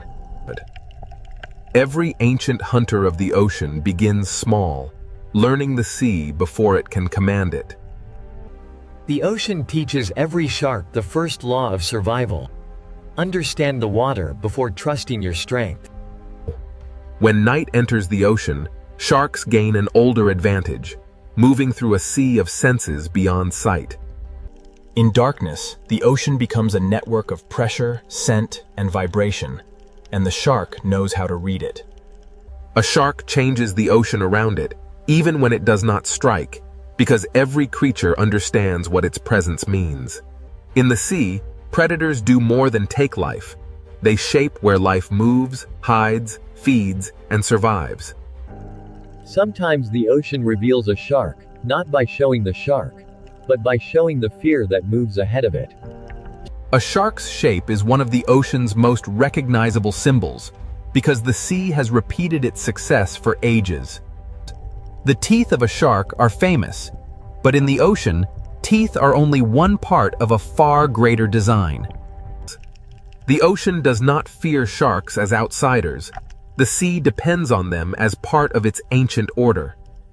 Speed can dominate the chase, but sharks remind us that the ocean also rewards patience, senses, and time. If the sea were ruled by age, survival, and design, sharks would stand among the strongest contenders. But the ocean is too vast for one kind of power, and even sharks share the sea with rivals that hunt in different ways. Beyond the ancient hunters, the sea holds predators whose greatest weapon is not teeth alone, but the mind. The ocean's next challenge to the shark is not only faster or larger, it is more coordinated. If sharks are the ocean's ancient design, then the next hunters may represent something even more difficult to face: intelligence. Sharks have ruled the ocean through time, senses, and survival, but now the sea reveals hunters that rule through memory, teamwork, and strategy. After the ancient power of sharks, the ocean now reveals predators whose greatest weapon is intelligence. In the sea, one hunter can chase, but a family of hunters can plan. Orcas do not simply move through the ocean. They read the sea, remember it, and share that knowledge with one another. In the ocean, communication can become a weapon when every member of the pod understands the same moment. The smartest predators in the ocean do not always attack first. Sometimes they shape the sea around the prey. In open water, intelligence can turn the ocean itself into a trap. Where tunas use speed and sharks use ancient senses, orcas use the ocean as a problem to be solved. The surface of the sea can become a ceiling when intelligent hunters understand how to use it. In the ocean, the most powerful strike may come only after the prey has already lost every direction. Orcas show that ruling the sea is not only about taking prey, but about knowing when not to waste effort. In this ocean world, knowledge is passed through generations, carried by families that learn the sea together. Every young hunter in the ocean must learn not only how to move, but how to belong. In the vast ocean, a pod becomes more than a group. It becomes memory, protection, and strategy moving through the sea. Dolphins prove that in the ocean, speed becomes far more dangerous when guided by cooperation. In the sea, teamwork can make open water feel smaller, closing escape routes that the prey cannot see. Across the ocean, intelligence appears in many forms, but some hunters carry it with a scale few others can match. Where the ocean grows colder and rougher, orcas carry their knowledge into hunts that require patience and planning. Some hunts in the sea begin from below, where patience turns the ocean surface into a window. The strength of a pod is not only in each body, but in the way every body understands the plan. In the ocean, intelligence can strike through timing, making one shared movement stronger than 100 separate chases. After the hunt, the pod returns to order, because in the sea, survival depends on unity beyond the moment of attack. In this ocean world, sound can travel farther than sight, carrying intention through the sea. Intelligent hunters do not only watch prey, they watch the ocean itself, because the sea decides where life gathers. To rule a moment in the ocean, a predator must understand not only the prey, but the water that carries it. In the sea, a smart predator does not need to chase every turn if it can predict the next one. The ocean becomes a tool when intelligence turns bubbles, pressure, and shadow into signals of fear. Here, the ocean shows a different kind of dominance, not the fastest chase, but the calm control of every choice the prey can make. A successful ocean hunter does not need chaos to prove power. Sometimes control is the clearest sign of rule. The ocean is too vast for instinct alone. To survive here, a predator must remember where the sea has fed it before. In the open sea, intelligence stretches across distance, keeping the pod connected even when the ocean separates them. A pod survives by sharing attention, because in the ocean, one set of eyes is never enough. Sharks carry the old power of the ocean, but orcas bring a new kind of challenge: coordinated minds moving as one. The sea does not crown a ruler easily, because every predator dominates only where its strength becomes perfect. What makes orcas extraordinary is not only what they can hunt, but how they choose, learn, and adapt across the ocean. In the ocean, memory can become territory, and experience can become a map no human eye can see. The greatest hunters in the sea do not only react to the ocean, they anticipate it. When intelligence meets landscape, the ocean floor itself becomes part of the hunt. In the sea, a smart predator lets the ocean do part of the work. Even when prey escapes, the lesson remains, because every hunt teaches the pod more about the sea. To look at an orca in the ocean is to see power joined with awareness, strength guided by relationship. Their world is not silent to them. The ocean is filled with signals we can barely imagine. The ocean has shown us speed, senses, and strength, but intelligence may be the force that connects them all. But even the smartest hunters of the sea do not rule every depth of the ocean. Below the pod, the ocean changes again, and intelligence must give way to darkness, pressure, and strange forms of survival. The ocean's most intelligent hunters have shown their power, but the sea still hides predators that rule by secrecy. If orcas challenge the ocean with intelligence, the next hunters challenge it with patience, camouflage, and life in darkness. The search for the creature that rules the sea now descends into the hidden ocean, where the strangest hunters wait in silence. After traveling through speed, teeth, intelligence, and darkness, the ocean leaves us with one question: who truly rules the sea? The answer is not hidden in one place, because the ocean itself is made of many worlds. In the deep sea, survival belongs to patience, camouflage, and forms of life shaped by pressure. Some ocean predators rule by remaining unseen, holding power in the places where sunlight never reaches. But the ocean is not only darkness. Above the deep, another kind of power waits in the open blue.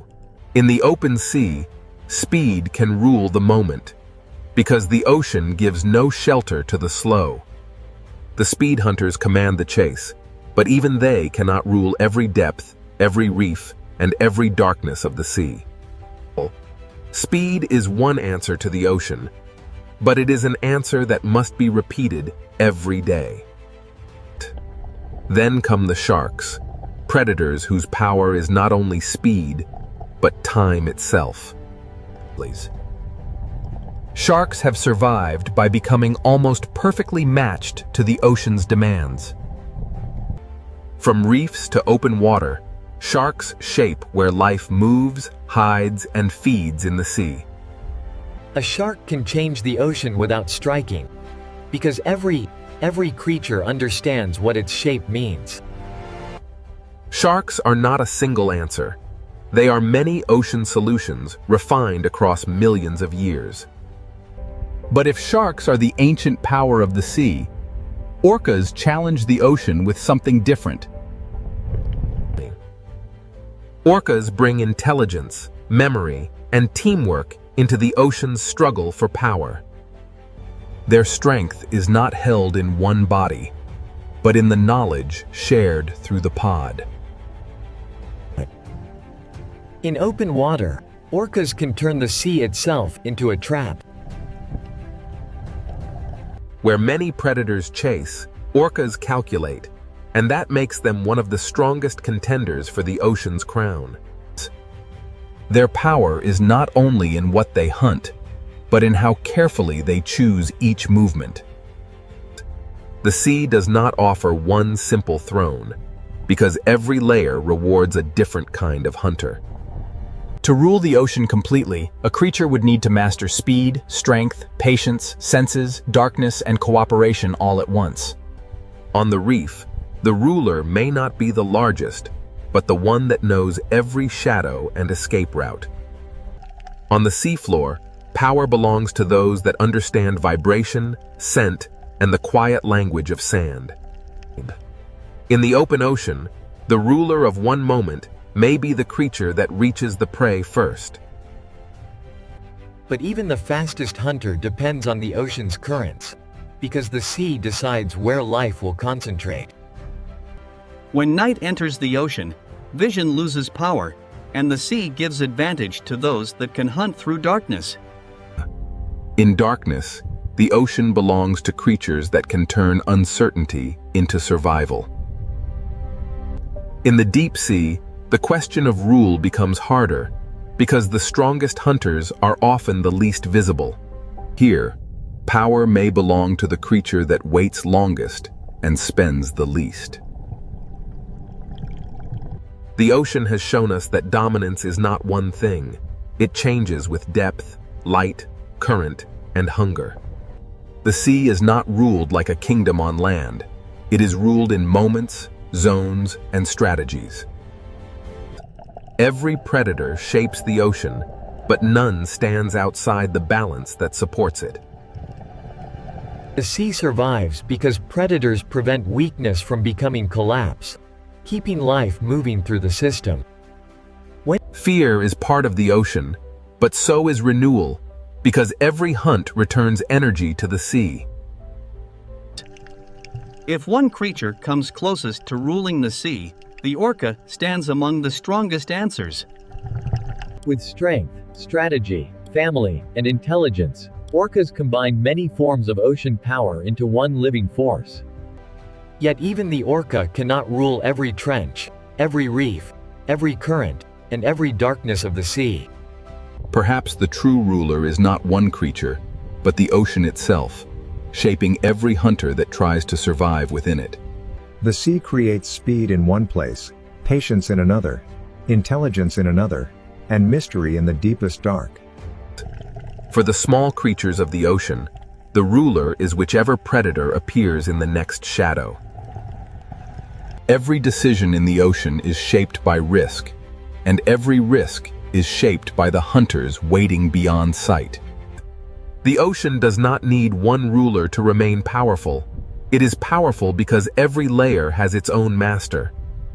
To understand the sea is to accept that power here is shared, contested, and constantly changing. From above, the ocean may look peaceful, but now we know what moves beneath that calm blue skin. No single creature owns the ocean completely, but every great predator reveals one part of what it takes to rule the sea. The tuna rules the chase, the shark rules through ancient design, the orca rules through intelligence, and the deep sea rules through mystery. Among them, the orca may stand as the strongest contender, but even it remains a child of the sea. The ocean does not stop for any ruler. It moves, changes, hides, and begins again.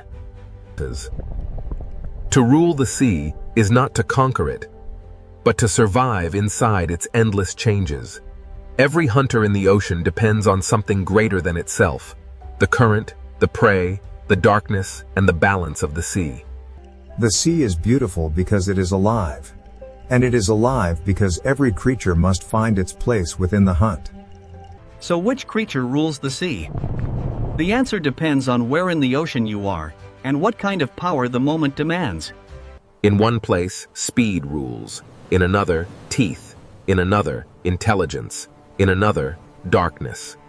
But above them all, the ocean rules them together, shaping every predator and every prey beneath its endless surface.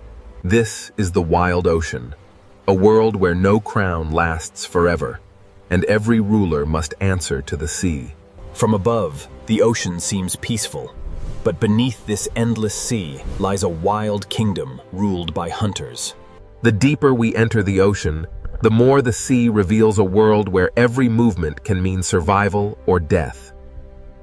In the ocean, beauty and danger live side by side, because even the safest reef can become a hunting ground.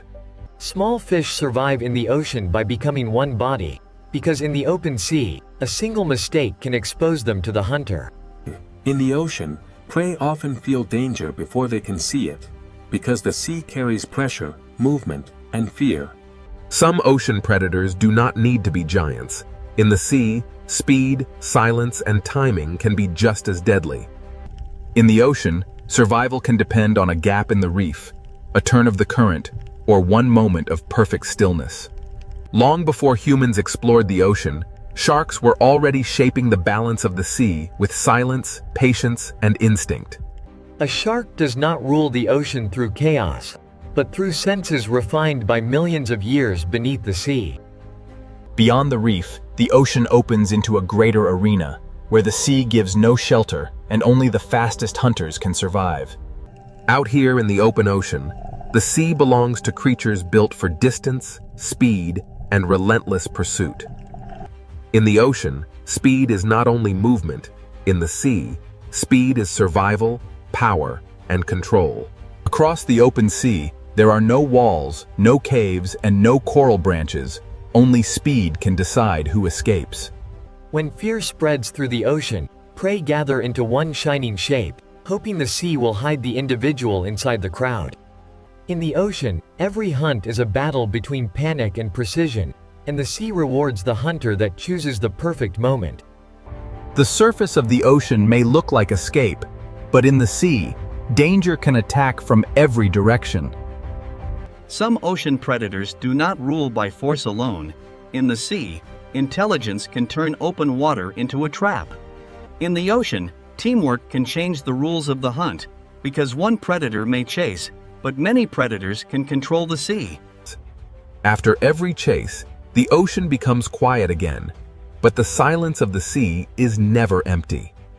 The ocean is not ruled by one kind of hunter, because the sea creates many forms of power, and each one claims its own territory. Not every hunter in the ocean chases across the open sea. Some wait where the ocean itself becomes a trap. In these narrow parts of the sea, the fastest creature does not always win. The one that understands the terrain may hold the power. In the ocean, patience can become a weapon, and a motionless hunter can be more dangerous than one in pursuit. A hunt in the ocean does not always begin with a chase. Sometimes it begins with silence, distance, and one mistake. In the sea, a single second can separate safety from capture, and after the strike, the ocean becomes quiet again. Some ocean predators do not patrol the open sea. They turn darkness inside the reef into a doorway for hunting. In the ocean, the line between home and hunting ground can be almost invisible.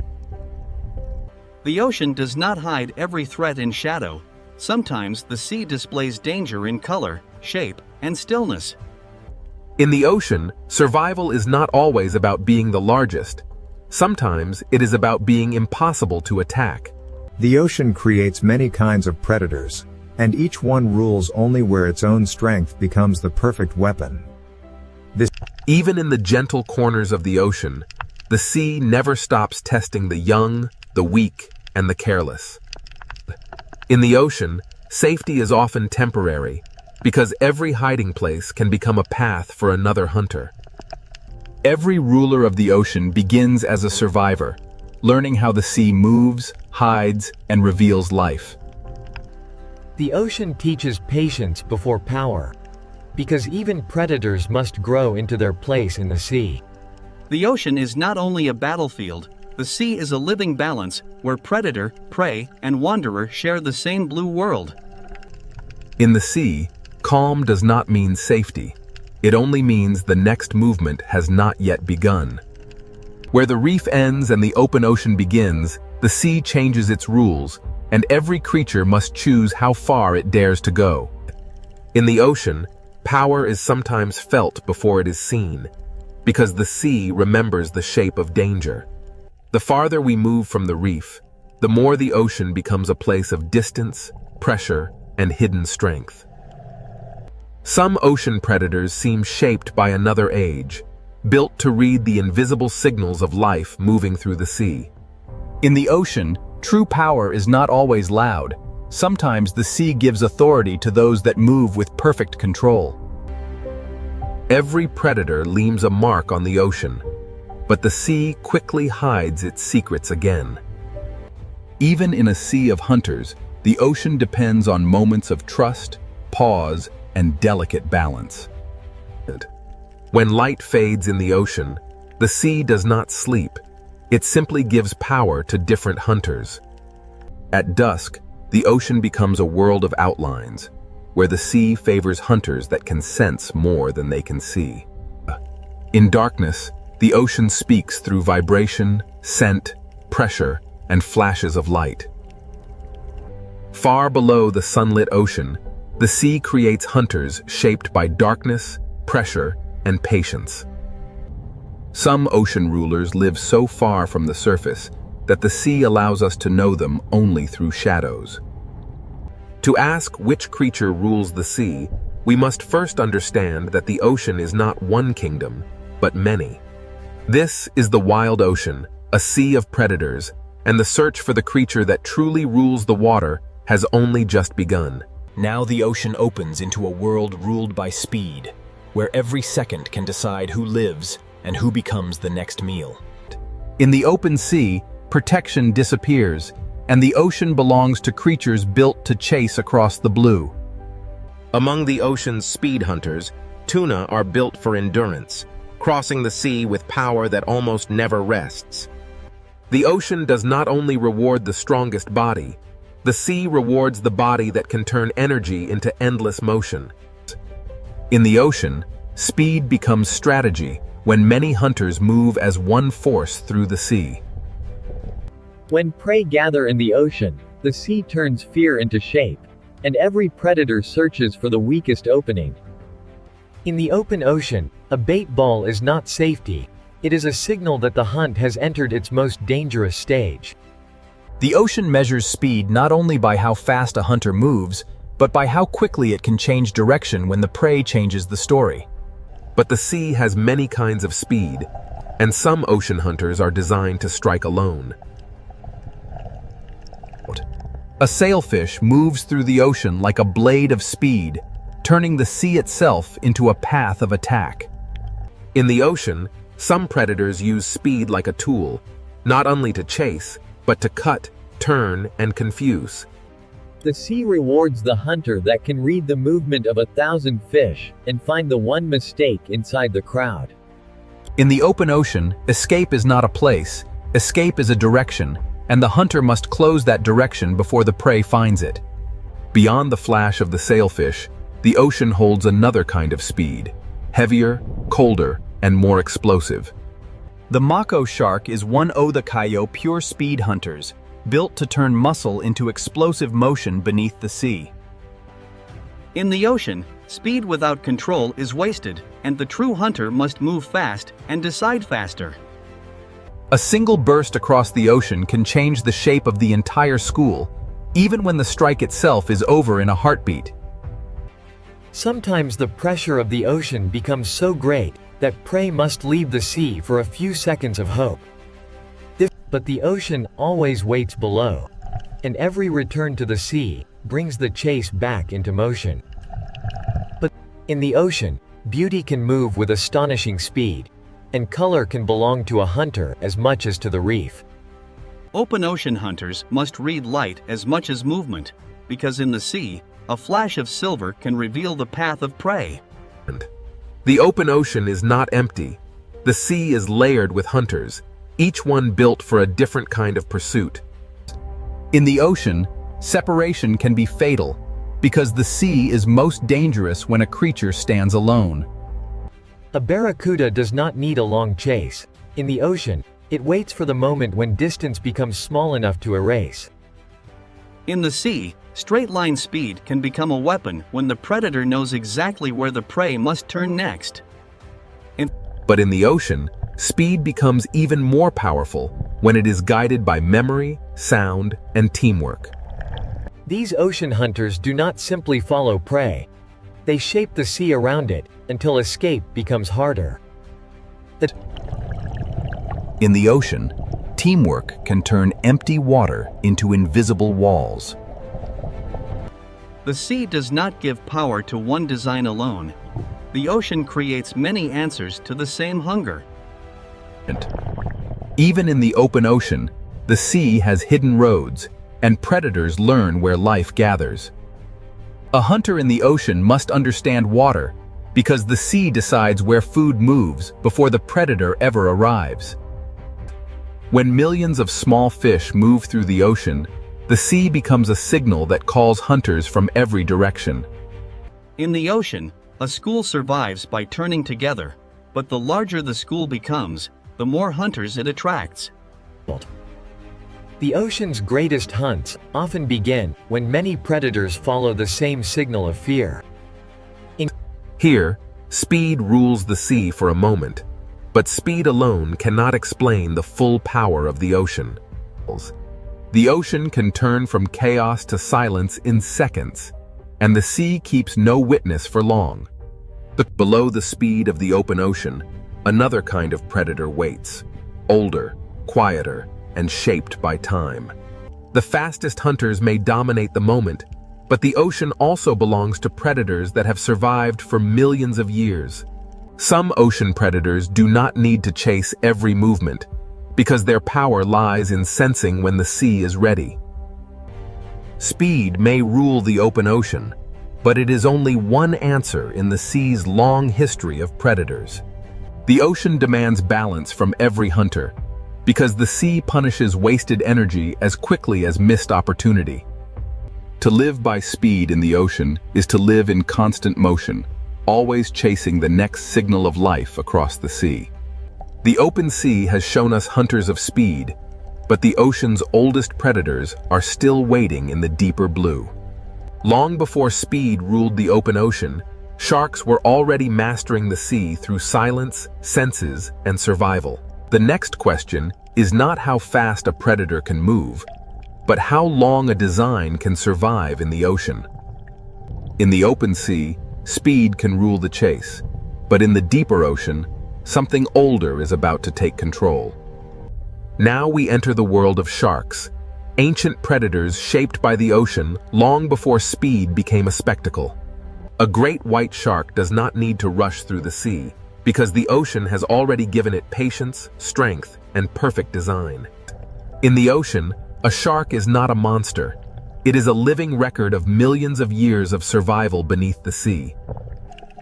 In the ocean, the hunt often begins long before the chase, when the predator studies movement from below.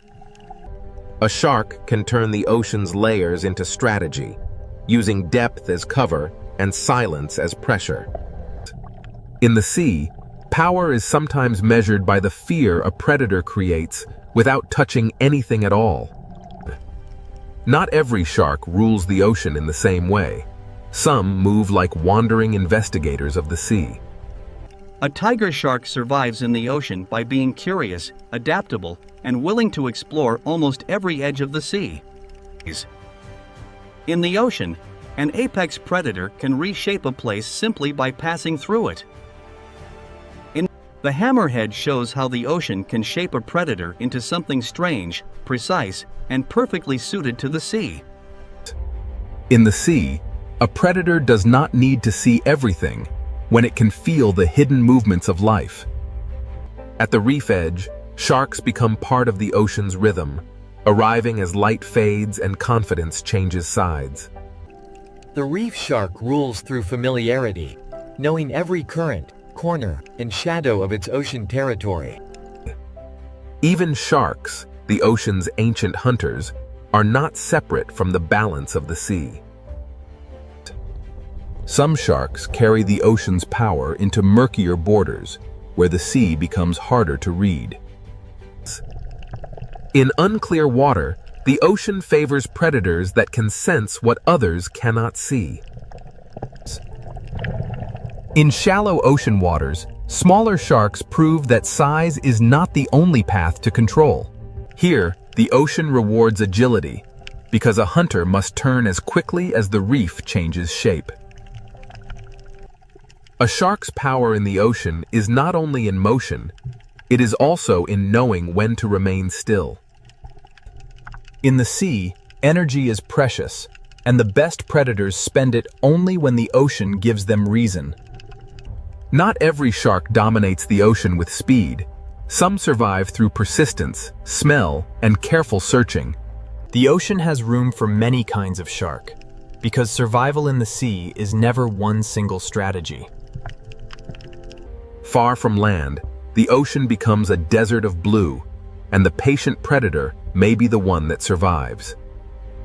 In the open ocean, a shark must become both hunter and traveler, crossing the sea with calm endurance.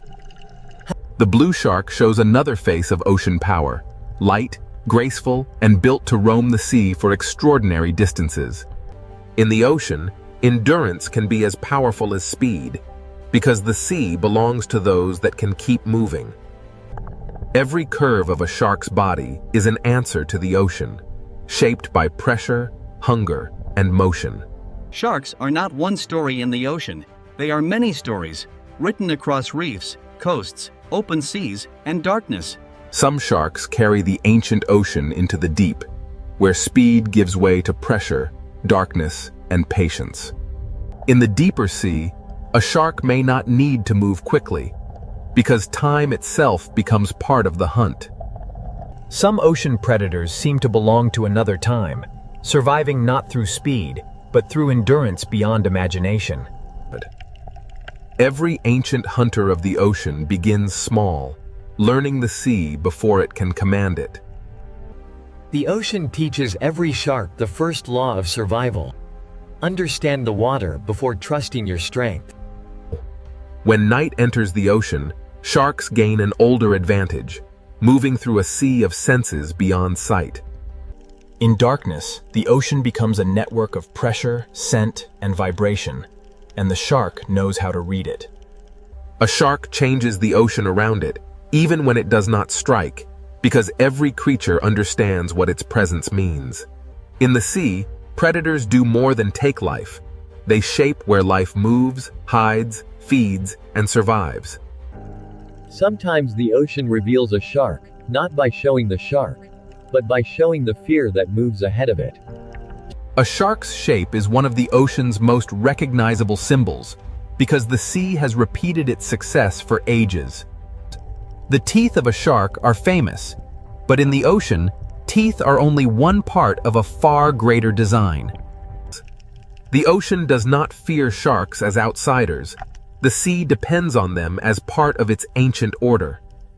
Speed can dominate the chase, but sharks remind us that the ocean also rewards patience, senses, and time. If the sea were ruled by age, survival, and design, sharks would stand among the strongest contenders. But the ocean is too vast for one kind of power, and even sharks share the sea with rivals that hunt in different ways. Beyond the ancient hunters, the sea holds predators whose greatest weapon is not teeth alone, but the mind. The ocean's next challenge to the shark is not only faster or larger, it is more coordinated. If sharks are the ocean's ancient design, then the next hunters may represent something even more difficult to face: intelligence. Sharks have ruled the ocean through time, senses, and survival, but now the sea reveals hunters that rule through memory, teamwork, and strategy. After the ancient power of sharks, the ocean now reveals predators whose greatest weapon is intelligence. In the sea, one hunter can chase, but a family of hunters can plan. Orcas do not simply move through the ocean. They read the sea, remember it, and share that knowledge with one another. In the ocean, communication can become a weapon when every member of the pod understands the same moment. The smartest predators in the ocean do not always attack first. Sometimes they shape the sea around the prey. In open water, intelligence can turn the ocean itself into a trap. Where tunas use speed and sharks use ancient senses, orcas use the ocean as a problem to be solved. The surface of the sea can become a ceiling when intelligent hunters understand how to use it. In the ocean, the most powerful strike may come only after the prey has already lost every direction. Orcas show that ruling the sea is not only about taking prey, but about knowing when not to waste effort. In this ocean world, knowledge is passed through generations, carried by families that learn the sea together. Every young hunter in the ocean must learn not only how to move, but how to belong. In the vast ocean, a pod becomes more than a group. It becomes memory, protection, and strategy moving through the sea. Dolphins prove that in the ocean, speed becomes far more dangerous when guided by cooperation. In the sea, teamwork can make open water feel smaller, closing escape routes that the prey cannot see. Across the ocean, intelligence appears in many forms, but some hunters carry it with a scale few others can match. Where the ocean grows colder and rougher, orcas carry their knowledge into hunts that require patience and planning. Some hunts in the sea begin from below, where patience turns the ocean surface into a window. The strength of a pod is not only in each body, but in the way every body understands the plan. In the ocean, intelligence can strike through timing, making one shared movement stronger than 100 separate chases. After the hunt, the pod returns to order, because in the sea, survival depends on unity beyond the moment of attack. In this ocean world, sound can travel farther than sight, carrying intention through the sea. Intelligent hunters do not only watch prey, they watch the ocean itself, because the sea decides where life gathers. To rule a moment in the ocean, a predator must understand not only the prey, but the water that carries it. In the sea, a smart predator does not need to chase every turn if it can predict the next one. The ocean becomes a tool when intelligence turns bubbles, pressure, and shadow into signals of fear. Here, the ocean shows a different kind of dominance, not the fastest chase, but the calm control of every choice the prey can make. A successful ocean hunter does not need chaos to prove power. Sometimes control is the clearest sign of rule. The ocean is too vast for instinct alone. To survive here, a predator must remember where the sea has fed it before. In the open sea, intelligence stretches across distance, keeping the pod connected even when the ocean separates them. A pod survives by sharing attention, because in the ocean, one set of eyes is never enough. Sharks carry the old power of the ocean, but orcas bring a new kind of challenge: coordinated minds moving as one. The sea does not crown a ruler easily, because every predator dominates only where its strength becomes perfect. What makes orcas extraordinary is not only what they can hunt, but how they choose, learn, and adapt across the ocean. In the ocean, memory can become territory, and experience can become a map no human eye can see. The greatest hunters in the sea do not only react to the ocean, they anticipate it. When intelligence meets landscape, the ocean floor itself becomes part of the hunt. In the sea, a smart predator lets the ocean do part of the work. Even when prey escapes, the lesson remains, because every hunt teaches the pod more about the sea. To look at an orca in the ocean is to see power joined with awareness, strength guided by relationship. Their world is not silent to them. The ocean is filled with signals we can barely imagine. The ocean has shown us speed, senses, and strength, but intelligence may be the force that connects them all. But even the smartest hunters of the sea do not rule every depth of the ocean. Below the pod, the ocean changes again, and intelligence must give way to darkness, pressure, and strange forms of survival. The ocean's most intelligent hunters have shown their power, but the sea still hides predators that rule by secrecy. If orcas challenge the ocean with intelligence, The next hunters challenge it with patience, camouflage, and life in darkness. The search for the creature that rules the sea now descends into the hidden ocean, where the strangest hunters wait in silence. After traveling through speed, teeth, intelligence, and darkness, the ocean leaves us with one question: who truly rules the sea? The answer is not hidden in one place, because the ocean itself is made of many worlds. In the deep sea, survival belongs to patience, camouflage, and forms of life shaped by pressure. Some ocean predators rule by remaining unseen, holding power in the places where sunlight never reaches. But the ocean is not only darkness. Above the deep, another kind of power waits in the open blue. In the open sea, speed can rule the moment, because the ocean gives no shelter to the slow. The speed hunters command the chase, but even they cannot rule every depth, every reef, and every darkness of the sea. Speed is one answer to the ocean, but it is an answer that must be repeated every day. Then come the sharks, predators whose power is not only speed, but time itself. Sharks have survived by becoming almost perfectly matched to the ocean's demands. From reefs to open water, sharks shape where life moves, hides, and feeds in the sea. A shark can change the ocean without striking, because every creature understands what its shape means. Sharks are not a single answer. They are many ocean solutions refined across millions of years. But if sharks are the ancient power of the sea, orcas challenge the ocean with something different. Orcas bring intelligence, memory, and teamwork into the ocean's struggle for power. Their strength is not held in one body, but in the knowledge shared through the pod.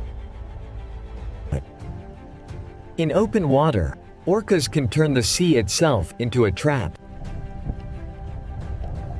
Where many predators chase, orcas calculate, and that makes them one of the strongest contenders for the ocean's crown.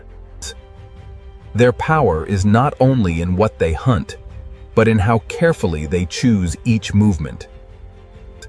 The sea does not offer one simple throne, because every layer rewards a different kind of hunter. To rule the ocean completely, a creature would need to master speed, strength, patience, senses, darkness, and cooperation all at once. On the reef, the ruler may not be the largest, but the one that knows every shadow and escape route. On the seafloor, power belongs to those that understand vibration, scent, and the quiet language of sand. In the open ocean, the ruler of one moment may be the creature that reaches the prey first. But even the fastest hunter depends on the ocean's currents, because the sea decides where life will concentrate. When night enters the ocean, vision loses power, and the sea gives advantage to those that can hunt through darkness. In darkness, the ocean belongs to creatures that can turn uncertainty into survival. In the deep sea, the question of rule becomes harder, because the strongest hunters are often the least visible. Here, power may belong to the creature that waits longest and spends the least. The ocean has shown us that dominance is not one thing. It changes with depth, light, current, and hunger. The sea is not ruled like a kingdom on land. It is ruled in moments, zones, and strategies. Every predator shapes the ocean, but none stands outside the balance that supports it. The sea survives because predators prevent weakness from becoming collapse, keeping life moving through the system. Fear is part of the ocean, but so is renewal, because every hunt returns energy to the sea. If one creature comes closest to ruling the sea, the orca stands among the strongest answers. With strength, strategy, family, and intelligence, Orcas combine many forms of ocean power into one living force. Yet even the orca cannot rule every trench, every reef, every current, and every darkness of the sea. Perhaps the true ruler is not one creature, but the ocean itself, shaping every hunter that tries to survive within it. The sea creates speed in one place, patience in another, intelligence in another, and mystery in the deepest dark. For the small creatures of the ocean, the ruler is whichever predator appears in the next shadow. Every decision in the ocean is shaped by risk, and every risk is shaped by the hunters waiting beyond sight. The ocean does not need one ruler to remain powerful. It is powerful because every layer has its own master. To understand the sea is to accept that power here is shared, contested, and constantly changing. From above, the ocean may look peaceful, but now we know what moves beneath that calm blue skin. No single creature owns the ocean completely, but every great predator reveals one part of what it takes to rule the sea. The tuna rules the chase, the shark rules through ancient design, the orca rules through intelligence, and the deep sea rules through mystery. Among them, the orca may stand as the strongest contender, but even it remains a child of the sea. The ocean does not stop for any ruler. It moves, changes, hides, and begins again. To rule the sea is not to conquer it, but to survive inside its endless changes. Every hunter in the ocean depends on something greater than itself: the current, the prey, the darkness, and the balance of the sea. The sea is beautiful because it is alive. And it is alive because every creature must find its place within the hunt. So which creature rules the sea? The answer depends on where in the ocean you are, and what kind of power the moment demands. In one place, speed rules. In another, teeth. In another, intelligence. In another, darkness. But above them all, the ocean rules them together, shaping every predator and every prey beneath its endless surface. This is the wild ocean, a world where no crown lasts forever, and every ruler must answer to the sea. To the human eye, the Pacific Ocean still looks peaceful, but beneath this sea, the balance is already beginning to change. Inside the upper ocean, warmth begins to gather, forming the first quiet signal of El Niño. El Niño is not a single wave in the sea. It is a warm ocean pattern spreading silently through the Pacific. The Pacific Ocean is layered like a living system, and when the surface sea grows too warm, the deeper balance begins to weaken. This warmth does not crash through the sea. It expands quietly, changing the Pacific Ocean one layer at a time. In this 4K Pacific Ocean Sea, the smallest coral movements reveal how warmth begins to press against life. In the sea, behavior changes before disaster becomes visible, and the Pacific Ocean records every movement. Before storms shift across the planet, the first signal begins here, among the smallest life in the Pacific Ocean Sea. The Pacific Ocean Sea is warming from above, but the next question is what this warmth will do to the winds above the water. The Pacific Ocean Sea is no longer only storing heat, it is beginning to guide the air above the water. The warmer the Pacific Ocean Sea becomes, the more the sky above it begins to build new patterns. Even beneath the surface, the Pacific Ocean Sea reflects the change above it, as warmth connects water, sky, and life. In this 4K Pacific Ocean Sea, life begins to adjust before the full force of El Niño is seen. From this 4K Pacific Ocean Sea, the signal is no longer hidden underwater. It is now rising into the sky and moving outward. In this 4K Pacific Ocean Sea, life is still moving, but the rhythm of the water has already begun to slow. In this 4K Pacific Ocean Sea, warm water is no longer trapped where it once belonged. A clear sea can look peaceful, but in the Pacific Ocean, fewer nutrients can mean less life. The Pacific Ocean Sea releases heat into the air, and the air begins building new weather.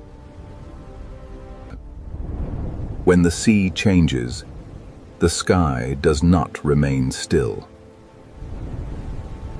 The ocean engine has not stopped, but across this Pacific Ocean Sea, its rhythm has changed. Inside this 4K Pacific Ocean Sea, life follows currents that are no longer behaving as they once did. What begins below the 4K Pacific Ocean sea surface now reaches into the sky above it. The warm Pacific Ocean Sea has become a signal, and the atmosphere has begun to respond. This 4K Pacific Ocean Sea is now shaping the first chapter of global disruption. The weakened winds above have changed the water below, and the Pacific Ocean Sea now carries that stress through life itself. As this 4K Pacific Ocean Sea warms and spreads, the next impact will be felt by the life that depends on it. The trade winds have weakened, the warm sea has spread, and now the Pacific Ocean's living world must face the pressure. Now the warm Pacific Ocean Sea reaches the living world, and the first pressure is felt beneath the waves. In this 4K Pacific Ocean Sea, coral survives by balance, and El Niño begins to press against that balance. The sea still glows with color, but the Pacific Ocean is no longer feeding the reef with the same strength. Across this 4K Pacific Ocean Sea, small fish begin to move because the water around them has changed. In the Pacific Ocean Sea, clear water can hide a dangerous truth when the smallest life begins to disappear. Before the larger animals suffer, the first change begins here, in the smallest drifting life of the 4K Pacific Ocean Sea. When warm Pacific Ocean seawater reduces the rising nutrients, the food chain begins to weaken from the bottom. In this 4K Pacific Ocean Sea, hunger does not arrive as a single moment. It spreads through movement. The Pacific Ocean Sea is one connected system, and a change at the surface reaches life below. Even near the reef floor, this 4K Pacific Ocean Sea carries the pressure of warming water. As the Pacific Ocean Sea warms, life searches for shade, depth, and every small refuge the reef can offer. In this 4K Pacific Ocean Sea, when small fish scatter, larger hunters must follow the change. The Pacific Ocean Sea begins rearranging the paths of hunters, prey, and every creature between them. In this 4K Pacific Ocean Sea, warmth changes not only where life feeds, but where life can remain. The ocean is becoming divided, and every layer of the Pacific Ocean Sea now carries a different risk. Coral does not need to vanish overnight. In this 4K Pacific Ocean Sea, stress can begin with a fading color. The Pacific Ocean Sea is still alive, but El Niño begins to lower the energy of the reef. When the sea changes, survival may mean leaving familiar waters behind. In this 4K Pacific Ocean Sea, even a school can begin to lose its shape when the ocean's rhythm changes. The living sea below and the changing sky above are now part of the same El Niño story. Across this 4K Pacific Ocean Sea, the absence of movement becomes as important as the movement itself. The Pacific Ocean Sea changes slowly, but every animal moving through it must respond immediately. In this 4K Pacific Ocean Sea, beauty remains, but abundance begins to thin. A reef inside the 4K Pacific Ocean Sea depends on movement, and when movement weakens, life waits. The open Pacific Ocean Sea can look endless, but during El Niño, it can also become strangely empty. In this 4K Pacific Ocean Sea, movement becomes a gamble between heat, hunger, and survival. Even when life finds another reef, the Pacific Ocean Sea carries the same warm pressure with it. The stress of the 4K Pacific Ocean Sea reaches into places the eye almost misses. When the sea holds less food, Every feeding movement costs more energy. In this 4K Pacific Ocean Sea, the food web does not break all at once. It loosens strand by strand. The Pacific Ocean Sea reveals the chain of life through layers, and every layer now feels the warmth. This 4K Pacific Ocean Sea remains beautiful, but beauty does not mean the system is safe. The Pacific Ocean Sea carries stress below and sends signals above. El Niño does not need to erase life at once. In the 4K Pacific Ocean Sea, it changes where life can thrive. The deeper sea may offer cooler water, but it also changes the rules of feeding and survival. In this 4K Pacific Ocean Sea, escaping warmth can mean leaving abundance behind. The Pacific Ocean Sea becomes a narrowing space where life must choose between light, food, and temperature. In this 4K Pacific Ocean Sea, stress changes not only where animals go, but how they meet each other. Even the strongest hunters in the Pacific Ocean Sea depend on the smallest drifting life. This 4K Pacific Ocean Sea shows the food web without words, from invisible life to visible struggle. The Pacific Ocean Sea has stressed its living world, and now the warmth begins to move rainfall across the sky. The Pacific Ocean Sea has stressed its living world, and now the warmth begins to move rainfall across the sky. In this 4K Pacific Ocean Sea, life below and rain above are connected by the same warmth. The Pacific Ocean Sea is not silent because nothing is happening. It is silent because life is adjusting under pressure.